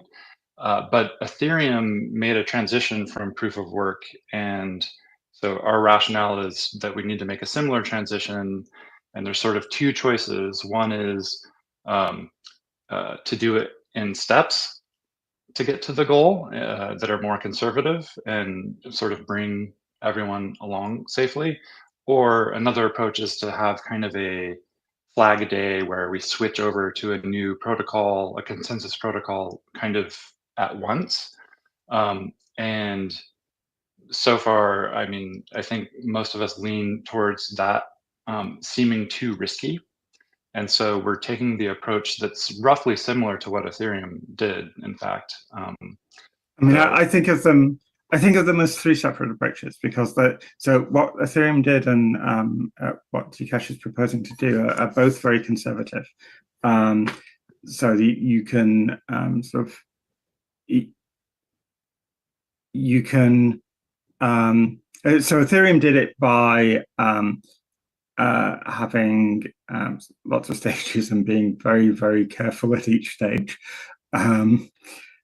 It's incredibly impressive, actually. I think the amount of care and the engineering and the diligence and the professionalism with which the various mergers were handled are exceptional. Hats off to Vitalik and the rest of the Ethereum community. I'm just going to a round of applause for how they did that. And they made sure that it was safe. It's a huge amount of work, and it took a long time. Mm-hmm. So I remember the merge was so amazing for me and other like protocol people because nothing happened. But that's why it was so that's good. What you want. That's what you want in a network upgrade. I don't know. Maybe sort of Vitalik can sort of describe his perspective on that. But so we're taking a different approach that could get to having assured finality sooner, but that kind of does less because we still have the proof of stake chain so underlying it. Now that doesn't mean that we couldn't do another. Right. Sorry, did I say we still have the proof of work chain underlying? Did I say proof of stake? Again, proof of work. That doesn't mean that we couldn't make another change after that. So once we have assured finality, once we have sort of a validator ecosystem, then one option is then to do the flag day, where we basically rip out the proof of work chain because the validator ecosystem is working well enough that we can just use that protocol. I'm really oversimplifying there. Yeah, definitely a possibility. I wanted to hear from Henry because I was curious. Yeah. So I actually I originally raised my hand for this question, and I would say that like, actually it would be possible for Zcash to just do this kind of like straight shot transition to a proof of stake system and go and design the whole, like, how the staking system is going to work with the rest of Zcash, and get all the code working, and then like have a day where we all agree to like turn off the old chain and then like turn on the new software. And I think that the chance of that working is like at least 70%, right?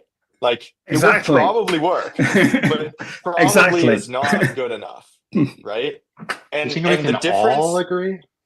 Yeah, the difference I would even say 75%. So our estimates are very similar. The difference with like with something like Penumbra, where we didn't have a system already, and we went through I think like 80 different test nets. It was hilarious. It was a sequence of disasters. We learned a lot. But because it's a new system, like at the point that you're kind of getting the whole community to start running the software for mainnet, quote, for real, like it's still like a little bit not for real, right? And for the Penumbra launch, there was this kind of like phased process where many of the features of the chain, in particular, like the interop with other chains or the DEX or whatever, were kind of like disabled by parameters. If it had turned out that the whole thing had been like there was some fatal like problem where it just like didn't work at all, like I think, you know, not likely, but like had that happened, the consequence is fairly low because you're still building the shelling point around the system. But for something like Zcash or Ethereum, where it already exists, you can't really do that. And so I think that the phased approach is definitely the way to go. But what I would say is, you know, and this, I don't want to backseat drive too much, but I think that the effort should focus on like, okay, there will be a future where we're just running proof of stake. And like Crosslink is a kind of means to an end to getting to this future where we have proof of stake. And so we should focus on the kind of eventual outcome of there's just the proof of stake part, and not overbuild the kind of transitionary scaffolding.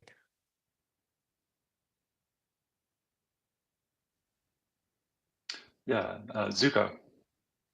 That's really interesting. I have almost the opposite hypothesis, and that approach is how Dara, Emma, and Nate originally conceived of Crosslink. But I have a hypothesis which we don't need to resolve now because we can resolve it in like 2 years with a whole bunch more experience and hopefully probably better science too. But my hypothesis is combo proof of stake and proof of work is better than pure proof of stake, and we won't want to switch when the time comes. So I'm going to throw that out as an alternate worldview.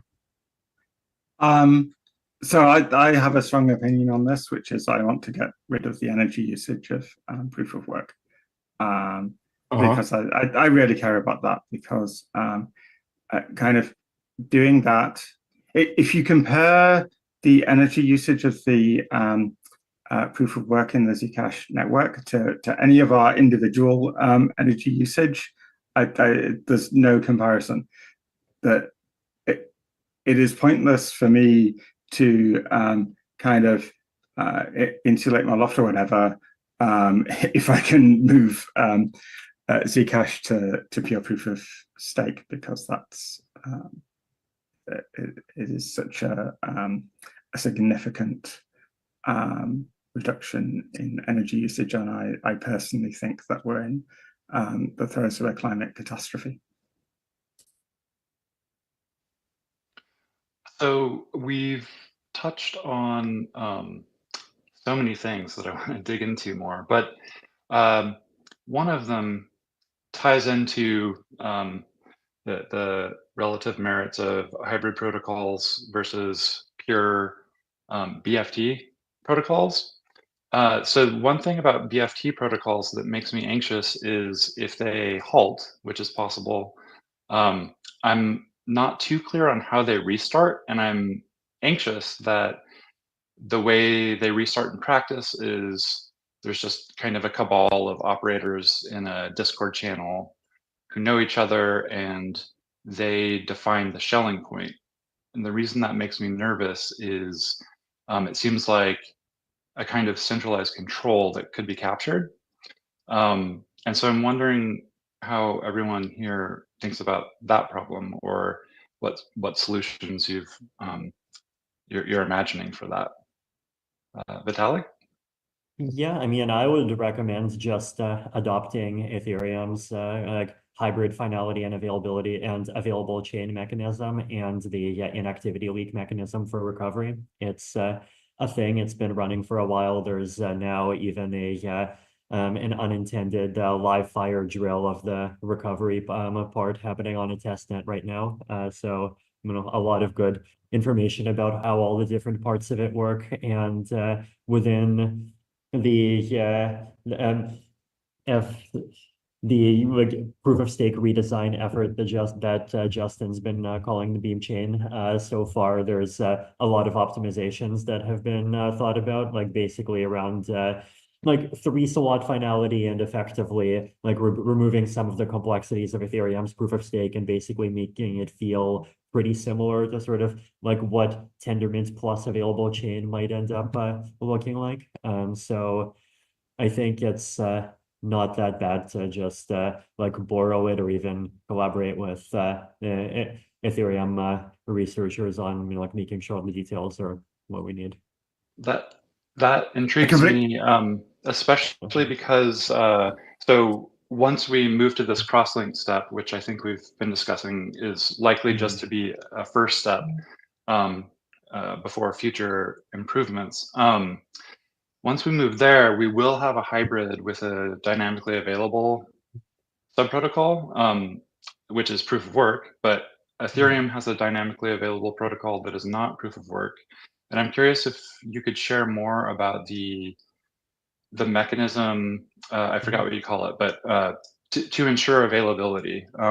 And one question I have is it something that helps ensure that the chain never halts? Or is it something that can, like if the chain does halt, is that just not right a consideration for this protocol? Okay, so basically, yeah, you can think of the mechanism as being a fork choice rule. And so there is a chain and the chain follows a fork choice rule. And then separately from that, there is a finality rule, which basically reinterprets messages that have been published and like shows like enough people have made messages here that like provably like they cannot go back on this block without a third of them getting slashed, right? And then when that happens, the block is called finalized.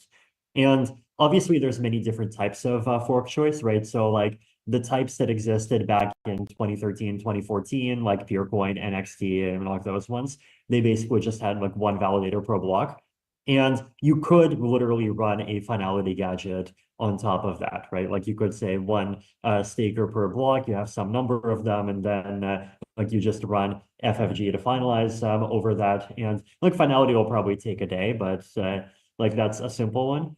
What Ethereum uses today is like basically like goes even further in the direction of where the proof of stake chains ended up going, which is they say, well, instead of during each slot choosing one block or one staker to send a message, you choose like some committee of them. And then like you have a fork choice rule that takes into account all of those votes. And then the reason why you want to do this is so that even if you have a malicious staker selected for one block or even like quite a number of blocks in a row, the committee like keeps them in check. And if that committee is large enough, then like they can't actually do anything except for, I mean, obviously like censor transactions from the block that they create, right? Or just disappear for that amount of time entirely. And so in like one of the ideas for like the end game of this is basically like if you make the fork choice rule be LMD ghost, which basically says like from a parent you choose the and if a parent has multiple children, you choose the child based on which child is supported by more of the latest votes of all of the stakers, then like potentially which is what Ethereum does right now. But what you could do is if you get rid of committees, then like you basically have a mechanism where like everyone is voting in every slot. And then you layer the finality rule on top of that. And then you have like basically near optimal or like near optimal finalization time. And yeah, so like the mental model is basically that like you think of the base as being this available chain and the available chain keeps running. Like even if World War III happens, then like 90% of stakers go off, the other 10% keep it going. And then of course, if internet gets cut off, then you might have like 10% keeping it going in the US and 5% keeping it going in Europe, but that's like an unavoidable trade-off of any of these systems, right? And then on top of this, you have finality, and then you have the inactivity leak thing, so that if like a huge percent permanently go offline, the chain eventually recovers to finalizing with the remaining group. Yeah, Oh, I see. think So, actually. Just a clarification, the inactivity leak, it only applies to finalization, not the DA. So the right. Sorry, what about DA? Does finalization leak only apply to like the subprotocol that's applying finality, or does it influence the dynamically available subprotocol? Oh, I see. Okay, so the way the inactivity leak works, right, is that when finalization stops, the chain detects that finalization stops because the chain itself like regularly collects evidence of like who has been participating, and so it knows if it's finalized. And then if finalization stops, then the chain starts applying progressively heavier penalties to validators who are not participating. And then eventually, you get to the point where those penalties just keep accumulating, that the people that are still online go up to making up 2/3 of the total balance. And then at that point, the chain finalizes again. I think we should just adopt that exactly as is. I agree with Tarek. I think that the Zcash sort of protocol designers have a little bit of a not invented here tendency. And so the nice thing about Crosslink is that it like FFG, the finalization rule and the underlying chain and the fork choice rule are independent. I mean, I think they're not quite independent in FFG. There's a paper on that. But I don't know whether that applies to a previous version of FFG. There's nothing that way. Yeah, you can completely just import that mechanism wholesale from Ethereum as closely as possible, and it works fine with Crosslink. And you can also change. So after the transition to Crosslink, you can then change how the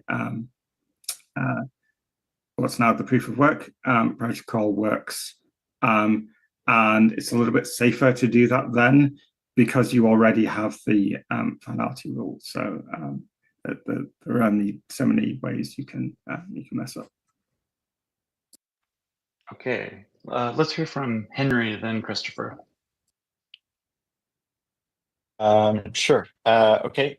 So this, I'll just caveat with like, this is like, just like my opinion, man.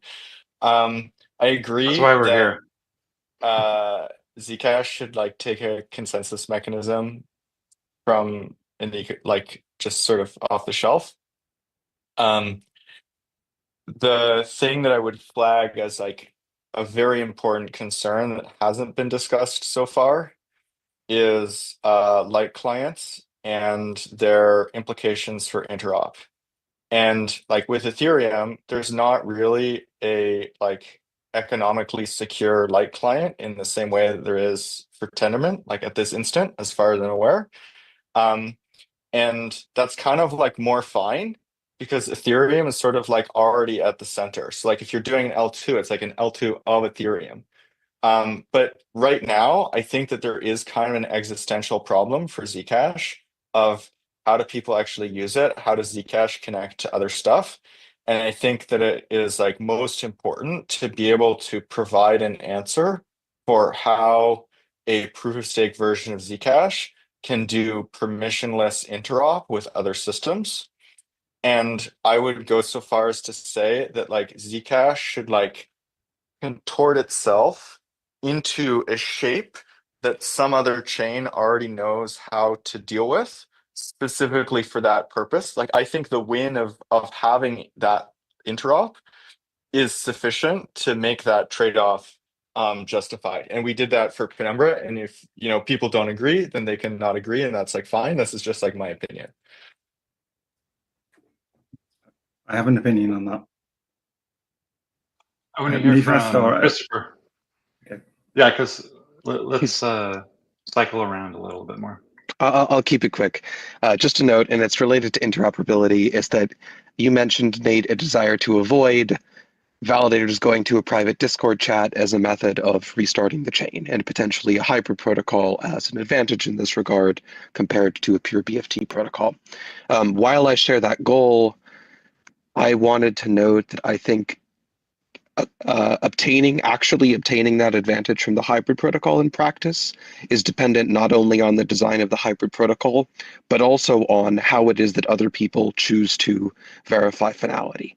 And if, maybe if you have this kind of inactivity penalty and eventually you change, if you entangle the finality gadget and the block production, which can proceed independent of finality, maybe you have more ability to recover from this without some kind of extra protocol social coordination, but that would definitely require a very different light client, right? So there's maybe a bit of an axis of incompatibility here, at least in the short term, where you might need to make some choices. If you just have if you have a hybrid system, but the only way to recover the finality gadget part of the thing is people coordinating. And if people coordinating, if a lot of other chains are using the finality gadget to verify Zcash, or people are using the finality gadget to verify Zcash, then you might not really have avoided the thing that you set out to avoid by pursuing a hybrid protocol instead of a pure BFT one, if that makes sense. Yeah, that makes sense to me. Vitalik. Yeah, I mean, so first, I guess on the inactivity leak piece, I mean, I guess I'm struggling to understand like what you mean by like needing social consensus to recover. I mean, or I guess like we need to think about two situations, right? One situation is more than a third go offline, and that's the thing that an activity leak recovers from, and like you need zero social anything to do that. Like the only thing you need is just like network synchrony assumption. And the second piece is like recovering from 51% attack, right? But like there are mathematical theorems that literally tell you that there cannot be purely computational and non-social ways of recovering from a 51% attack, right? So like there are definitely like things we can do to try to really approach that, right? But like there are also fundamental limits we have to work around, and that's true in any system.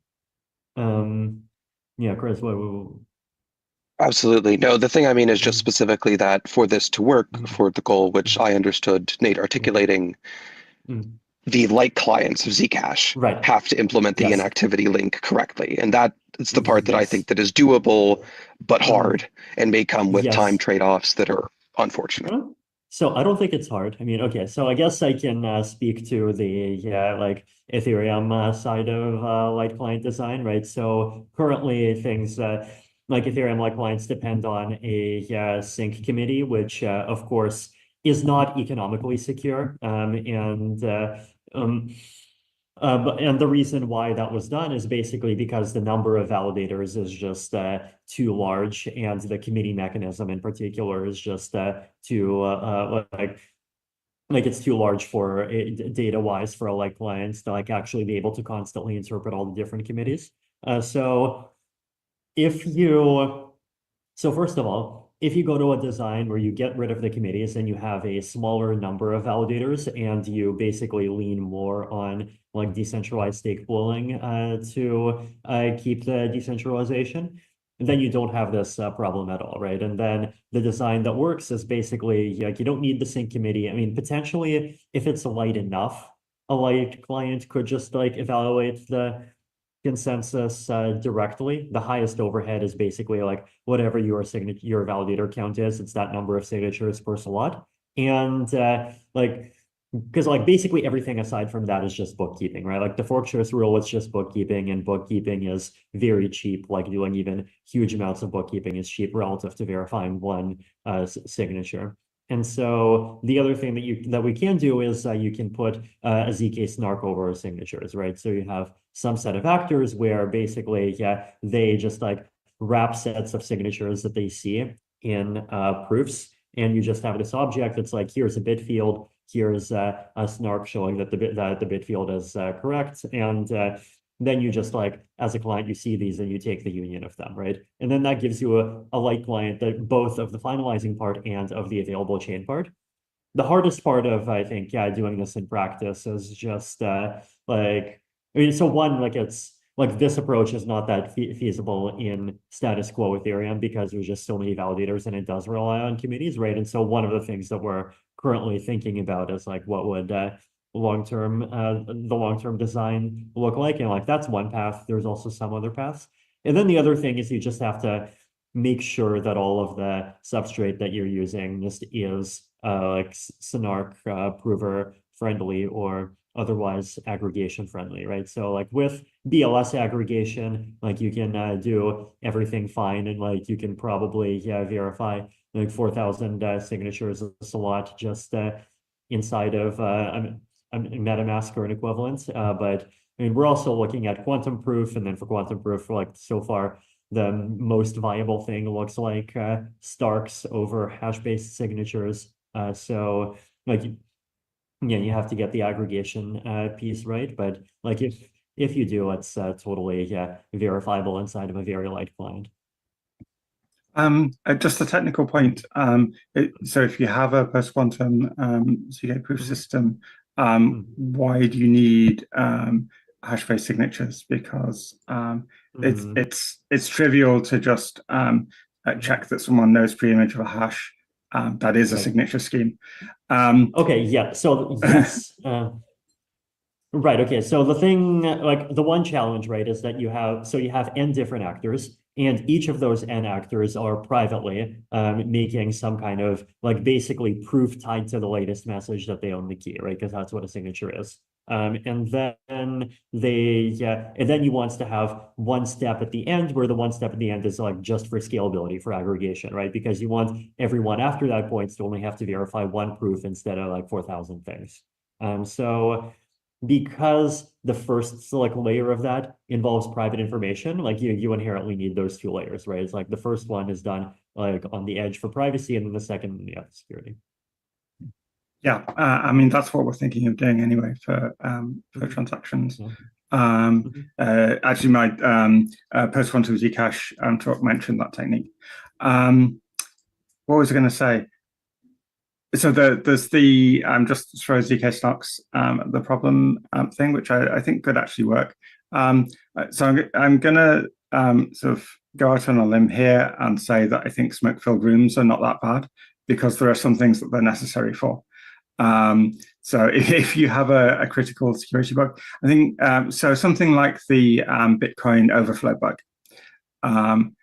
People had to sort of be in a smoke-filled chat room and decide what was going to happen, decide which chain was the new chain. And that I think there is always the possibility that that situation will happen, and sort of a group of trusted people are going to have to decide what happens. But so a group of trusted people is writing the consensus nodes anyway. So that kind of centralization is very difficult to avoid. You can have more consensus nodes. For the time being, we're only going to have Zebra. So we don't have the option to sort of have multiple independent node implementations, because we're deprecating Zcash-D, which we absolutely need to do. And so that kind of centralization exists already. For the time being, we should just learn to live with it. All right, I wanted to take things in a new direction, but first I wanted to check in with Henry. Oh, I was gonna just a tiny add-on to Dara's point about the smoke-filled rooms. It's like, I think it's good for people not to be like regularly, in the room. Like maybe there's some kind of crisis. At the point that there's a crisis, it's like, okay, Avengers team assemble, like, let's figure out how to deal with this. And you do want that, because if there were a crisis, you want to be able to respond. But it's important that not be kind of part of the like normal functioning of the system. And I think that's a useful frame, right? Yeah, totally agreed. The let me see. Yeah, my thinking about it is basically as long as any faction can coordinate well enough on doing their own chain split or hard fork, that's good enough. So I guess nothing prevents two different groups from final like agreeing on which BFT reboot parameters they want. So maybe that's okay. The other direction I wanted to go is we've touched on it a little bit, but like basically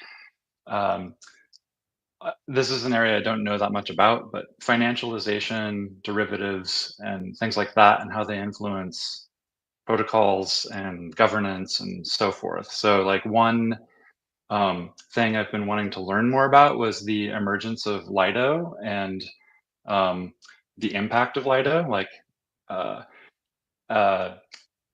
and also just generally for derivatives, is that like how can I think about the fact that derivatives can just emerge all the time by centralized players and people seem to like them for a lot of reasons? How can we make protocols resilient to that reality? Any thoughts or stories?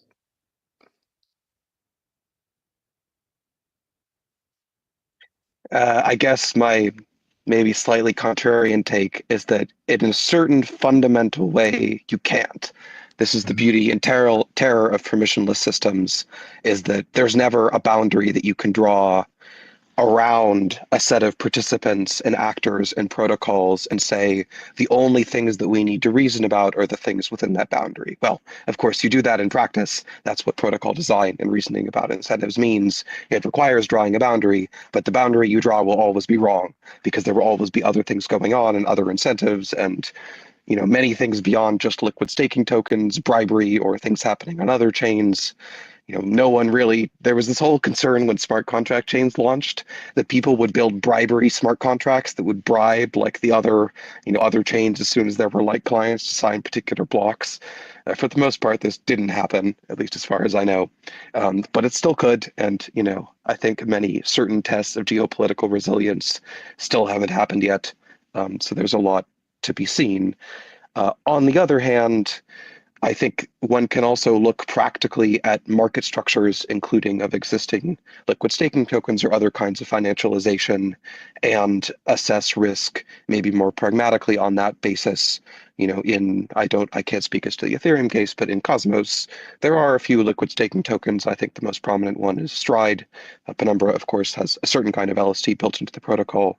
Henry could talk us to that. On the whole, my personal opinion is that in Cosmos, their impact has been very minimal, both good or bad. I think it's just been minimal. It's like having one extra node in the principal agent chain, and maybe that node actually adds some diversity in picking validators, and that's kind of good. They take a little bit of fees. There isn't enough. I mean, frankly, in Cosmos, there just wasn't enough capital to encourage a really large ecosystem of financialization. I don't know what Zcash's case may look like, but there may be some lessons you can draw there. Cool. I just wanted to call out some papers I have run across, but I haven't understood yet by Tarun Chitra. And let me hunt for a name, but this was around the time that this is shortly, I think maybe after the Luna collapse, where I became really interested in this. And I think Tarun Chitra had a paper about if you have a proof of stake system, but there's this amazing, really high yield opportunity that's an alternative to staking. How would that play out? And I think I think he was doing some sort of agent simulation thing that I didn't quite understand. But I feel anxious that practically lots of people will make poor decisions, and those can add up to problems that are systemic. And and also hearkening back to the beginning of this conversation where people suggested not to rely so much on direct financial incentives. I feel like that makes sense right now for the scale that crypto is at, but I'm a bit anxious that if it like expands to a larger and larger scale, those kinds of issues become more and more important. So just. Is that paper Competitive Equilibrium Between Staking and On-Chain Lending by Tara and Chitra? Yes, that is. Okay, cool. I will read it. I was just searching for it this morning, and I found a different one that also seems fascinating called Why Stake When You Can Borrow? And it's about these sort of principal agent problems. But yeah. Zuko. Okay, 3 quick things that are each very short. One is go read this really old paper by Joe Bono with a similar title called Why Buy When You Can Rent, which kind of, to exaggerate, it kind of shows that both proof of stake and proof of work are both insecure. And my second point is this whole conversation is sort of the other side of what we talked about at the beginning, where we said there's principal agent problems in slashing. And I think we concluded what I like, which is that doesn't matter. You slash the principal, and it's the principal's problem to manage their agents. And this is the opposite of that, where who are we rewarding? Does the same solution apply? I don't know. I'm going to skip on to the third thing. The third thing is, I don't really trust that proof of stake is secure. I'm a little bit further along because Ethereum is doing so well. And I don't really trust that proof of work is secure. I'm like, 60% along because Bitcoin survived 15 years, but that's not enough for me. So I really like hyper proof of work, proof of stake, because I don't believe in anything by itself or anything at all. That's all. One comment just on the Terra thing. I think that's actually quite an interesting case to study, the Terra collapse, because as far as I can tell, things basically went fine. Aside from the fact that the whole ecosystem collapsed to zero or whatever, yes, all of the humans were what the hurt. right metaphor is The machine. The city is collapsing, but the streets stay clear or something. The consensus mechanism of the chain kept working, and the IBC connections also still functioned. And I think that there was some amount of the Avengers team assembling I wasn't part of it, so I don't actually know. I think that some people did step in to try to make sure that things went smoothly during the collapse, but we didn't see a kind of total failure of the consensus mechanism in that instance. And I think that speaks to a point that has come up a few times, but was discussed by Chris of it turns out that a lot of people running parts of this infrastructure are actually doing so for a complex set of personal reasons, which are not all reducible to just a number go up, right? You could ask the question, for instance, today, why are there any Zcash nodes? Right? There is no direct economic incentive to run a Zcash node, and people do it. And I think that that is evidence that that there is kind of something greater out there. And so to Zuko's point about, I don't know if I trust proof of stake, I don't know if I fully trust proof of work. If I'm sort of imagining this idealized spherical cow model of proof of stake, where there's just these spherical cows that are perfectly responsive to incentives, I don't know if it works, but it seems a lot better than nothing, even in that model. And it feels like a very solid baseline where ideally all the people who are participating in the system, or a majority of them, have some other sort of basically aligned interest, but you have this kind of bedrock or baseline foundational system that says look, there's this base set of incentives, and that selects for people who have their own incentives that are kind of compatible with the ostensible incentives of the system. And I think that's actually the true kind of interplay of the consensus layer and the social layer.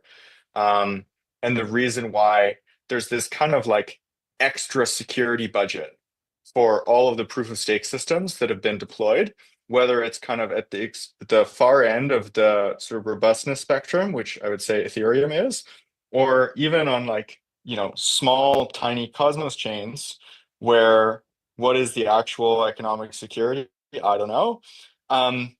There is some additional security budget, and it's hard to precisely quantify it, but it's definitely not zero. The Avengers budget.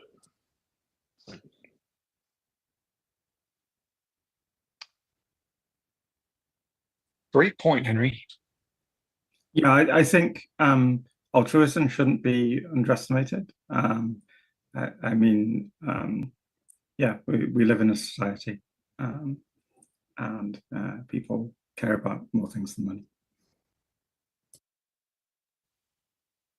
All right. Sorry, So if I could be indulged for, I do have one follow-on point to the altruism thing, which is it is also beneficial to not try to select participants purely based on financial incentives.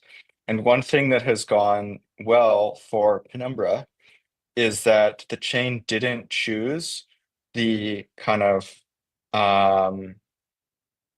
we'll just, you know, get like people to come in and have like a super high staking rate or whatever. And that meant that the people who showed up to run nodes at the beginning of the network are people who are actually aligned with the project. And that's a super, super powerful foundation. And Zcash has an enormous amount of goodwill, and it should leverage. Definitely. Yes.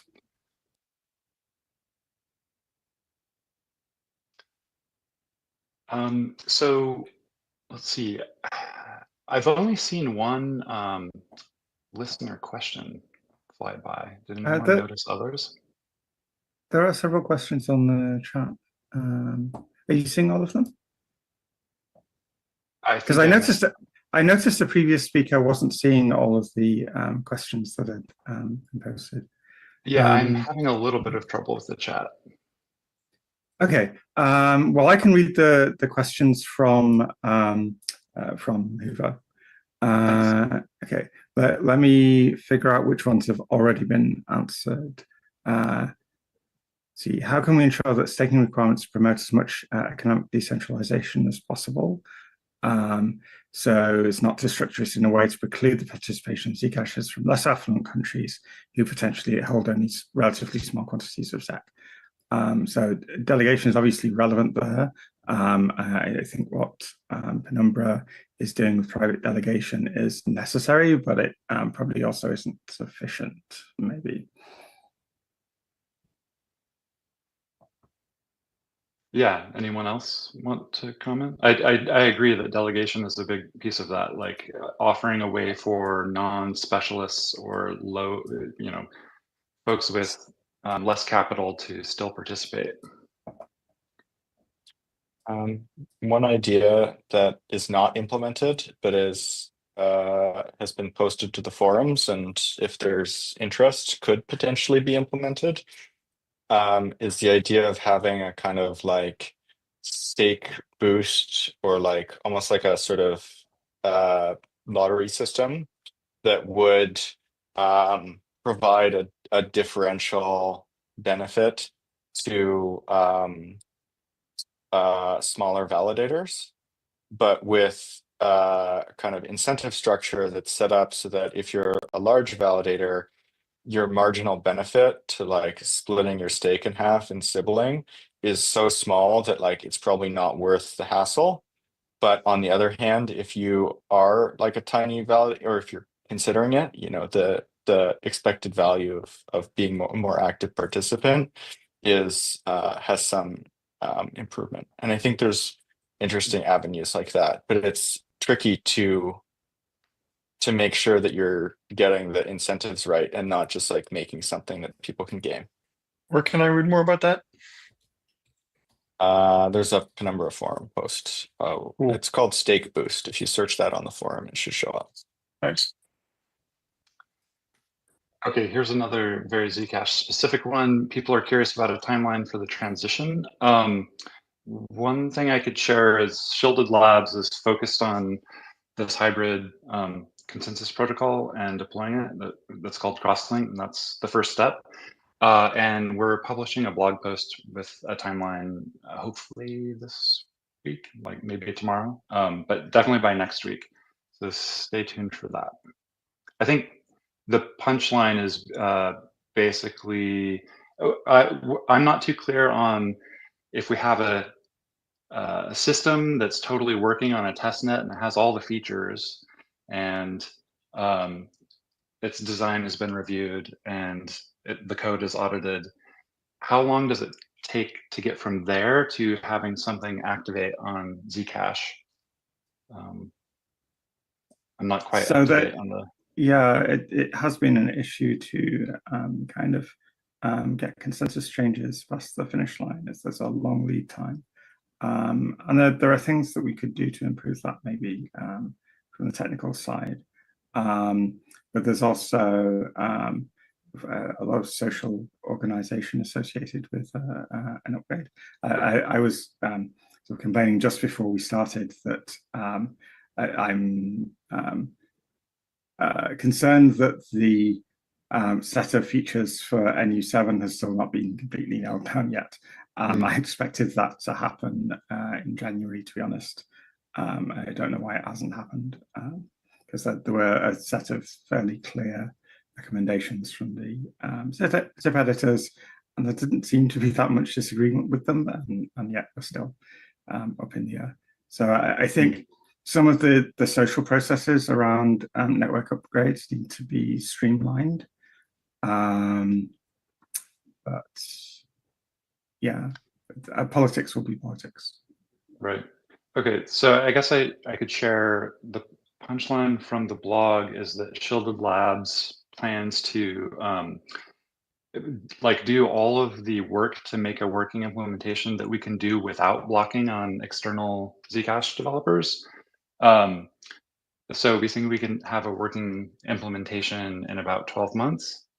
And then however long it would take to go from there to activation is more uncertain. And it's also something I think we can continue to improve upon as across the orgs as we approach that. Yeah.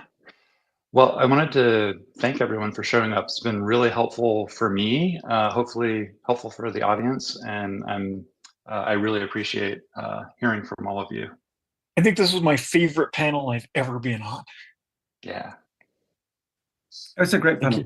Thank you. Especially because I'm not in a poofy chair on a stage. That's a chair that's too poofy. They're always too poofy for me.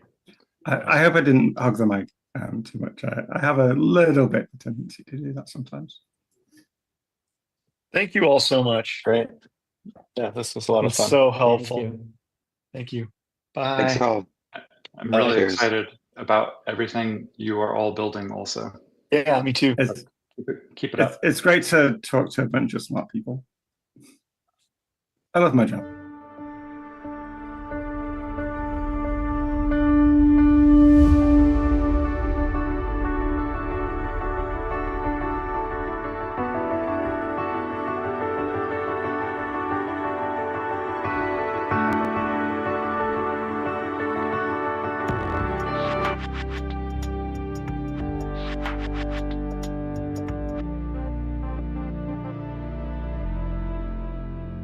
I actually started my career on Wall Street.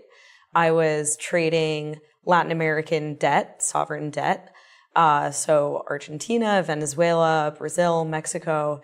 And it was actually through that lens that I first came upon Bitcoin and cryptocurrency. This was a few years ago now. And a friend of mine, a colleague who was working in Argentina, called me up. And at the time, Argentina had very strict capital controls in place, meaning people couldn't freely move their money in and out of the country. And so this friend of mine called me up one day and he said, Jill, you've got to check out this thing, Bitcoin. I've been able to move my money offshore for the first time in decades. It's going to be totally transformational. Lo and behold, of course, today, Wall Street is getting deeper and deeper into the space every day. So it's amazing to see the transformation. I think that it's a good thing to have institutional money in the space insofar as that is a big part of what helps drive awareness, what gets people's attention, and those two things will ultimately drive adoption and education about cryptocurrency, about privacy, about what it means to be able to control your money and your finances. So I think over the long run, it's a very positive influence. I think that over the short term, where we as an industry struggle a little bit with it, is that it's very easy to get over our skis in terms of capitalizing on a free flow of capital into the space, capitalizing on the hype. And that's where you start to see some of the scams and frauds come about. But over the long term, those things come out in the wash, and the good is here to stay.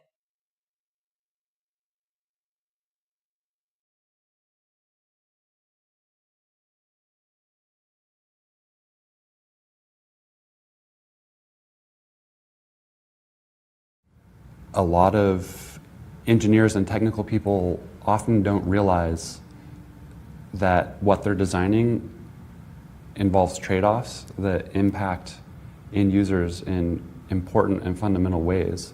A prime example is privacy.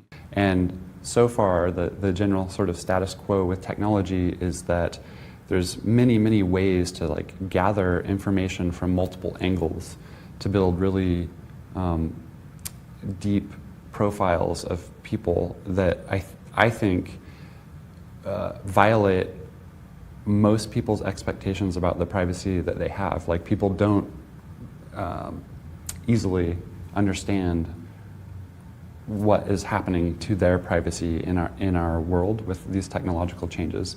So one of the most important ways I feel to empower users is to give them technology that respects their autonomy and decision making and provides strong privacy and security and safety in general.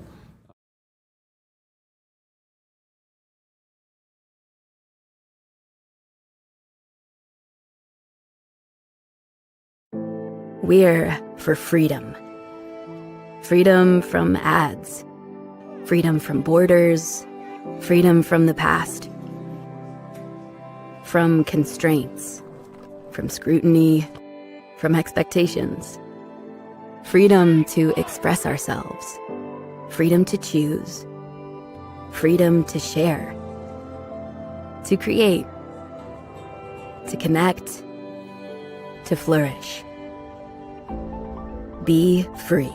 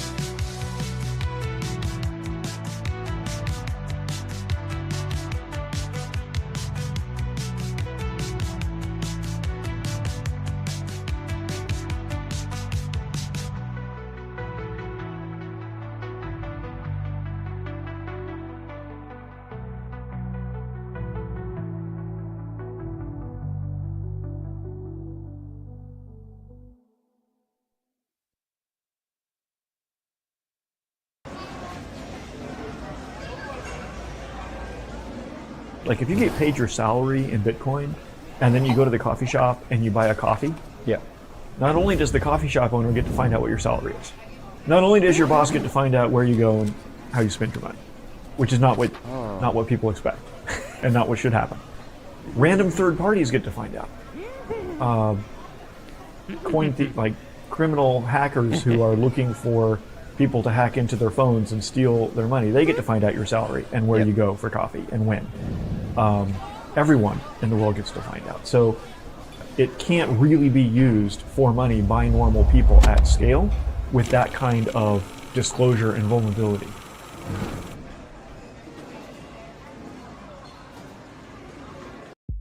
So I think that we're in a dangerous time. Individuals are very willing to give up their privacy, to get a free Facebook account, to get a free pizza, something like that. But when everybody acts as though privacy isn't important, we end up with a society in which nothing is private.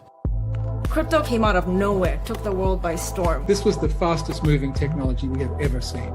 The cypherpunk said the internet and cryptography is going to change everything because it changes the fundamental balance of power.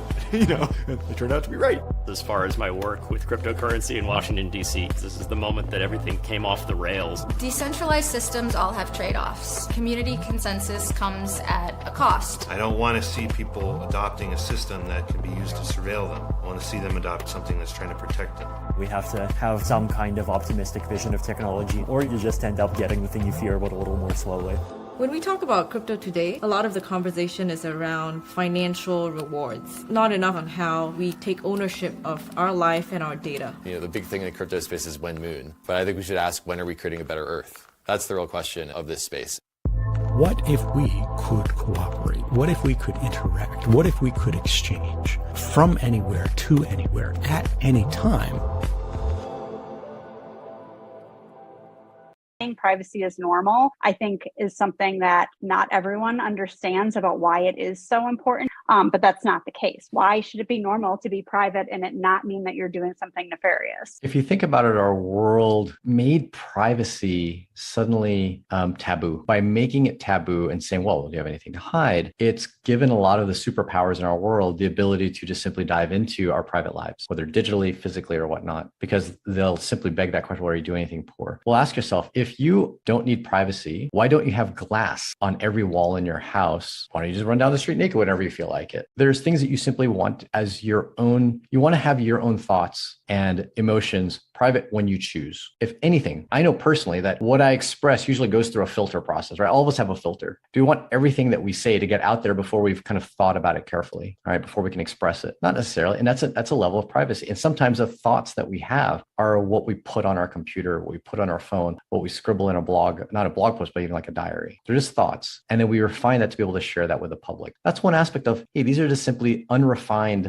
thoughts, ideas, in some cases, actions that I don't feel are ready for me to share with the people I want to share them with. From another viewpoint, a key piece of privacy that we've expected is in the world of like corporate privacy, right? Companies don't necessarily want other companies to know exactly what's going on within their company from a competitive standpoint, right? It's just raw competitive landscape. Don't countries also want privacy from other countries? So entities in general want some level of privacy from other entities, whether it's country to country, company to company, and what are people other than mini companies?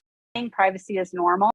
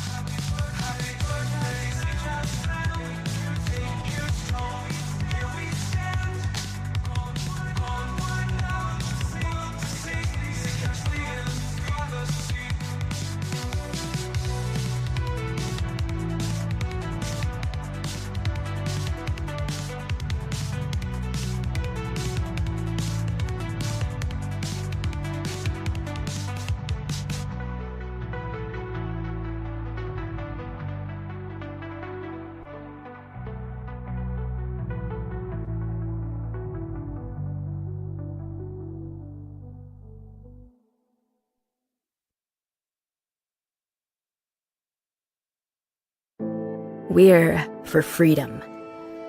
Freedom from ads. Freedom from borders. Freedom from the past. From constraints. From scrutiny. From expectations. Freedom to express ourselves. Freedom to choose. Freedom to share. To create.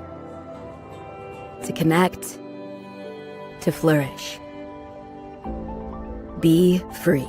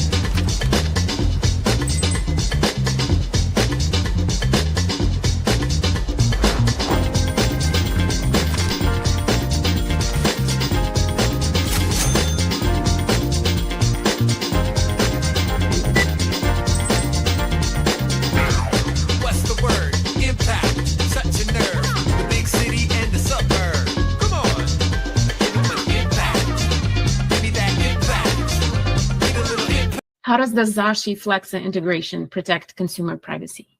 Great question.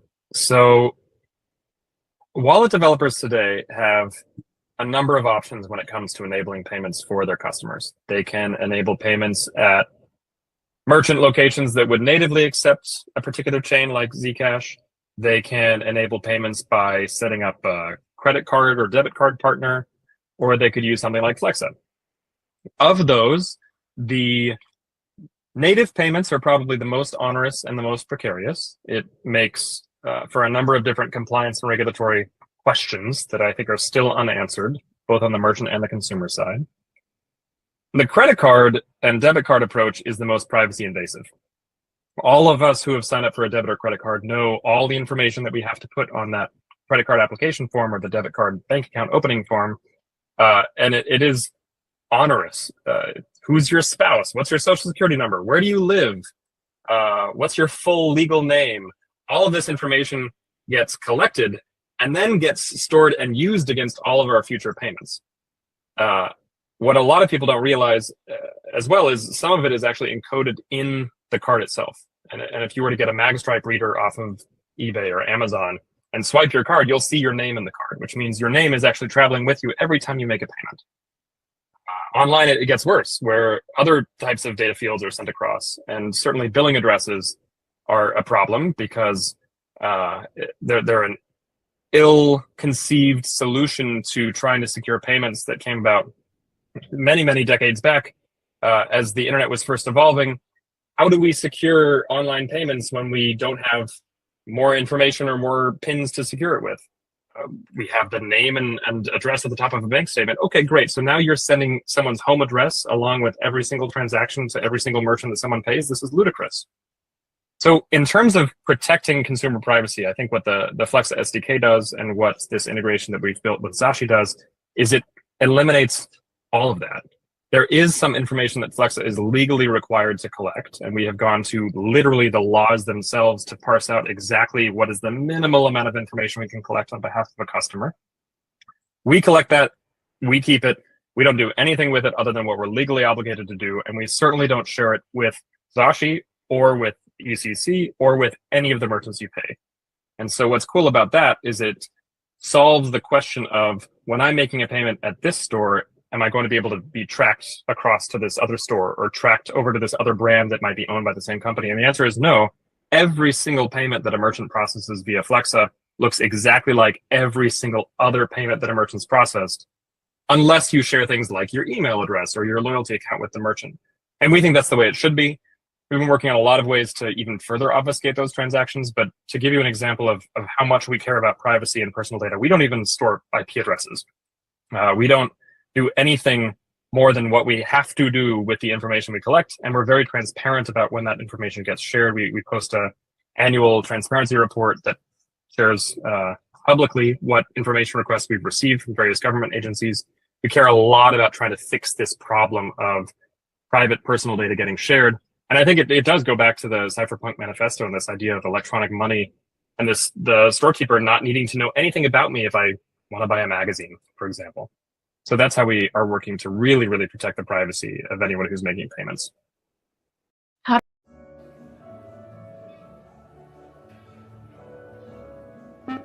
Next. Find everything okay? Yeah, but blueberries are out of season. You should rotate them with something citrusy and equatorial, like a pomelo. You sure do know a lot about horticulture, David Duchovny. Duchovny. Sometimes I think I know too much. Are the chupacabras real? Huh? Have you touched an alien? Oh, God. Has an alien touched you? Why is that line moving so fast? They're paying using digital currency. Not only is it super secure, it's super fast, and you can buy just about anything. Imagine what I could do with all that free time. I will save the whales.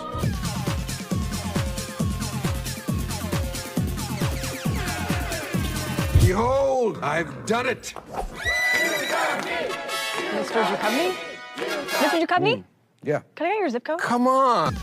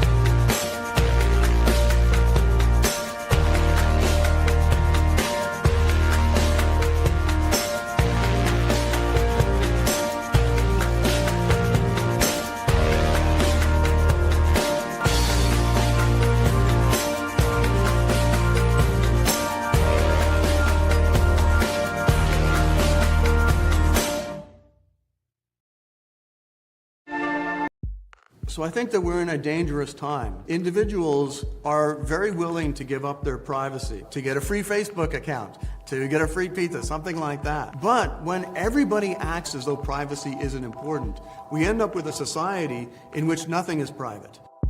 Crypto came out of nowhere, took the world by storm. This was the fastest moving technology we have ever seen.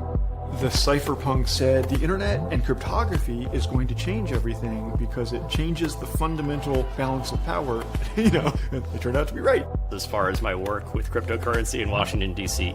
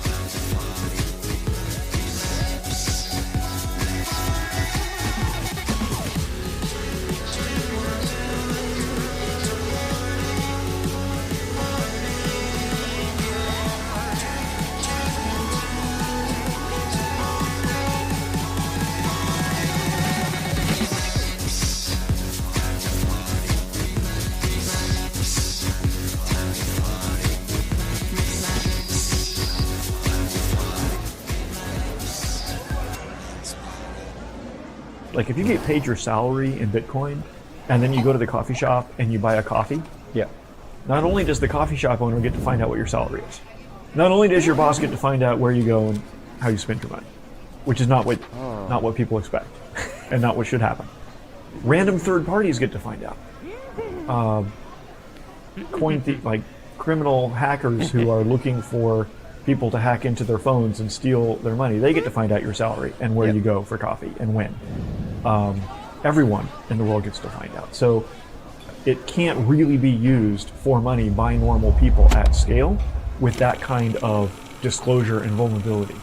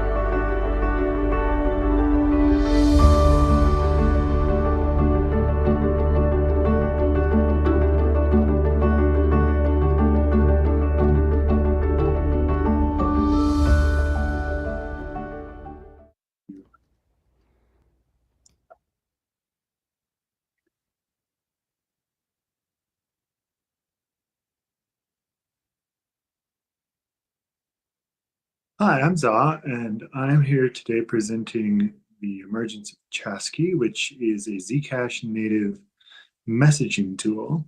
I'm speaking on behalf of the Zingo Lab subculture of the Zcash community. And before I proceed on to this presentation, which was created by our design team, I just want to say a few bits about what emergence and Chasqui are all about. We're saying emergence with respect to this messaging tool or communication tool because this is really a grassroots, a ground up, a groundswell even development where the Zcash community has long requested this feature or this ability to communicate using or leveraging private payments. And it's also emergent in the sense that I'll speak soon about the context we're operating in, but a really important part of that context is that we're standing on the shoulders of many giants. There's giant shoulders everywhere you look. And those giants have produced amazing innovations such that at this point, it's almost harder not to create this messaging tool. There's so many amazing developments that are either already off the shelf or really close to being off the shelf that just need to be snatched together to make this offering that has been demanded by the community. So this talk is going to be structured into a few pieces. We're going to discuss what our objective is. Why are we doing this? We're going to discuss the context that gave rise to that objective. And we're going to talk about how that context came to be and how we think our objective is going to feed back and hopefully change that context for the better. Then we'll present a demonstration of a proof of concept chat app that we have for internal test that we're hoping the wider Zcash community can adopt and dog food and help us refine and advance. Then I will offer a call to action, which is going to be partially, please use this thing and tell us what it can do and what you want it to do and what it can't do and help us out. And then finally, we'll open up to questions, which will hopefully be supported by the design and front-end specialists who understand all the different options that Chasqui is already offering, and hopefully the community will see some features, see some things they want, have some questions about the flows they see. So without further ado, let me talk about our objectives. So humans have, been around as a species for 1 million or 2 million years, depending on, what you think a human is. And pretty early on in that process, we defined these things called tools, which were things from the environment that had been shaped by our minds, and then were used to augment our abilities to change the environment. And always from their emergence, 500,000 million, a long time ago, until the very recent, last few years, a tool was intuitively always a possessor of a few properties. One of those properties was that its purpose was to serve its user. And another close corollary was that it was never for the purpose of serving something other than the user. Whether it was my chart hand axe or my screwdriver, I picked it up and it did what I wanted. It was loyal to me. We think that even though there's fantastic new innovations and amazing new changes coming from human cognitive ability, those two properties should be invariant. That relationship between a human and a tool is primordial, and it's fundamentally what it means to be human. So we aim to participate in preserving those properties, and we do so, of course, for our children. Here's my daughter using a tool to serve her need, to show her where something is. That map is going to work for her and only for her. And we're hoping that those properties are going to be things that we can help build and maintain in the future. So that's our objective. And so now we need to explain the environment that objective has arisen in. And the modern environment, a critical, probably central, probably main use of our technology networks is to communicate with each other.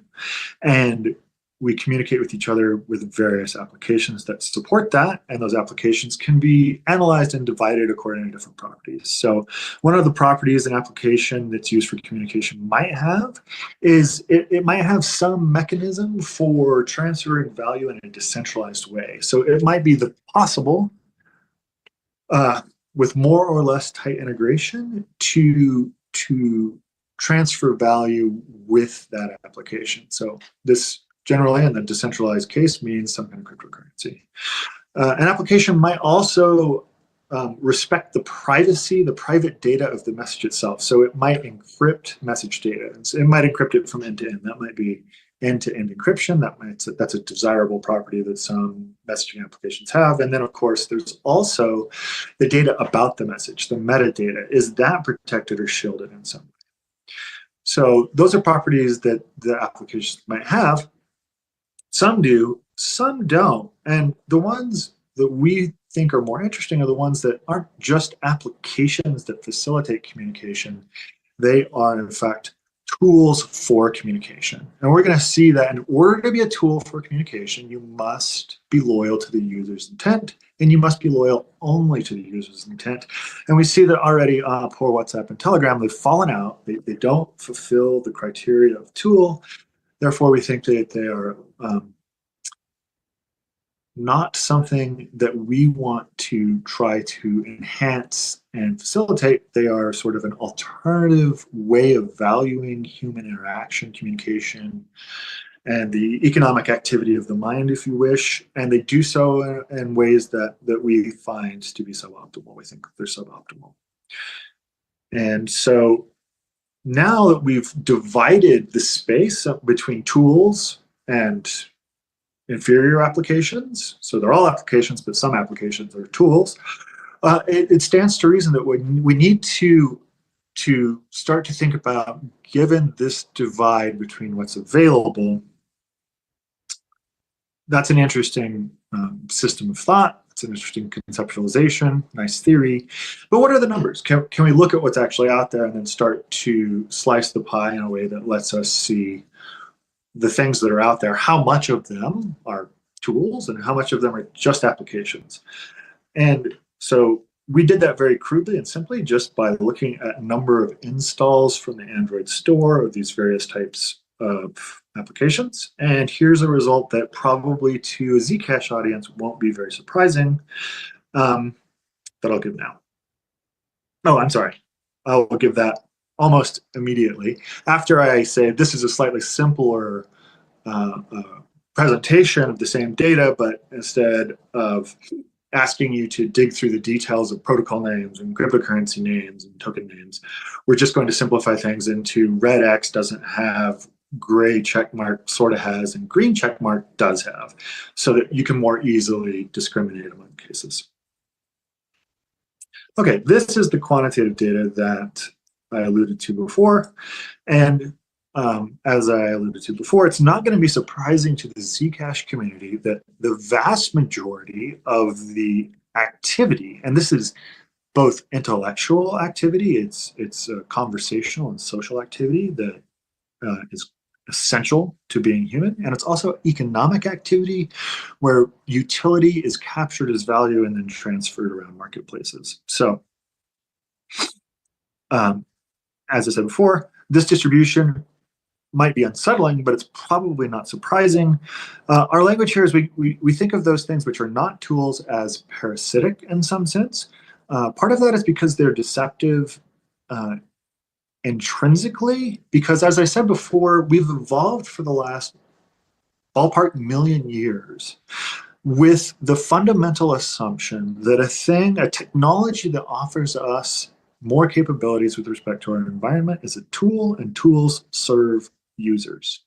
For the first time recently, that's no longer the case. These things, these applications are not tools because they're not serving their users. They're not serving the participants in the conversation. They're serving other entities which are relatively difficult to know. So what they're actually doing is taking agency of the humans participating and extracting it, which is why parasite is actually the proper term for those messaging technologies. Now, this might look, kind of bad, but it gets both worse and better. And I will explain why in my next slide. But you might remember from the last slide that we talked about WhatsApp and Telegram as examples of messaging platforms that fail our criteria for beneficent for the human enterprise. But actually, let's take a moment here, and maybe some of you already noticed this, and maybe some of you are about to be surprised because that summary actually misses the largest player in the field, which is, according to some random websites I surveyed, the largest application by installs, by usage on the face of the planet. That's WeChat, known internally in China as Weixin, which is officially sanctioned by the People's Republic of China. It's an application that's produced by the Tencent company, and it manages all manner of communication and very explicitly and unapologetically parasitizes the users for the benefit of, in this case, the state of China. And so bear in mind that loyal tools for messaging were already a radically minor player. Yeah, you're proud you use Signal, you've got your mom to use it, you use Matrix, whatever. That you're not normal. Zcashers are not representative. By radically, unambiguously, the vast majority of users use WhatsApp and Telegram. And now let's be explicit and clear about this. WhatsApp and Telegram, they are minority players. WeChat is significantly larger than them combined. So that should give you maybe a little bit of pause. Maybe this is old news to you because you're a Zcasher.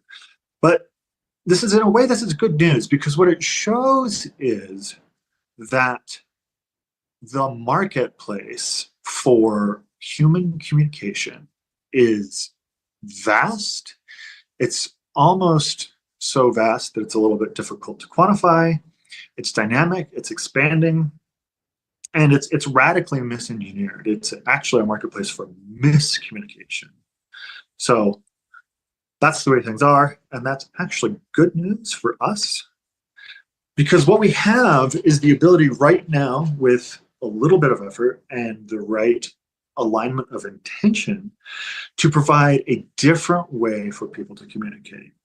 What Chasky offers is a way in which the participants in a conversation can become the owners owners of the conversation. And that's because private payments, which Zcash is the core value proposition of Zcash, provide a mechanism by which participants in a network community can opt into and consensually control and move value without permission from an outside entity and without revealing information to an outside entity. And that's key, because without it being knowable who is consuming your information, you are in a state where you cannot consent.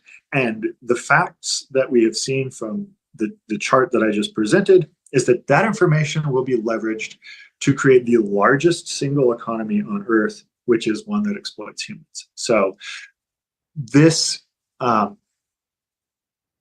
this fact that our zero knowledge payment system permits us to transact in a way that does not reveal information to parasitic entities is one of the core necessary conditions to create an alternative economy where the people in the conversation are the owners of the conversation.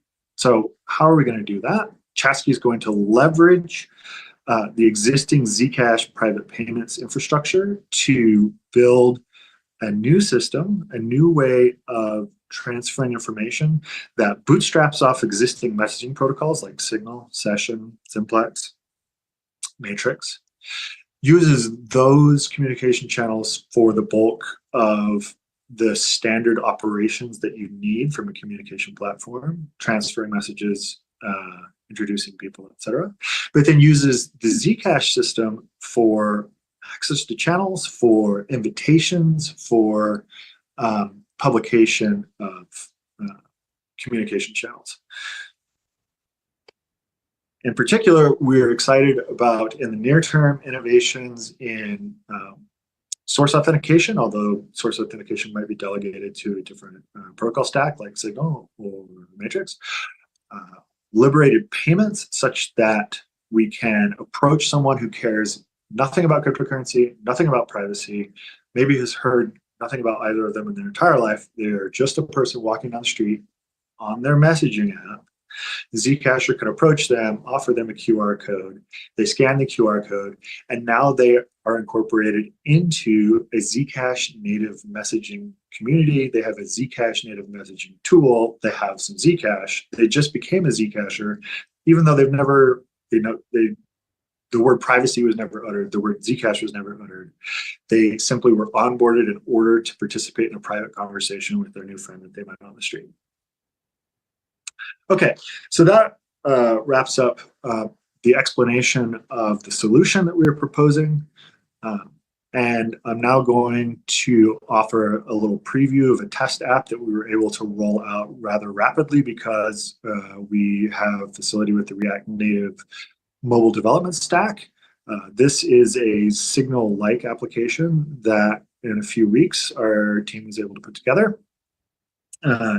In particular, it has a few things that are popular concepts in the Zcash community. They are organized lists of chats, so you can see person A, person B, person C, and then you can select one of them and see a conversation with a person. And then this also has the ability to search for a chat, so you could say, hey, I want to talk to Danica, and that search will then open up the conversation between Danica and I. Finally, this video is going to show what it looks like for a message to go from gossiped in the mempool to confirmed at the end. If that's of interest to you, keep an eye out for it.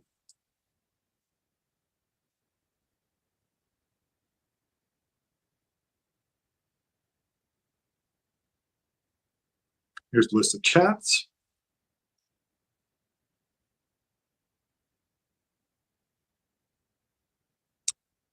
We see the list of chats again, and then we search for a specific chat.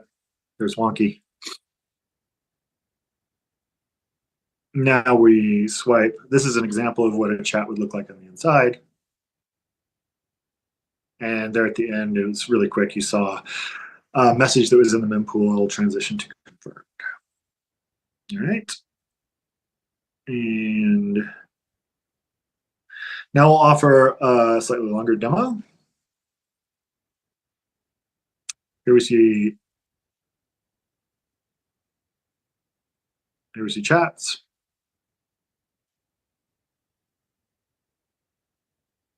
Search for a chat.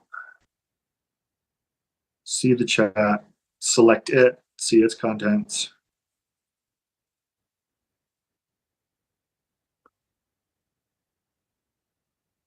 Another way to access a chat, slide left.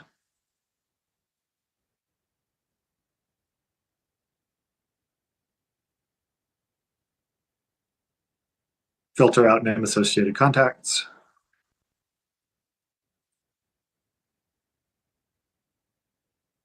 Add a contact, so associate an address with an M.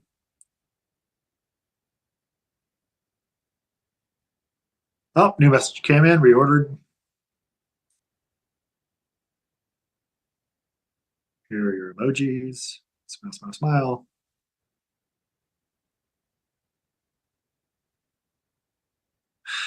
Mempool to confirmation on the lower right there.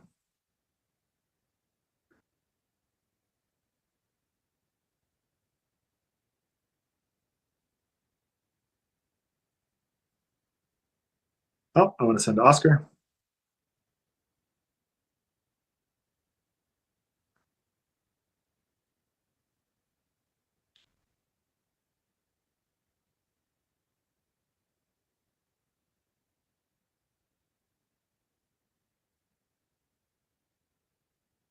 Come back to Michael, examine a particular transaction.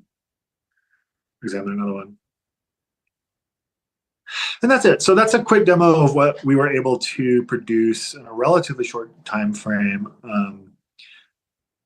as a internal test mock-up demo of what's relatively easily possible in a Zcash messenger. Now, it's important to know that we are aware of limitations and necessary new features before a real chat application can be live and mainstream as a Zcash native messaging tool. And so I want to wrap up, or at least get to the questions with a call to action. If you are interested in this topic at all, if you know about what functionality and what capabilities can be delegated to the Signal protocol or the Matrix protocol, if you know about federating with Matrix servers, if you have ideas for how to bootstrap off the authentication used in SimpleX, and you want to help us bring the Zcash payments together with those primitives and those constructs in a way that it helps us achieve our vision, that's awesome. We're interested. If you want to help us work out how to do liberated payments, we're interested. If you want to help us do source authentication, we're interested. If you have other ideas, we're interested. Pile on. Let's do this thing and allow people who are currently trapped in things like WhatsApp and WeChat to have a better relationship with technology, a better way of being. Thank you very much. And now I'll open it up to questions. What importance can a new user...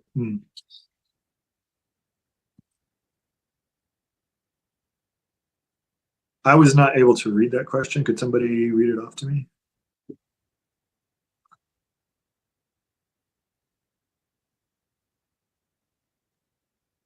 What importance can a new user see in this function, and how can they incorporate it into their daily life? So the idea is that this tool will in many ways, in casual use be like Signal perhaps, but it will fundamentally change the degree of control that a person has over their conversation data. One example I thought of was, what about like a Discord style communication? Like there's a public channel, anyone can access it, and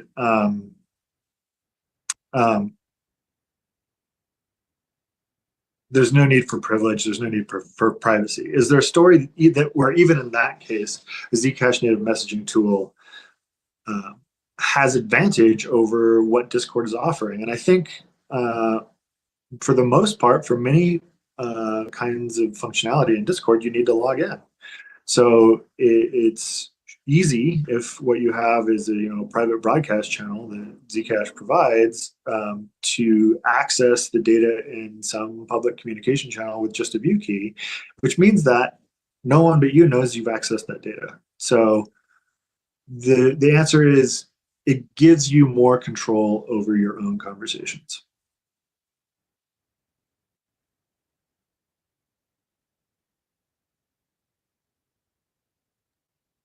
The next question is, can you share 3 reasons why Zcash global community members must use Chasqui instead of Signal?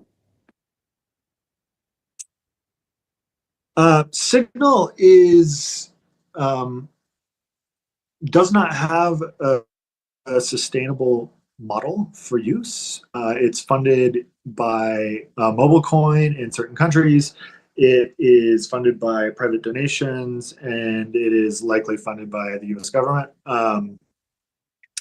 It is not possible to easily federate. So if you want to run your own servers to control your ability to message with Signal at a finer grain, that's not, at least not trivially possible. Those are 2 reasons. I think the third reason is that Signal doesn't provide an onboard protocol that I'm aware of, or an onboard flow that empowers the user to have Zcash have access to private payments out the gate.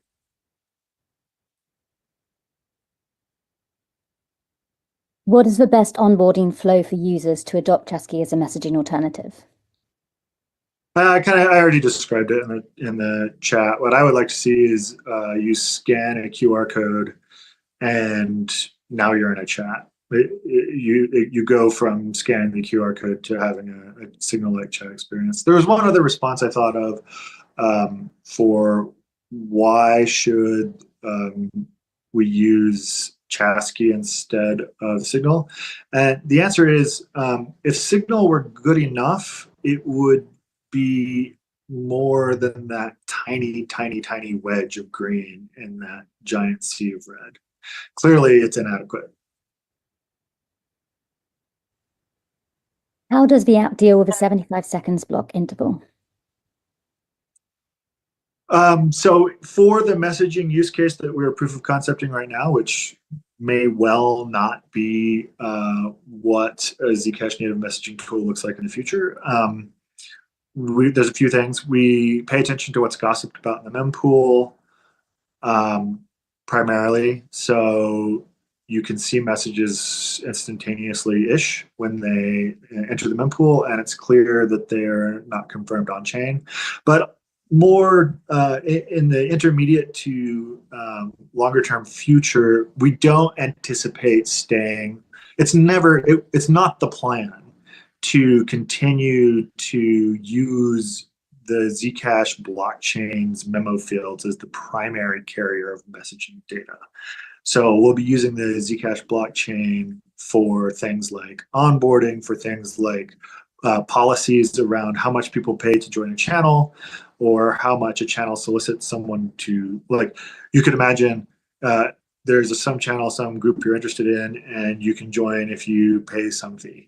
Or you might have a channel where you're discussing some book and you really hope that the author would come and talk in that channel, and you can offer them a payment to join the channel. So the Zcash integration will be around things like access, publication, and the structure topology of the network, not so much the core data carry mechanism. That will probably be delegated to something like Matrix or Signal. So Signal will probably be, or possibly be, in the mix in the intermediate to long term. For a new Zingo user, what benefit will Chasqui bring? One more time? Sorry, for a new Zingo user, what benefit will Chasqui bring? For a new Zingo user, it's likely that they are a new Zingo user because of Chasqui. It's chat and messaging and interpersonal communication is where people are. It's where the economy that has been derived from intellectual and social activity has appeared. And so it's unlikely that it's relatively unlikely that a person's going to it's going to take more work to get a random person to become a Zingo user than it will to take a person to become a Zcash Chasqui chatter. And of course, under the hood, Zingo is the wallet that will support the Chasqui app in the near future. Although I would like to emphasize that I think that the differences between Zcash wallets might be overemphasized, and with our new interoperability standards from ZWIF, I foresee a future. I would like to see a future where everybody has multiple Zcash apps installed and that they are specialized to different purposes. So Chasqui is the thing that is for messaging, and then Zashi is the thing for storage of funds, and then maybe you have some kind of automated policy where you don't hold that much value in the relatively rapidly evolving chat application. You periodically delegate that to your Zashi vault. We're at time, but I think can maybe answer a couple more questions. Does that sound okay? Do my best. With Chasqui, is Zingo meant to be the first private peer-to-peer messaging platform on chain and a way to motivate Zcash new adopters to use Zingo as a main wallet? Is this new feature to be included in wallets like Zashi in the near future? So Chasqui, Zingo is the wallet that the Zingo Labs community has built and that we have. And we are innovating and adding features to that, which is the React Native, with its React Native stack, because we can evolve and adapt that UX and that UI very efficiently. And so we can run a lot of experiments. There's a few things. One thing is that we anticipate extracting value consensually. Maybe extracting is the wrong word. We anticipate receiving value that it was explicitly opted into by end users for messaging. So the random person on the street that was met earlier sends a message. There's some commission or fee taken from that message. That goes into a pot. That pot is for the purpose of cultivating, enhancing, and developing Zcash native messaging. So that pot isn't specific for any Zingo Labs app. It's not anticipated that it will be curated or managed by a committee of Zingoistas. It's a Zcash native messaging pot. And so funds that go into that pot, we expect to come out to run nodes that support a Zcash native messaging protocol that has no special affinity to any Zingo app, or to develop new parts of the Zcash protocol like source authentication or liberated payments, which can be used by anyone. So it's possible, and in the short term, it might be the case that for messaging, Chasqui is what people turn to because that's where the messaging development is going on. And maybe they turn to a different Zcash tool for a different use case, like secure storage of funds across generations, across organizations, across, if you just have a large amount of funds. So maybe Zashi is the right answer there. So in the short term, we hope to develop a messenger that people like and use, but we don't anticipate funding an exclusive messaging app that's going to squeeze out other wallets or applications in the space. We actually think that there's too much space and that wallets are going to diversify into whole different areas. So we might get lonely inside the messaging space. There's a clarifying question here. Is Chasqui an independent app from Zingo, or are they the same? Will Chasqui be inside Zingo Wallet? They're the same. We're not going to do a ground-up re-implementation of the wallet. Although, having said that, we have rewritten most of Zingo's code in the last year. But we certainly want to develop reusable patterns that other Zcacher projects can use, UniFFI to provide language bindings for multiple languages, a library API or SDK for the front end for the React Native layer. So even if what you want to do is like a Zcash native messaging tool in React Native, we hope to provide an open source library to facilitate you doing that. So yeah, we're building on what we have, which is Zingo, but we anticipate building things in a way that is modular and shareable and useful across the ecosystem.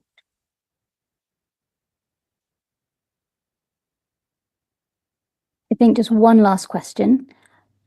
What is the difference between sending encrypted memos from a wallet and using Chesky?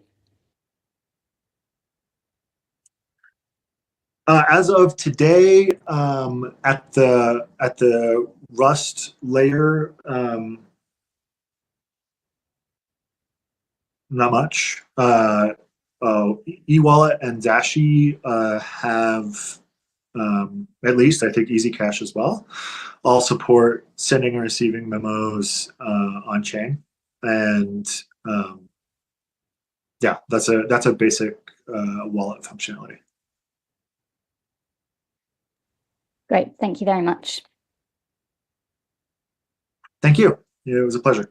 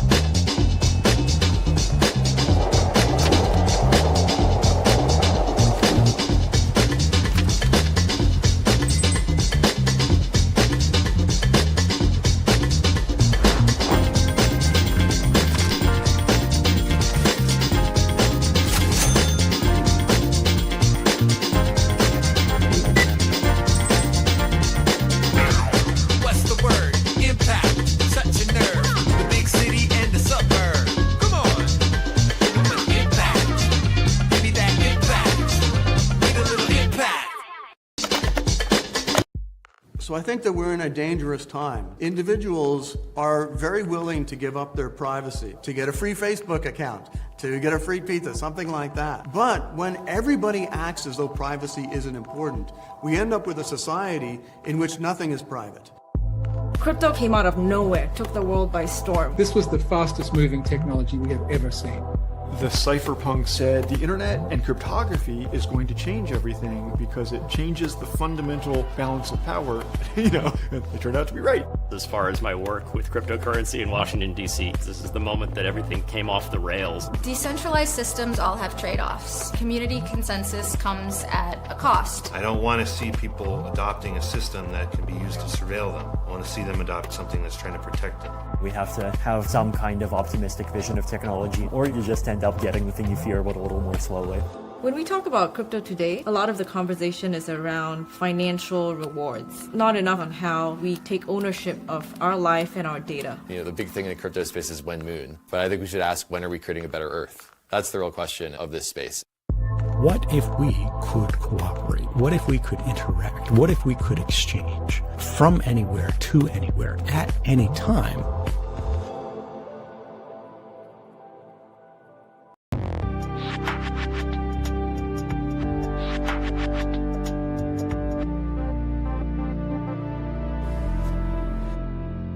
Privacy just is it's an important human right to me. It's what allows me to feel comfortable as a human being. It's what allows many other people to feel comfortable and safe and secure, and to feel like they have an opportunity to help influence and change the world and improve people's lives, which is interesting because it's kind of a selfish right. It's something you preserve to yourself, but it really is necessary for a society to function properly, in my opinion. I'm most optimistic about the fact that governments, especially regulators, are beginning to understand that privacy is necessary for finance, and that decentralized models of financial activity, such as Bitcoin and cryptocurrencies and so on, are important, and that privacy is incredibly important for those models to function correctly, and that just because some criminals use privacy-preserving technology doesn't mean that no one should have privacy, or that we should ban Zcash or ban Monero or ban anything. It's really, I'm really optimistic about the fact that regulators are seeing, at least in the United States, are seeing that privacy is important. I'm a little pessimistic about kind of the risk of privacy, at least inferred risk from regulators overseas is kind of concerning. Hopefully they'll realize that with time, I'm sure they'll realize that privacy is very important.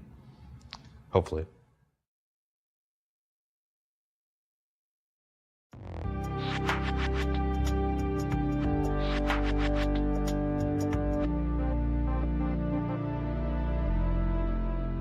I started on this road back in 2010 when I was at MIT working on side channel attacks on cloud computing and how to steal information from those computers that you're not supposed to trust. And that got me thinking, how can we trust a computer that we don't own, that is somewhere out there, controlled by someone we've never seen, and is running our code and producing output that's sent back to us? And I realized that zero-knowledge proofs, which were back then a theoretical curiosity and fascinating technique, but not on anyone's radar for practicality, I realized that this could, in principle, solve the problem if someone could prove to you that they have run the correct code for you. And moreover, if you actually change them, then you can reason about an ongoing computation consisting of multiple steps, maybe from different parties, that preserves some ongoing property. So with this in mind, I applied to the National Science Foundation for some funding to pursue this direction. And the answer we got was basically, this will probably never be practical, but if it ever were practical, then it could change the world. So here are a few bucks. So with that, we set out, my then student Alessandro Chiesa and me, to explore this notion and We had a series of papers defining this notion of ZK snarks, which distill the requisite properties of zero-knowledge proofs that you would need in these kind of applications, and proof-carrying data, which is the idea of chaining them together. And we started the collaboration with Eli Ben-Sasson and subsequently with Madars at MIT, Madars Virza, to actually implement these ZK snarks. Along the way, a new generation of techniques based on QAPs came along, which provided another approach complementing the PCP-based approach that Eli was leading. And we used these to build a series of prototypes that show that these abstract ideas are actually practical. We actually were able to have a generic compiler that can take any C program and compile it into a new one that can verify itself and produce a succinct proof, a few hundred bytes, checkable in a few milliseconds, that would convince you that the program ran correctly, even if it was on the cloud or on hardware provided by the cheapest bidder. So we were very happy about that, and then we started thinking, what kind of C programs would we actually plug into this machinery? And that was around 2013. And these were just the days when Bitcoin became popular. People realized that, hey, blockchains are cool. And they were also starting to realize that actually blockchains are not private. They are revealing all of their transactions. We heard of that group over in Johns Hopkins that was also looking at that and actually had an approach for solving that, the zero-coin protocol, that sort of provides a private version of Bitcoin, but not with all the functionality that you would want, and wasn't fast enough, proofs were too large. And it turns out that the machinery that we had, and we were just so eager to find some nice use cases for, was exactly the missing ingredient in the protocol. So we got together in 2013, and we started scheming and finding out how to compose the ingredients and how to build a new protocol that uses those snarks in a way that is tailored for that application. And that actually worked out. Within a few months, we had the first draft. And in 2014, we presented this at an important security conference, but important for academia. And it turns out that that is not quite enough to make an impact in the real world, because we thought we had solved Bitcoin's privacy problem, and we were waiting for the world to beat a path to our door and use it. And after waiting for a while, we realized that we may need to be more proactive, and that the extra effort required to take academic code and making something that you would trust your mother to put her life savings in. That's not something that can be justified within academic research, and it's not something that was on anyone else's radar. So we reached out to Zuko and to List Authority because of their excellent reputation designing cryptographic protocols for the real world. And together with the Johns Hopkins team, consisting of Matt Green, Ian Mears, and Christina Garman, we set up the Zcash company as the vehicle to create what would become Zcash on top of that zero cash protocol that we have published academically. That took nearly 2 years of additional engineering effort, a lot of review, finding and fixing bugs, learning about all the extra challenges needed to make things usable and trustworthy. And in October 2016, we actually shipped the code, and that was, I'm proud and happy to say, the most boring launch of my life, because it actually worked. It keeps working to this day. Then here we are, finding ways to make people use it. There were 6 original members of the ceremony. One of them, whose pseudonym was John Dobbertin. And he's a world-famous household name, but I don't know if anyone will ever know who he was.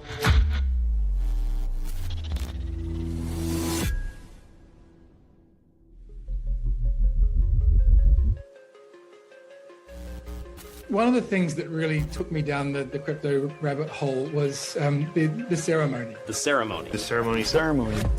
No cryptocurrency has ever launched with a more detailed process than Zcash's ceremony. Zcash is a privacy-preserving cryptocurrency that allows users to create end-to-end encrypted transactions. But to start Zcash, the inventors encountered a few challenges. There's this critical problem or stumbling block, which is somebody has to generate the parameters. They have to generate this cryptographic structure. And if the person who generates that cryptographic structure secretly keeps the key that they use to generate it, then they will be able to counterfeit money. When launching Zcash, developers create a special key that is used to lock the code that runs the currency. With the code locked, no one can generate any counterfeit transactions. But there's a catch. Users would have to trust that the developer who locked the code also destroyed their copy of the key, and that no one else duplicated the key. This issue became known as the trusted setup problem. In order to launch Zcash, the team devised a way to pull off the trusted setup as safely as possible. One way to mitigate having to trust one person to do this computation correctly is to trust that at least one of many people did the computation correctly. By involving multiple people, they divided the control. Now, instead of just one key locking the code, there would need to be 6. And as long as just one of those 6 people destroyed their key after the setup, Zcash would be launched successfully. So in 2016, they carried out this process in the ceremony. There were 6 original members of the ceremony, and I recruited a few people who knew about Zcash. One of them was a hacker who was a Bitcoin hacker. One of them was this information security consulting company that we had hired and paid to both do the ceremony honestly in one room and also to attempt to hack the ceremony as best they could in the other room. And then there was me and my friends that were part of Denver Station. Then there was Andrew Miller and Peter Van Valkenburg in their separate locations. And there was a 6th person whose pseudonym was John Dobbertin. We kind of hinted that John Dobbertin was a pseudonym, but nobody knew who John Dobbertin was or anything about him.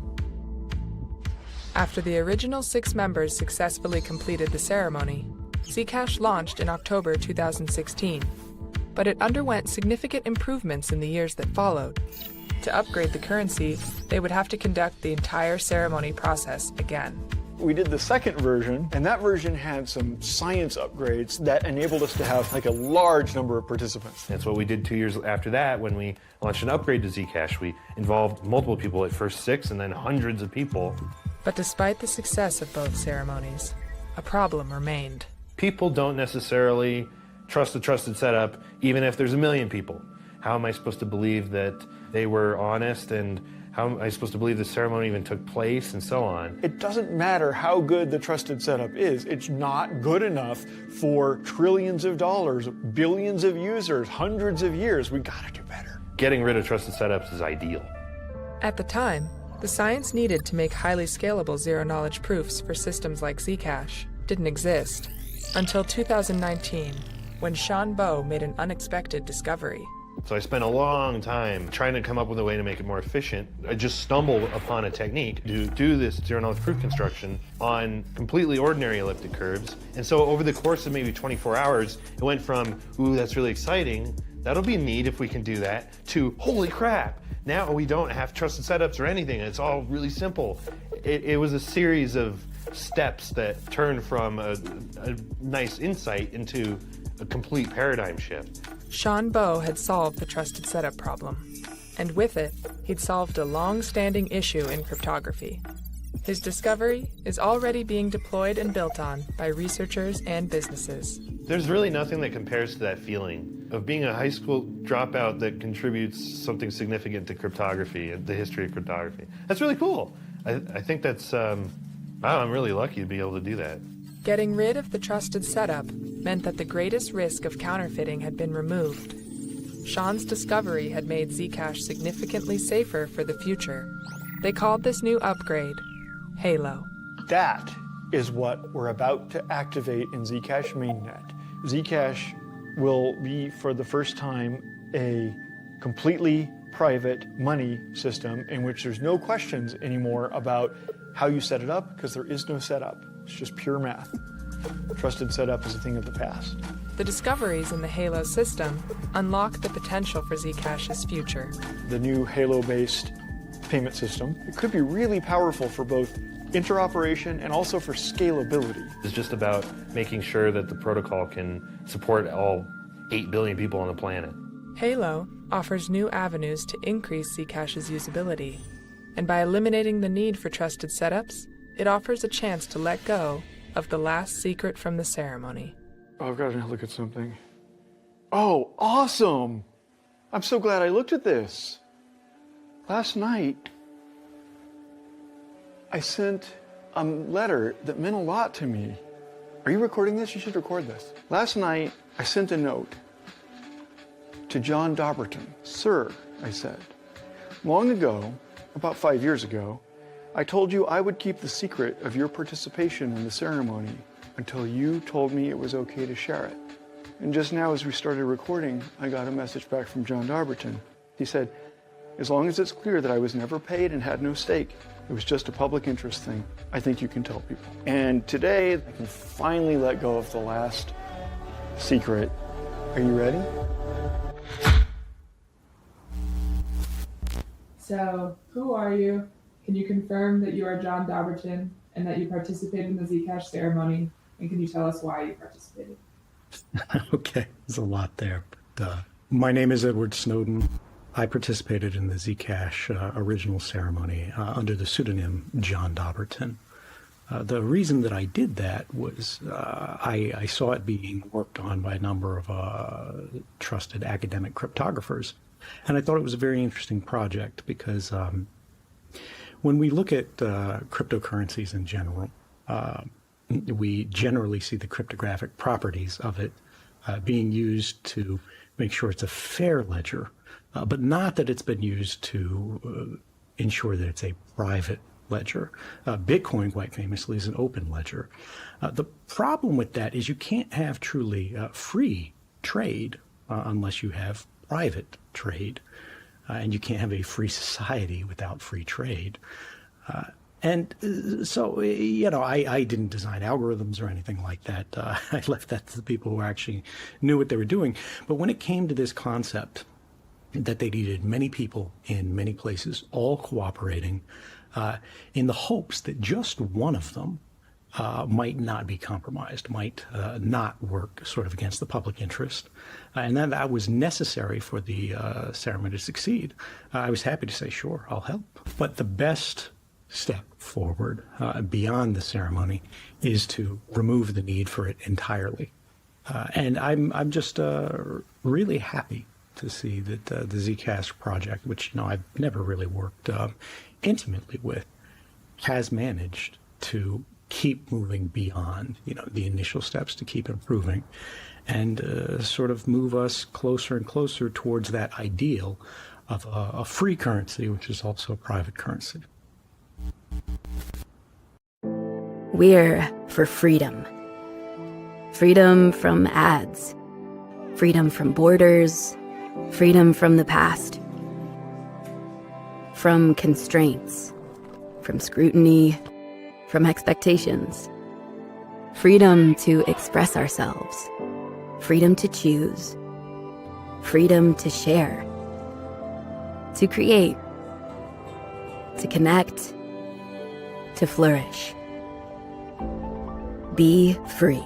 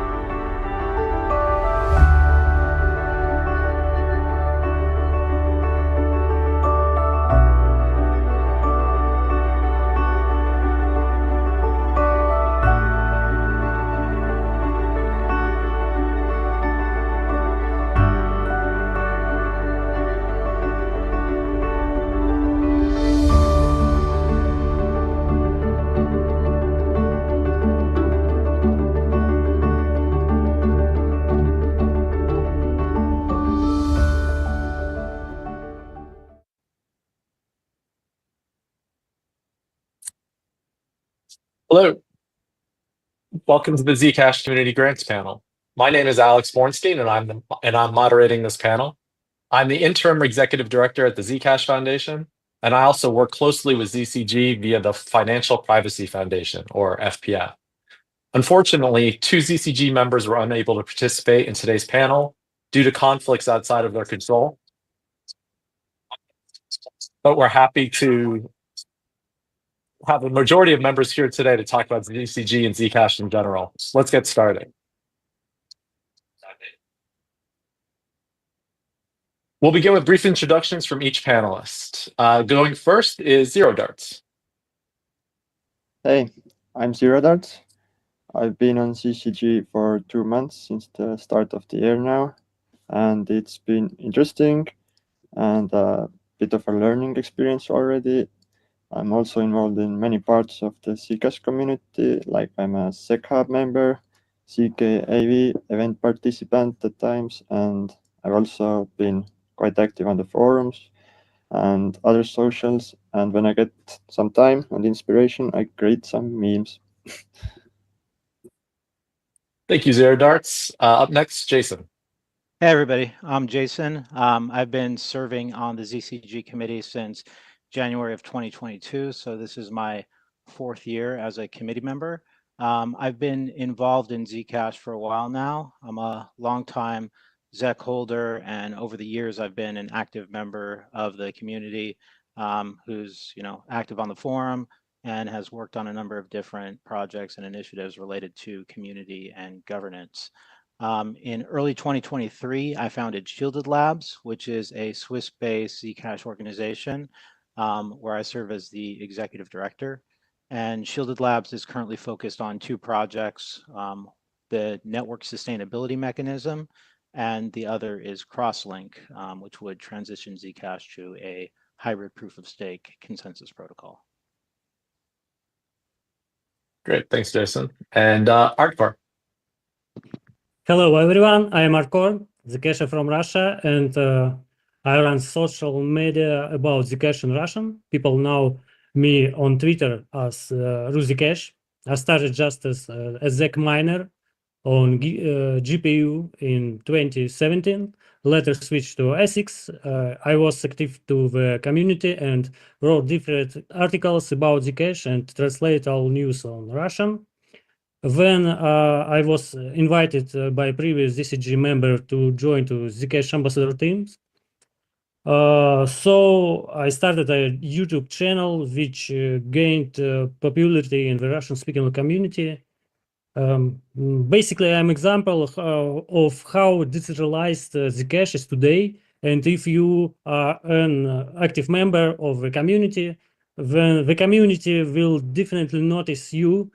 It doesn't matter where are you from. Thanks, Alex. Let's get started.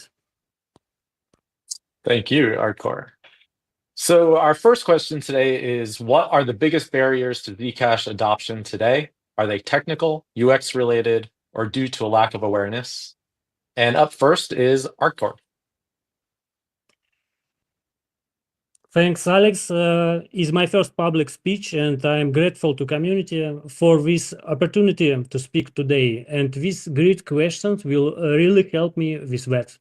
I believe that our best strategy to overcome all barriers is to place Zcash exactly where everyone will eventually arrive. Let me explain what I mean.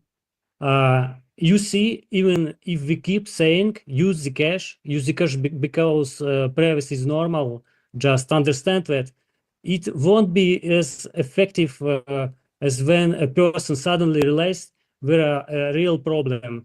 One way or someone way now has faced what cannot be solved with any over-transparent crypto tool. It can only be solved with a truly private and fungible cryptocurrencies like Zcash. I don't think it's possible to speed up or artificially create such situation, but a good example of this is something like recent Bybit hack. I've been thinking about it. What happens next? What happens now? What a third of 1% of all ETH has been marketed as stolen and is now flowing through different forms, mixing with clan assets. No one fully understands yet whether this threatens regular people, but some DEX developers have already called for stopping and have haven't left their projects. DEX are important, but vulnerable places. The problem is that decentralization and transparent blockchains will always bring up these ethical debates, but not just debates. Regular can go after protocol devs depending on the jurisdiction. Where we were seeing this happen, developers when faced or a choice, either become centralized censored services or risk their own well-being. And that's just one aspect of issue. What happens to people, assets, if they unknowingly trade their clean Bitcoin for stolen ETH? What if they're labeled as money lenders? What if their assets are seized or their assets are next person in line who tries to deposit them on a centralized exchange? Authorities could freeze not only the stolen ETH, but also the BTC that got tainted in the process. If the news spreads, people will avoid DEX trading altogether. In the end, DEX will start censoring transaction just to survive, and that's why there is no perfect solution. There are market forces at work. You can't make everyone happy. So many questions arise at once, but none of these questions would exist if Ethereum were fully private. Smart contracts are just code, and they need to be auditable. But what really allowed hackers to exploit Bybit? Who was using the smart contract? How we were using it and why? They saw everything in the public blockchain. As a result, a huge amount of funds was stolen. The most popular cryptocurrency exchange aggregator in Russia has long implemented ML procedures, and right now a lot of laundered assets are being confiscated during exchange attempts. Many people got their assets on DEX and ended up losing coins because it's not fungible. Huge amounts of damage to people who just didn't know about how cryptocurrency tracking works. And that's just one example. Today, another unprecedented incident occurred when Tether blocked $27 million in USDT in an exchange that operated in Russia and came under sanctions just at the snap of fingers. And this caused, not afraid to say, a great panic among cryptocurrency users in Russia. Over cases and even more abuse. Very serious personal security risk for owner of transporter assets because database leak into the darknet in all sorts of ways. This database contains personal info, people's addresses, Bitcoin wallets, and other sensitive data they provide during mandatory verifications. And this has happened ever before. There are mainstream way to pay with crypto in everyday life. Imagine what happens when people start paying in supermarket with Bitcoin. Every time they do, they're linking their wallets addresses to their real identity. What will make a lot of people stop and think, how do I protect myself from all of this? And the natural answer comes by itself. There must be a private tool like Zcash. Zcash offers a universal model which makes it a valuable asset. And we are already at the point where market forces will push all crypto users toward it. Some are sooner, some later. And we even have time to improve and prepare everything. We can build better interfaces, bridges, and more content to make it easier for people to find and use the tool they truly need for life. So what we need to do to overcome the barriers? We must keep up to pace and deliver everything we planned on time. And to do that, we need to cooperate and stay strong. And stay strong, we must respect each other, appreciate every contribution, devs, investors, miners, help each other, and love that are all building together. So what one day we can say to whole world, welcome to Zcash. Thanks for the question. That was great, Arcord. Thank you. Up next, we have Jason. Yeah, so I think one of the biggest barriers to Zcash adoption is awareness, because privacy hasn't had its moment yet in mainstream society, or even like crypto Twitter, for example. There is increasing awareness about things like digital surveillance and financial privacy, but it hasn't reached a level where everyday users see private transactions as essential. I think historically, like major adoption shifts in crypto have been driven by certain catalysts. So like Bitcoin, for example, gained traction during financial crises and central banks printing money. And then like stable coins, as another example, exploded in popularity due to global demand for US dollars with rising inflation, stuff like faster cross-border, the need for faster and more reliable cross-border payments. So I think for Zcash to see a similar breakthrough, there likely needs to be some sort of tipping point where privacy becomes an urgent priority. And that could be due to a number of different reasons, like regulatory overreach, financial censorship, concerns about data security. I do think that we're starting to see the early stages of that shift, and we'll probably see Zcash and other privacy preserving technologies become more relevant in the coming years.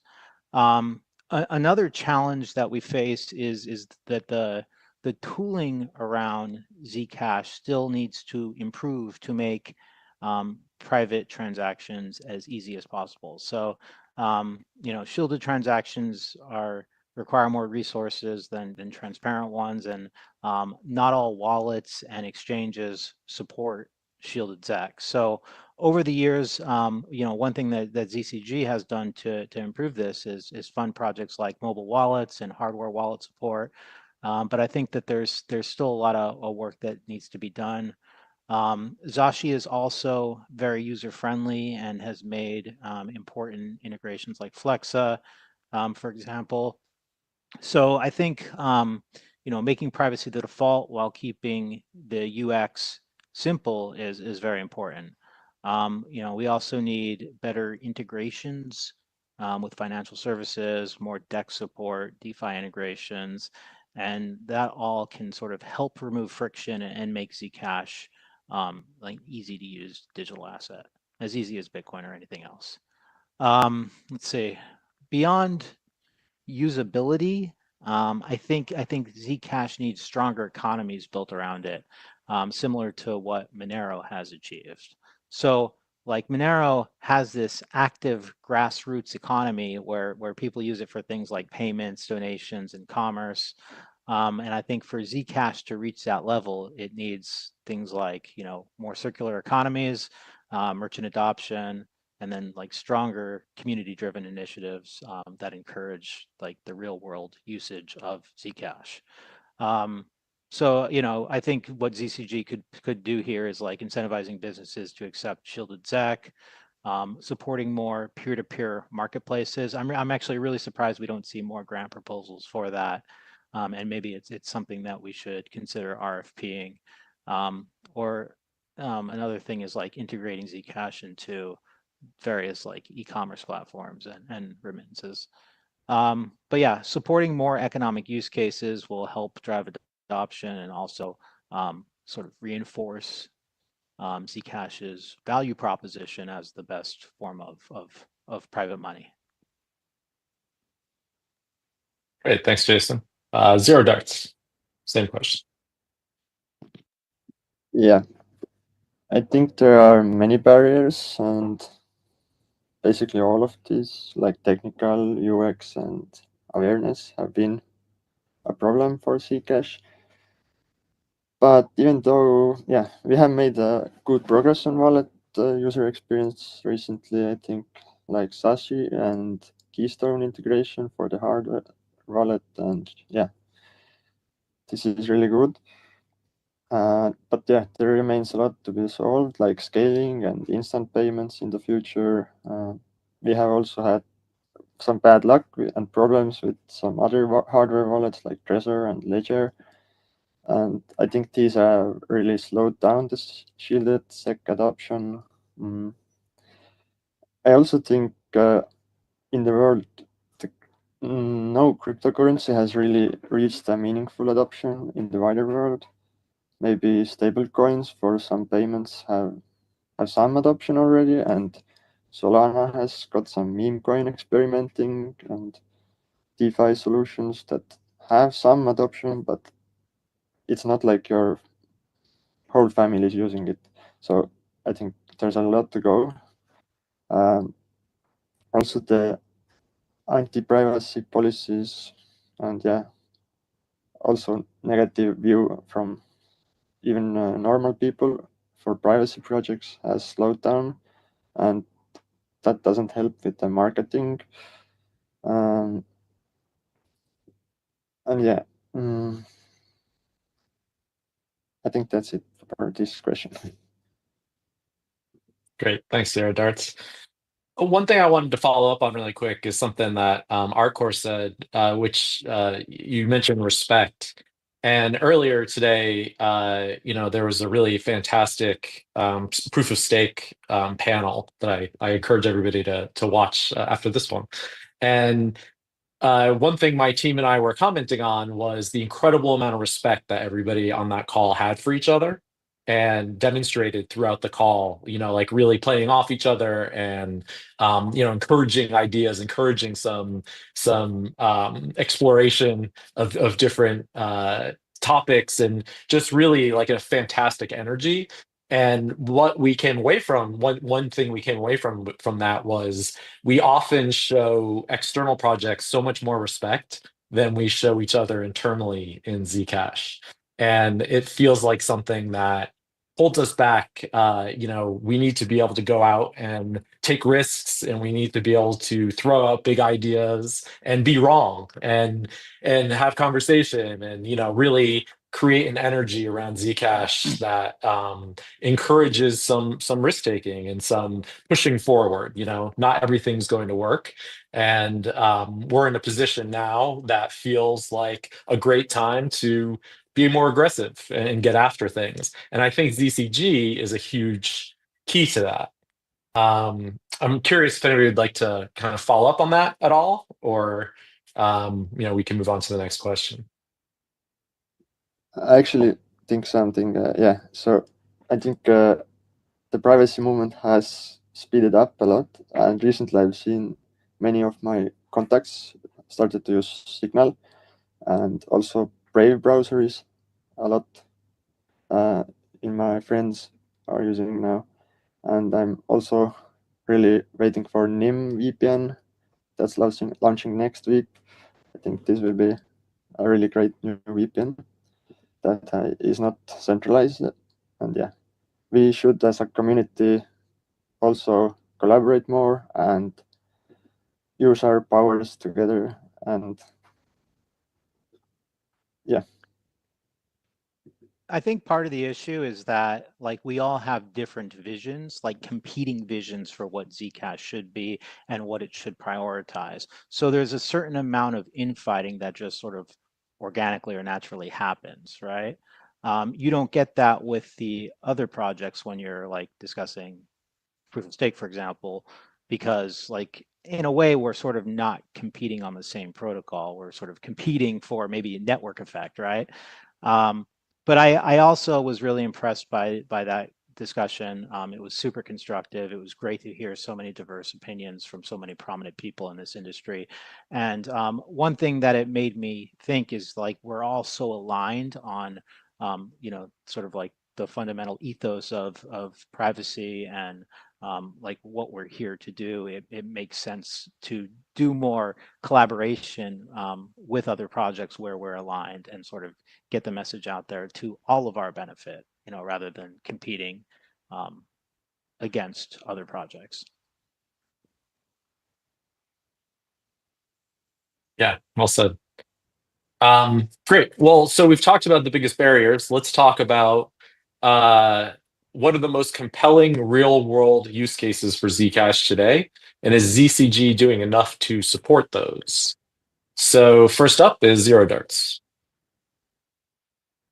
I think the most compelling real-world use cases are right now online payments, even when there aren't too many places at the moment that accept SEC.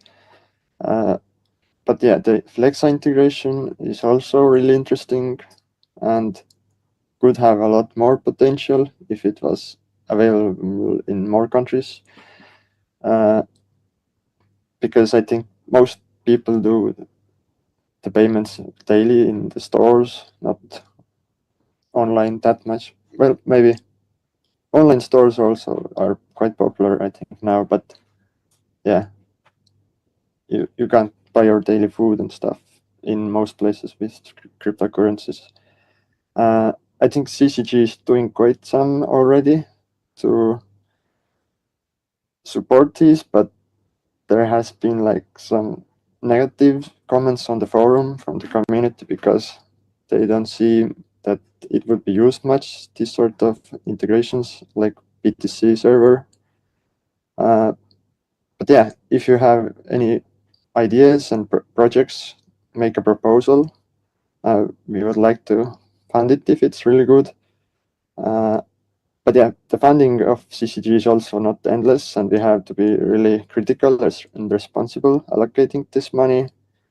But when the right time comes and some good projects want to do some integrations and stuff, I think there's a good chance we can approve those.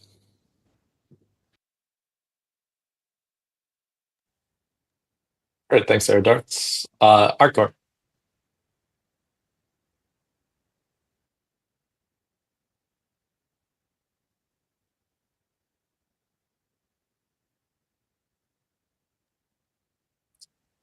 We can't hear you, Arcor.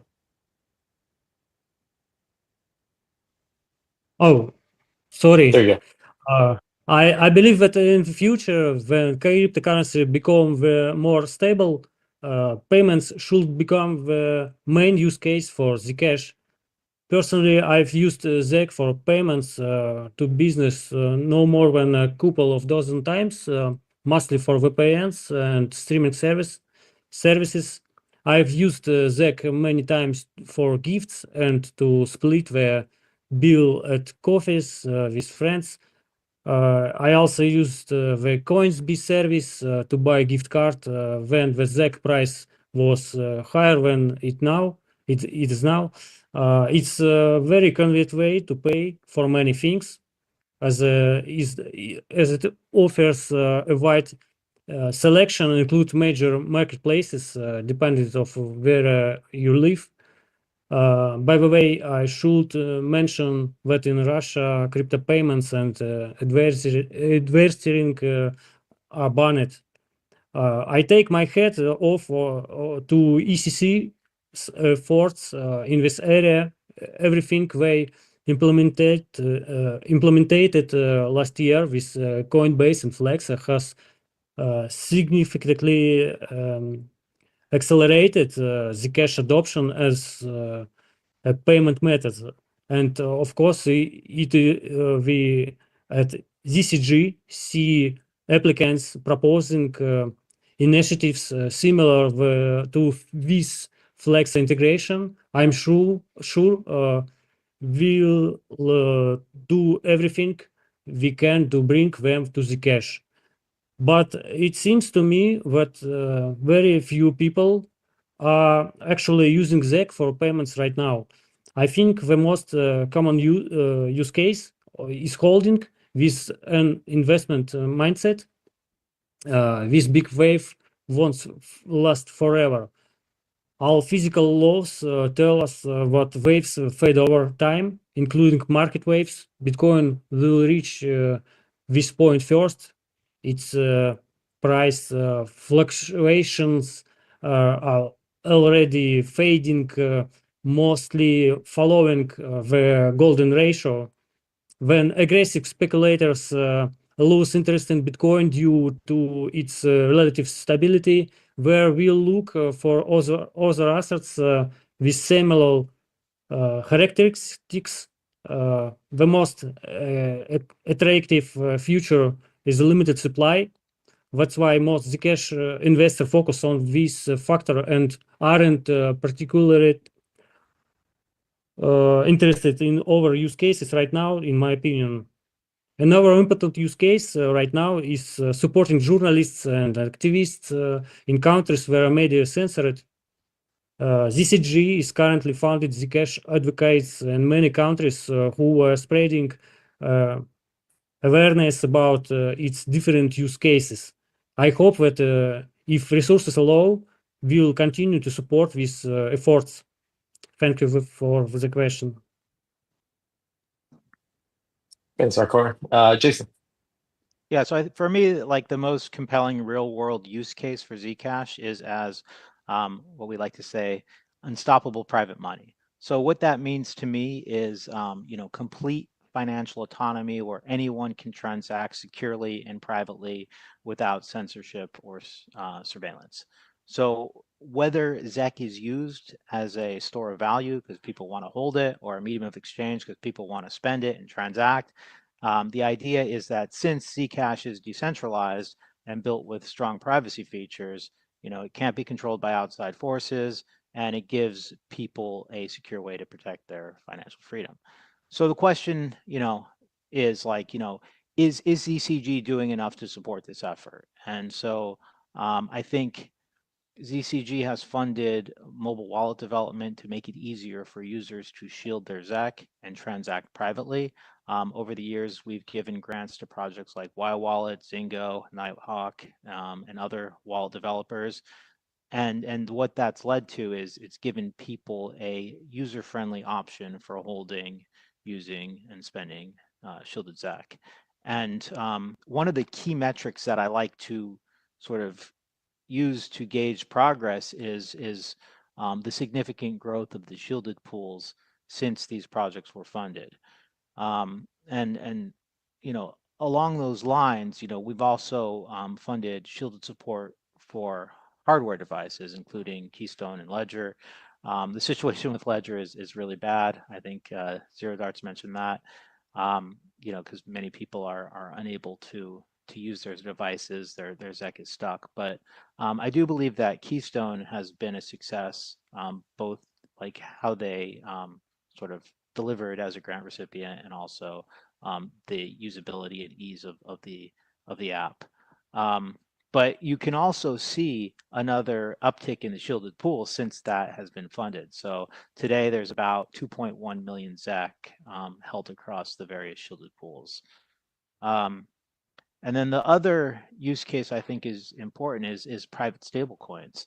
So ZCG's funded Kedit to develop the Zcash shielded assets, and that essentially allows anyone to issue a private asset on top of Zcash. And we've spent approximately like 25% of our total treasury towards this effort. And I think, like, personally, I see private stablecoins as a very strong use case for ZSAs. I mentioned that in the last question, how that's something that's taken off because people in countries that have high inflation rates are looking for like a stable asset. Bitcoin doesn't offer that, but USD does.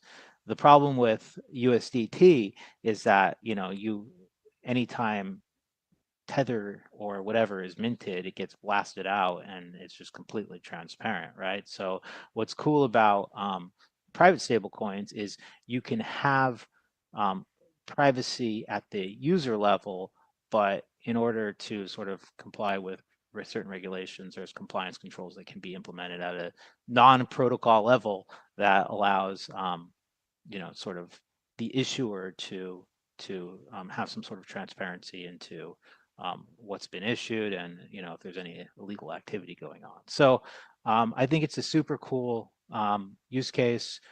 Recently, Jonathan, Josh, and I have been reaching out to issuers. We've talked to Tether and a few others to explore potential partnerships. But I do think, like, I want to just sort of emphasize this point, like stable coins have been more widely used than Bitcoin, and a private stable coin that gives some sort of compliance controls for issuers but maintains user privacy is just like would fill an important gap in the market, I think. I would go as far as to maybe call that the holy grail for Zcash in many ways, and it harkens back to what Arcor was saying about supporting people in countries where there isn't freedom, where there are massive consequences for going up against the powers that be. Private stablecoin would certainly help in that use case scenario. And I was going to mention that given how much ZCG has invested in ZSAs over the years, I'm surprised not to hear that brought up. But Jason, you just eloquently did so. So thank you for stopping my follow-up question. So up next, there's a perception that ZCG favors certain teams or insiders. How do you ensure newcomers have a fair shot at funding? Jason, you're up first. Yeah, so I think I want to push back against this a little bit. Like, I don't think it's so much accurate to say that we favor certain teams or insiders. I think if that perception exists, then it's important to understand why, and it's sort of important to look at why ZCG was created in the first place. And it was established to bring independent teams into the Zcash ecosystem and support them over the long term. Like, the goal wasn't just to fund short-term projects where developers build something and then move on to another crypto project. So instead, like, our objective is to provide funding for teams that would stick around for the long term and continue contributing. And so from my perspective, I think we've succeeded in that. And you can see it with teams like Kedit, Zingo, Han, ZecHub, Zcash Brazil, and many others. And so most of these teams started out as newcomers and they became key contributors to the ecosystem. And I think we continue to bring in new teams each year. And some recent examples of that are like ChainSafe and Blockchain Commons. And I think with regard to development initiatives, there's a high bar for funding given the complexity of the Zcash protocol. It requires a certain level of expertise, and we need to sort of ensure that teams we fund can realistically deliver on their proposals. But I do I totally get the comment and why the perception exists. And I think that one area that we could improve is outreach to other developer communities to attract more new contributors. And so historically this has been difficult because ZCG we operate as a part-time committee with members contributing around 15 hours per month. So when you get into reviewing grants and then working with grantees and sort of doing proactive outreach within that limited time frame is just very challenging. One thing that we did do a couple of years ago is we had an outreach coordinator, but the role was cut when the market took a downturn and sort of forced us to tighten our belts. So I think that bringing back a dedicated outreach role could help us bring in more new contributors and fresh blood into the ecosystem, which would sort of make the grant process or grant funding more accessible to newcomers. Great, thanks, Jason. Zero Darts. I like this question, and I agree with Jason that new teams should be treated similarly to the older and known teams. But I think maybe one problem is some new teams that do the grant proposals don't have too much examples what they have already built and worked on sometimes, and maybe sometimes the proposals are not clear enough and lack some details, and yeah, could be more organized a bit better. And I would really like to support new teams and projects that can work on CSA integrations and build apps and swapping systems or trading apps and integrations and stuff like that. And that would, I think, have a nice impact on the CSAs.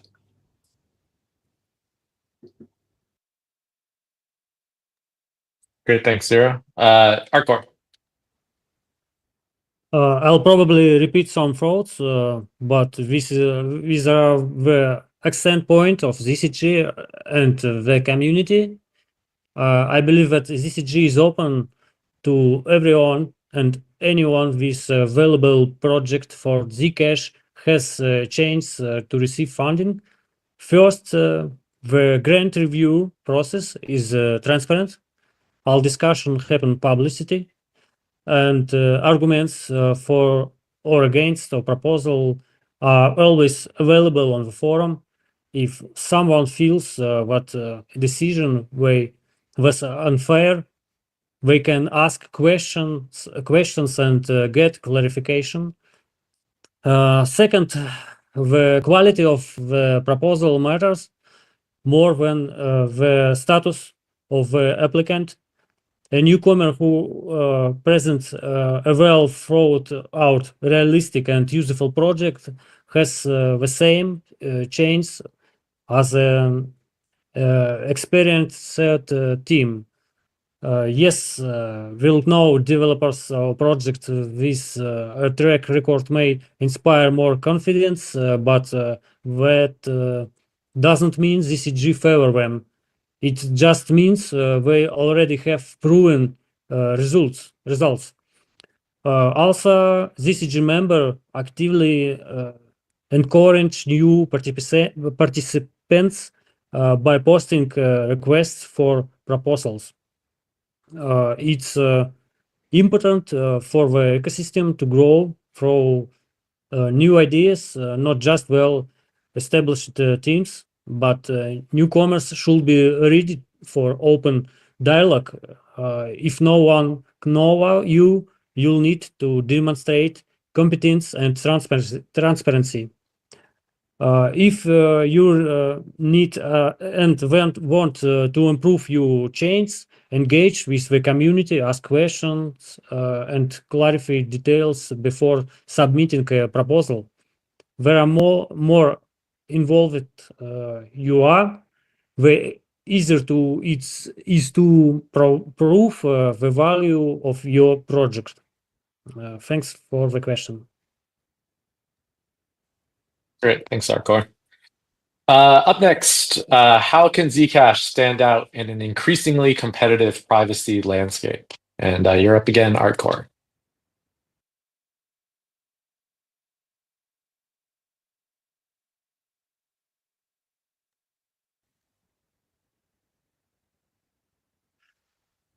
Honestly, I don't see any real competition. Let's me brief explain. Yes, that sounds like a bold statement, but right now you won't find a more popular privacy-focused blockchain tool that also follows Bitcoin's economic model with a limited supply. All the projects I know of do not use zero-knowledge proofs for privacy. Instead, they focus on scalability and blockchain compression or they act as some kind of gateway. So what else is out there? There is a popular privacy blockchain that just had another vulnerability exposed this time by Duke letter.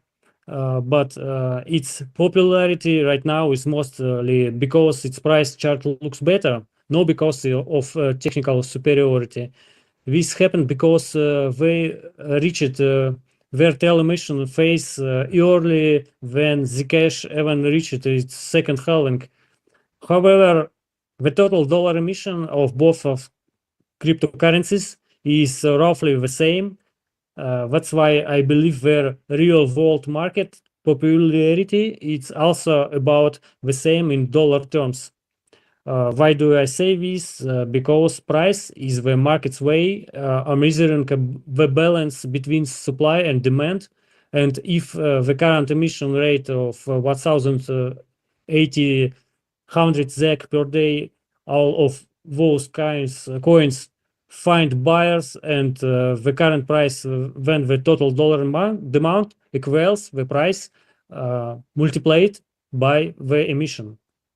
In that popular project, 462 coins are emitted per day, and that will continue forever. They cannot stop their emission anymore. Meanwhile, Zcash has a hard-capped supply of 21 million coins. That alone is a huge competitive advantage for my opinion, and it matters so many people, to many people. Plus, Zcash offers top-tier privacy, not a matter probabilistic cryptography, but real zero-knowledge cryptography. But stay competitive, we need to design better incentives of that preserve the best aspects of Bitcoin's model while significantly improving Zcash functionality and futures potential. That's exactly what people have been discussing throughout this conference. Thanks for the question. Thanks, Arcor. Jason. Yeah, so I really agree with Arcor on this. I think Zcash does stand out because for a couple of reasons. It has a relatively strong network effect, or like, the Lindy effect of it being around for so long and showing resilience over the past 8 years. So Zcash is the first cryptocurrency to implement zero knowledge proofs for privacy, and it's just been battle tested through harsh market cycles, while other privacy projects have faded away. Like Zcash hasn't died yet, and I often hear people say that it's dying or it's already dead. But the reality is, like, if you're paying attention, the ecosystem is more vibrant and decentralized than ever. So there's multiple independent organizations supporting its development. We still got ECC and the Zcash Foundation. We've got Shielded Labs and Kedit, Zingo, and there's other community projects and organizations that support it. So, I certainly acknowledge that we have problems around funding and coordination around protocol upgrades, like, things like Zcash dedeprecation and, network upgrade 7 are just like kind of a mess, right?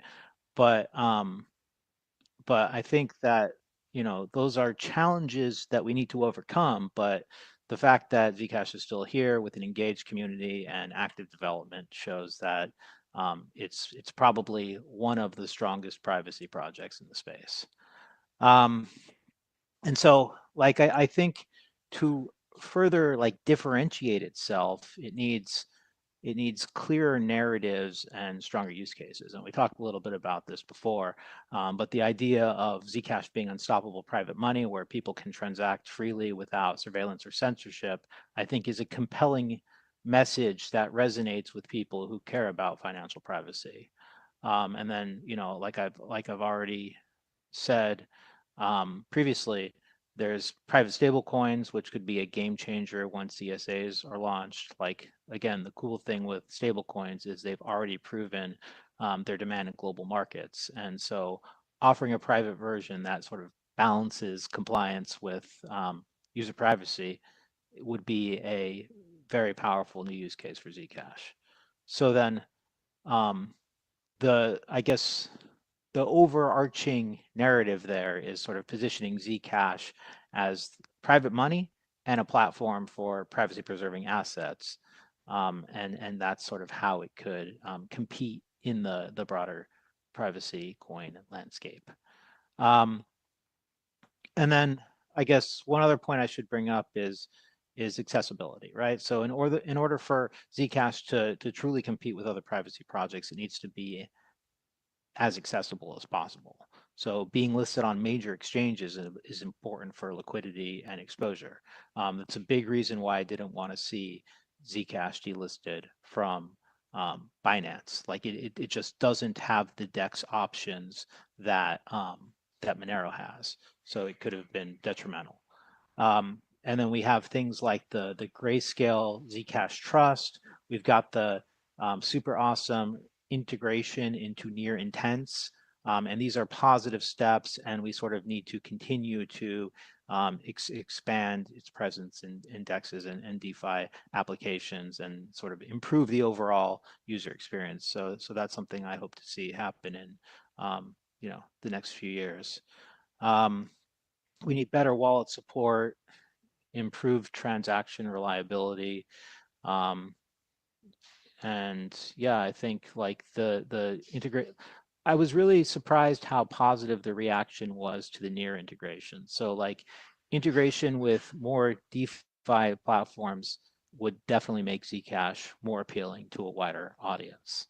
I think we can all agree that the technology is strong, but making it easier for people to access and use in everyday scenarios will drive adoption as more of these competing like privacy projects launch. Great. Thanks, Jason. And then Zero Darts. Yeah, I agree with Jason. And if you haven't tried out the swapping Zcash on the near intents decentralized swapping app, please do and let us know how it went.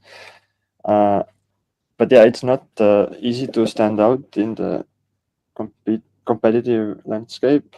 But we shouldn't only compete with the privacy projects, but in the whole payments ecosystem in the world. And to win there, it's really not an easy mission. But Zcash has some unique things like great zero knowledge developers and very passionate community. And I also want to see the community members become even more proactive, and we have to become louder. We have become a lot louder in the last year, I think, but we can do more and organize more, more planning, more organization, and do it even more effectively. And we should definitely collaborate more with other projects like Nomada and Penumbra. And also NimVPN should allow Zcash payments, I think. Maybe they will. Let's see in the future. And also the stablecoins on Zcash could be a really big thing, and I hope we can see it in the near future, because there's not much stuff like this.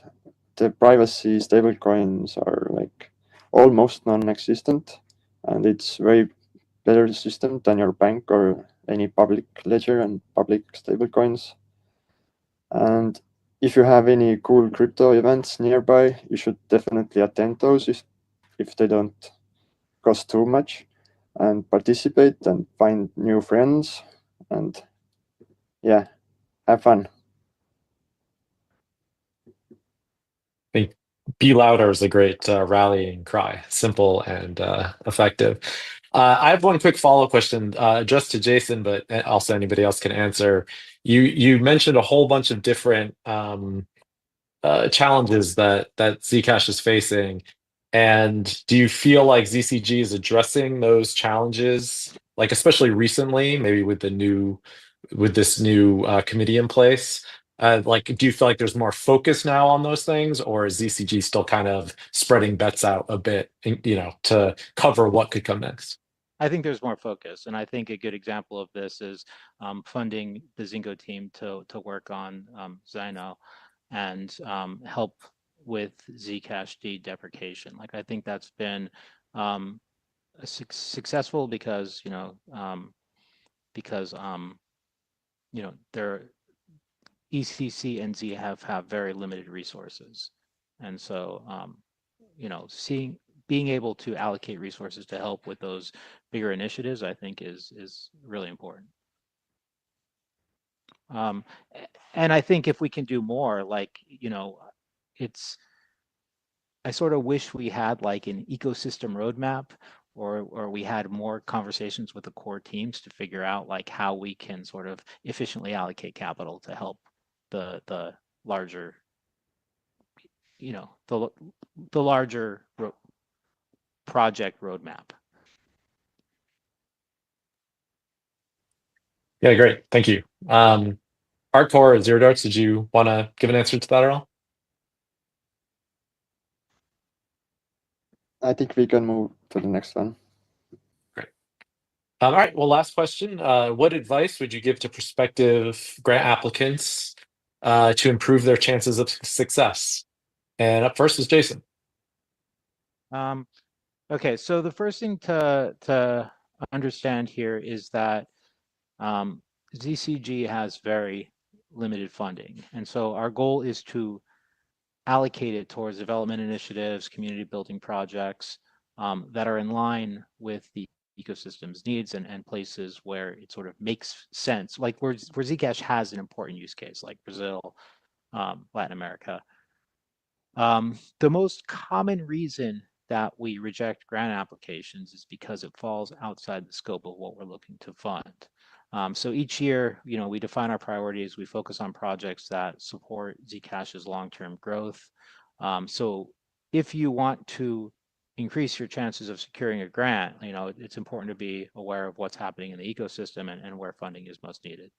I already brought up the Zingo example, but just to give a little bit more information about that, I met up with Zonkis at the ZEC Summit in San Diego, and they wanted to continue working on Zcash, but new ZCG wasn't planning on allocating funds to support mobile wallet development.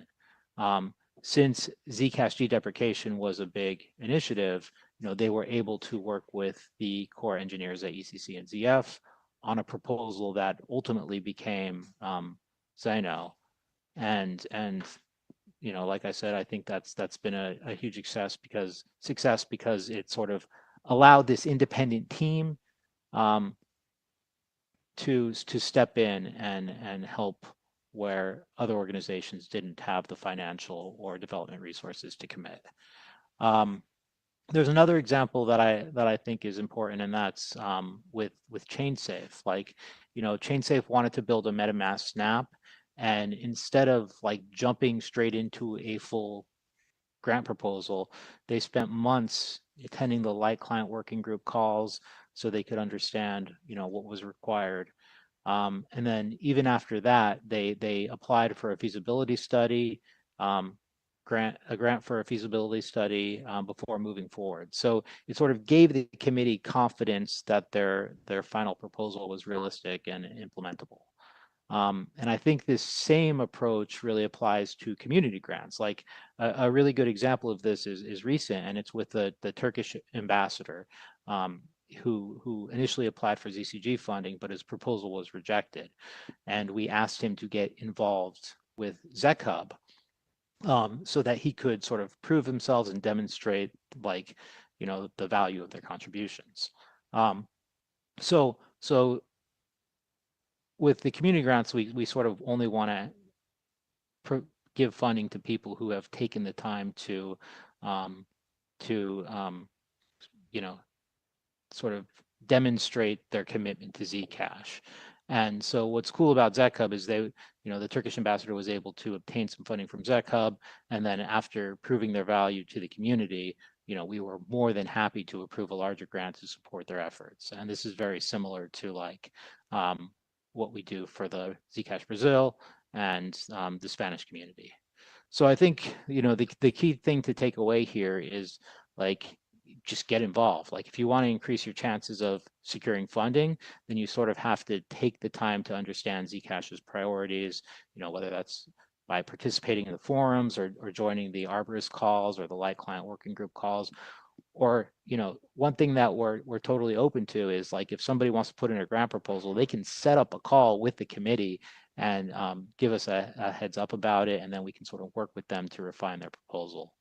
But I think that, resources are limited for ZCG, and doing your homework and showing that you understand what's going on in Zcash goes a long way to improving your chances of obtaining funding. Well said. Thanks, Jason. Zero Darts.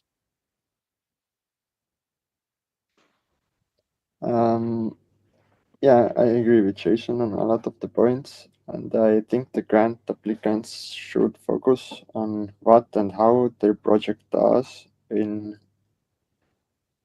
quite detailed way, and or how does it integrate or improve Zcash ecosystem or move it forward. And I think it's really important to show the relevant experience of your previous work. That also gives a lot of confidence to the CGG and in your team. And even if the forum, the community is not as positive, don't be afraid. CCG still has their own opinion, but yeah, we do take community opinion into consideration, but it's not like 100%. It's just a little bit, and yeah, make sure everything is clear and understandable. I think that's the best you can do. Thanks, Zero Darts. And Artcore. I think Jason and Zero Darts did a good description of everything. I'll just try to summarize things in the form of thesis. There are several key aspects for matter. For most important questions an applicant can ask themselves is how does this proposal improve Zcash? A grant should benefit the community either by adding a new use case, filling a critical gap, or bringing more users to Zcash through awareness and adoption. Speaking for myself, I also consider long-term impact. A proposal doesn't need to have an immediate effect, but if I see what we can't take the next important step without it, I will support it. The second key aspect, which is just as important, is realism. No one likes scenes around numbers without understanding how they were calculated. Yes, labor costs vary by region, but proposal must be transparent about expenses. Try to break your work into stages so we can fund it in parts and approve each stage separately. Provide detailed cost breakdowns, specifically expenses for each part of the grant. Research the market to compare available options. This is crucial because our budget is limited and we need to cover many areas. We must spend wisely. The third aspect is the credibility. We need to be sure what the applicant can actually deliver what they promise.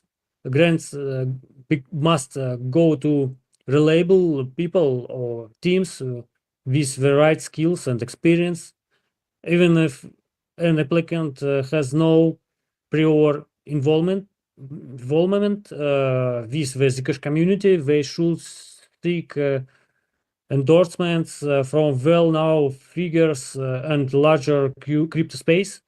This helps build confidence. So yes, if you're new, you'll need to prove your credibility to the community. And one more thing, what has proven to be extremely important based on recent experience, applicants must be open to community feedback. Discussion on the forum matter. Engage with the community, answer questions. Even if criticism seems harsh, explain your position, be prepared to tough feedback, but don't panic. ZCG only consider objective criticism. We encourage early discussion to avoid misunderstanding. So, ZCG support projects that listen to the community and adapt. If an applicant ignores questions of or if refuses to engage, trust declines, and with it their change of approval. And of course, study the forum, see which projects have been funded before and that arguments matter in their discussion. Thank you for the question. Thank you, Arkor. I think that's a great way to wrap up. We're at time. I wanted to mention we will be having ZCG elections in June. So if you would like to learn more about that, feel free to reach out. We would love to have a huge pool of candidates when we go to vote. And I encourage everybody to continue this conversation on Whova and on the Zcash community forum. So thank you, Arkor. Thank you, Jason. Thank you, Zero Darts, and thank you for watching. Goodbye. Thank you.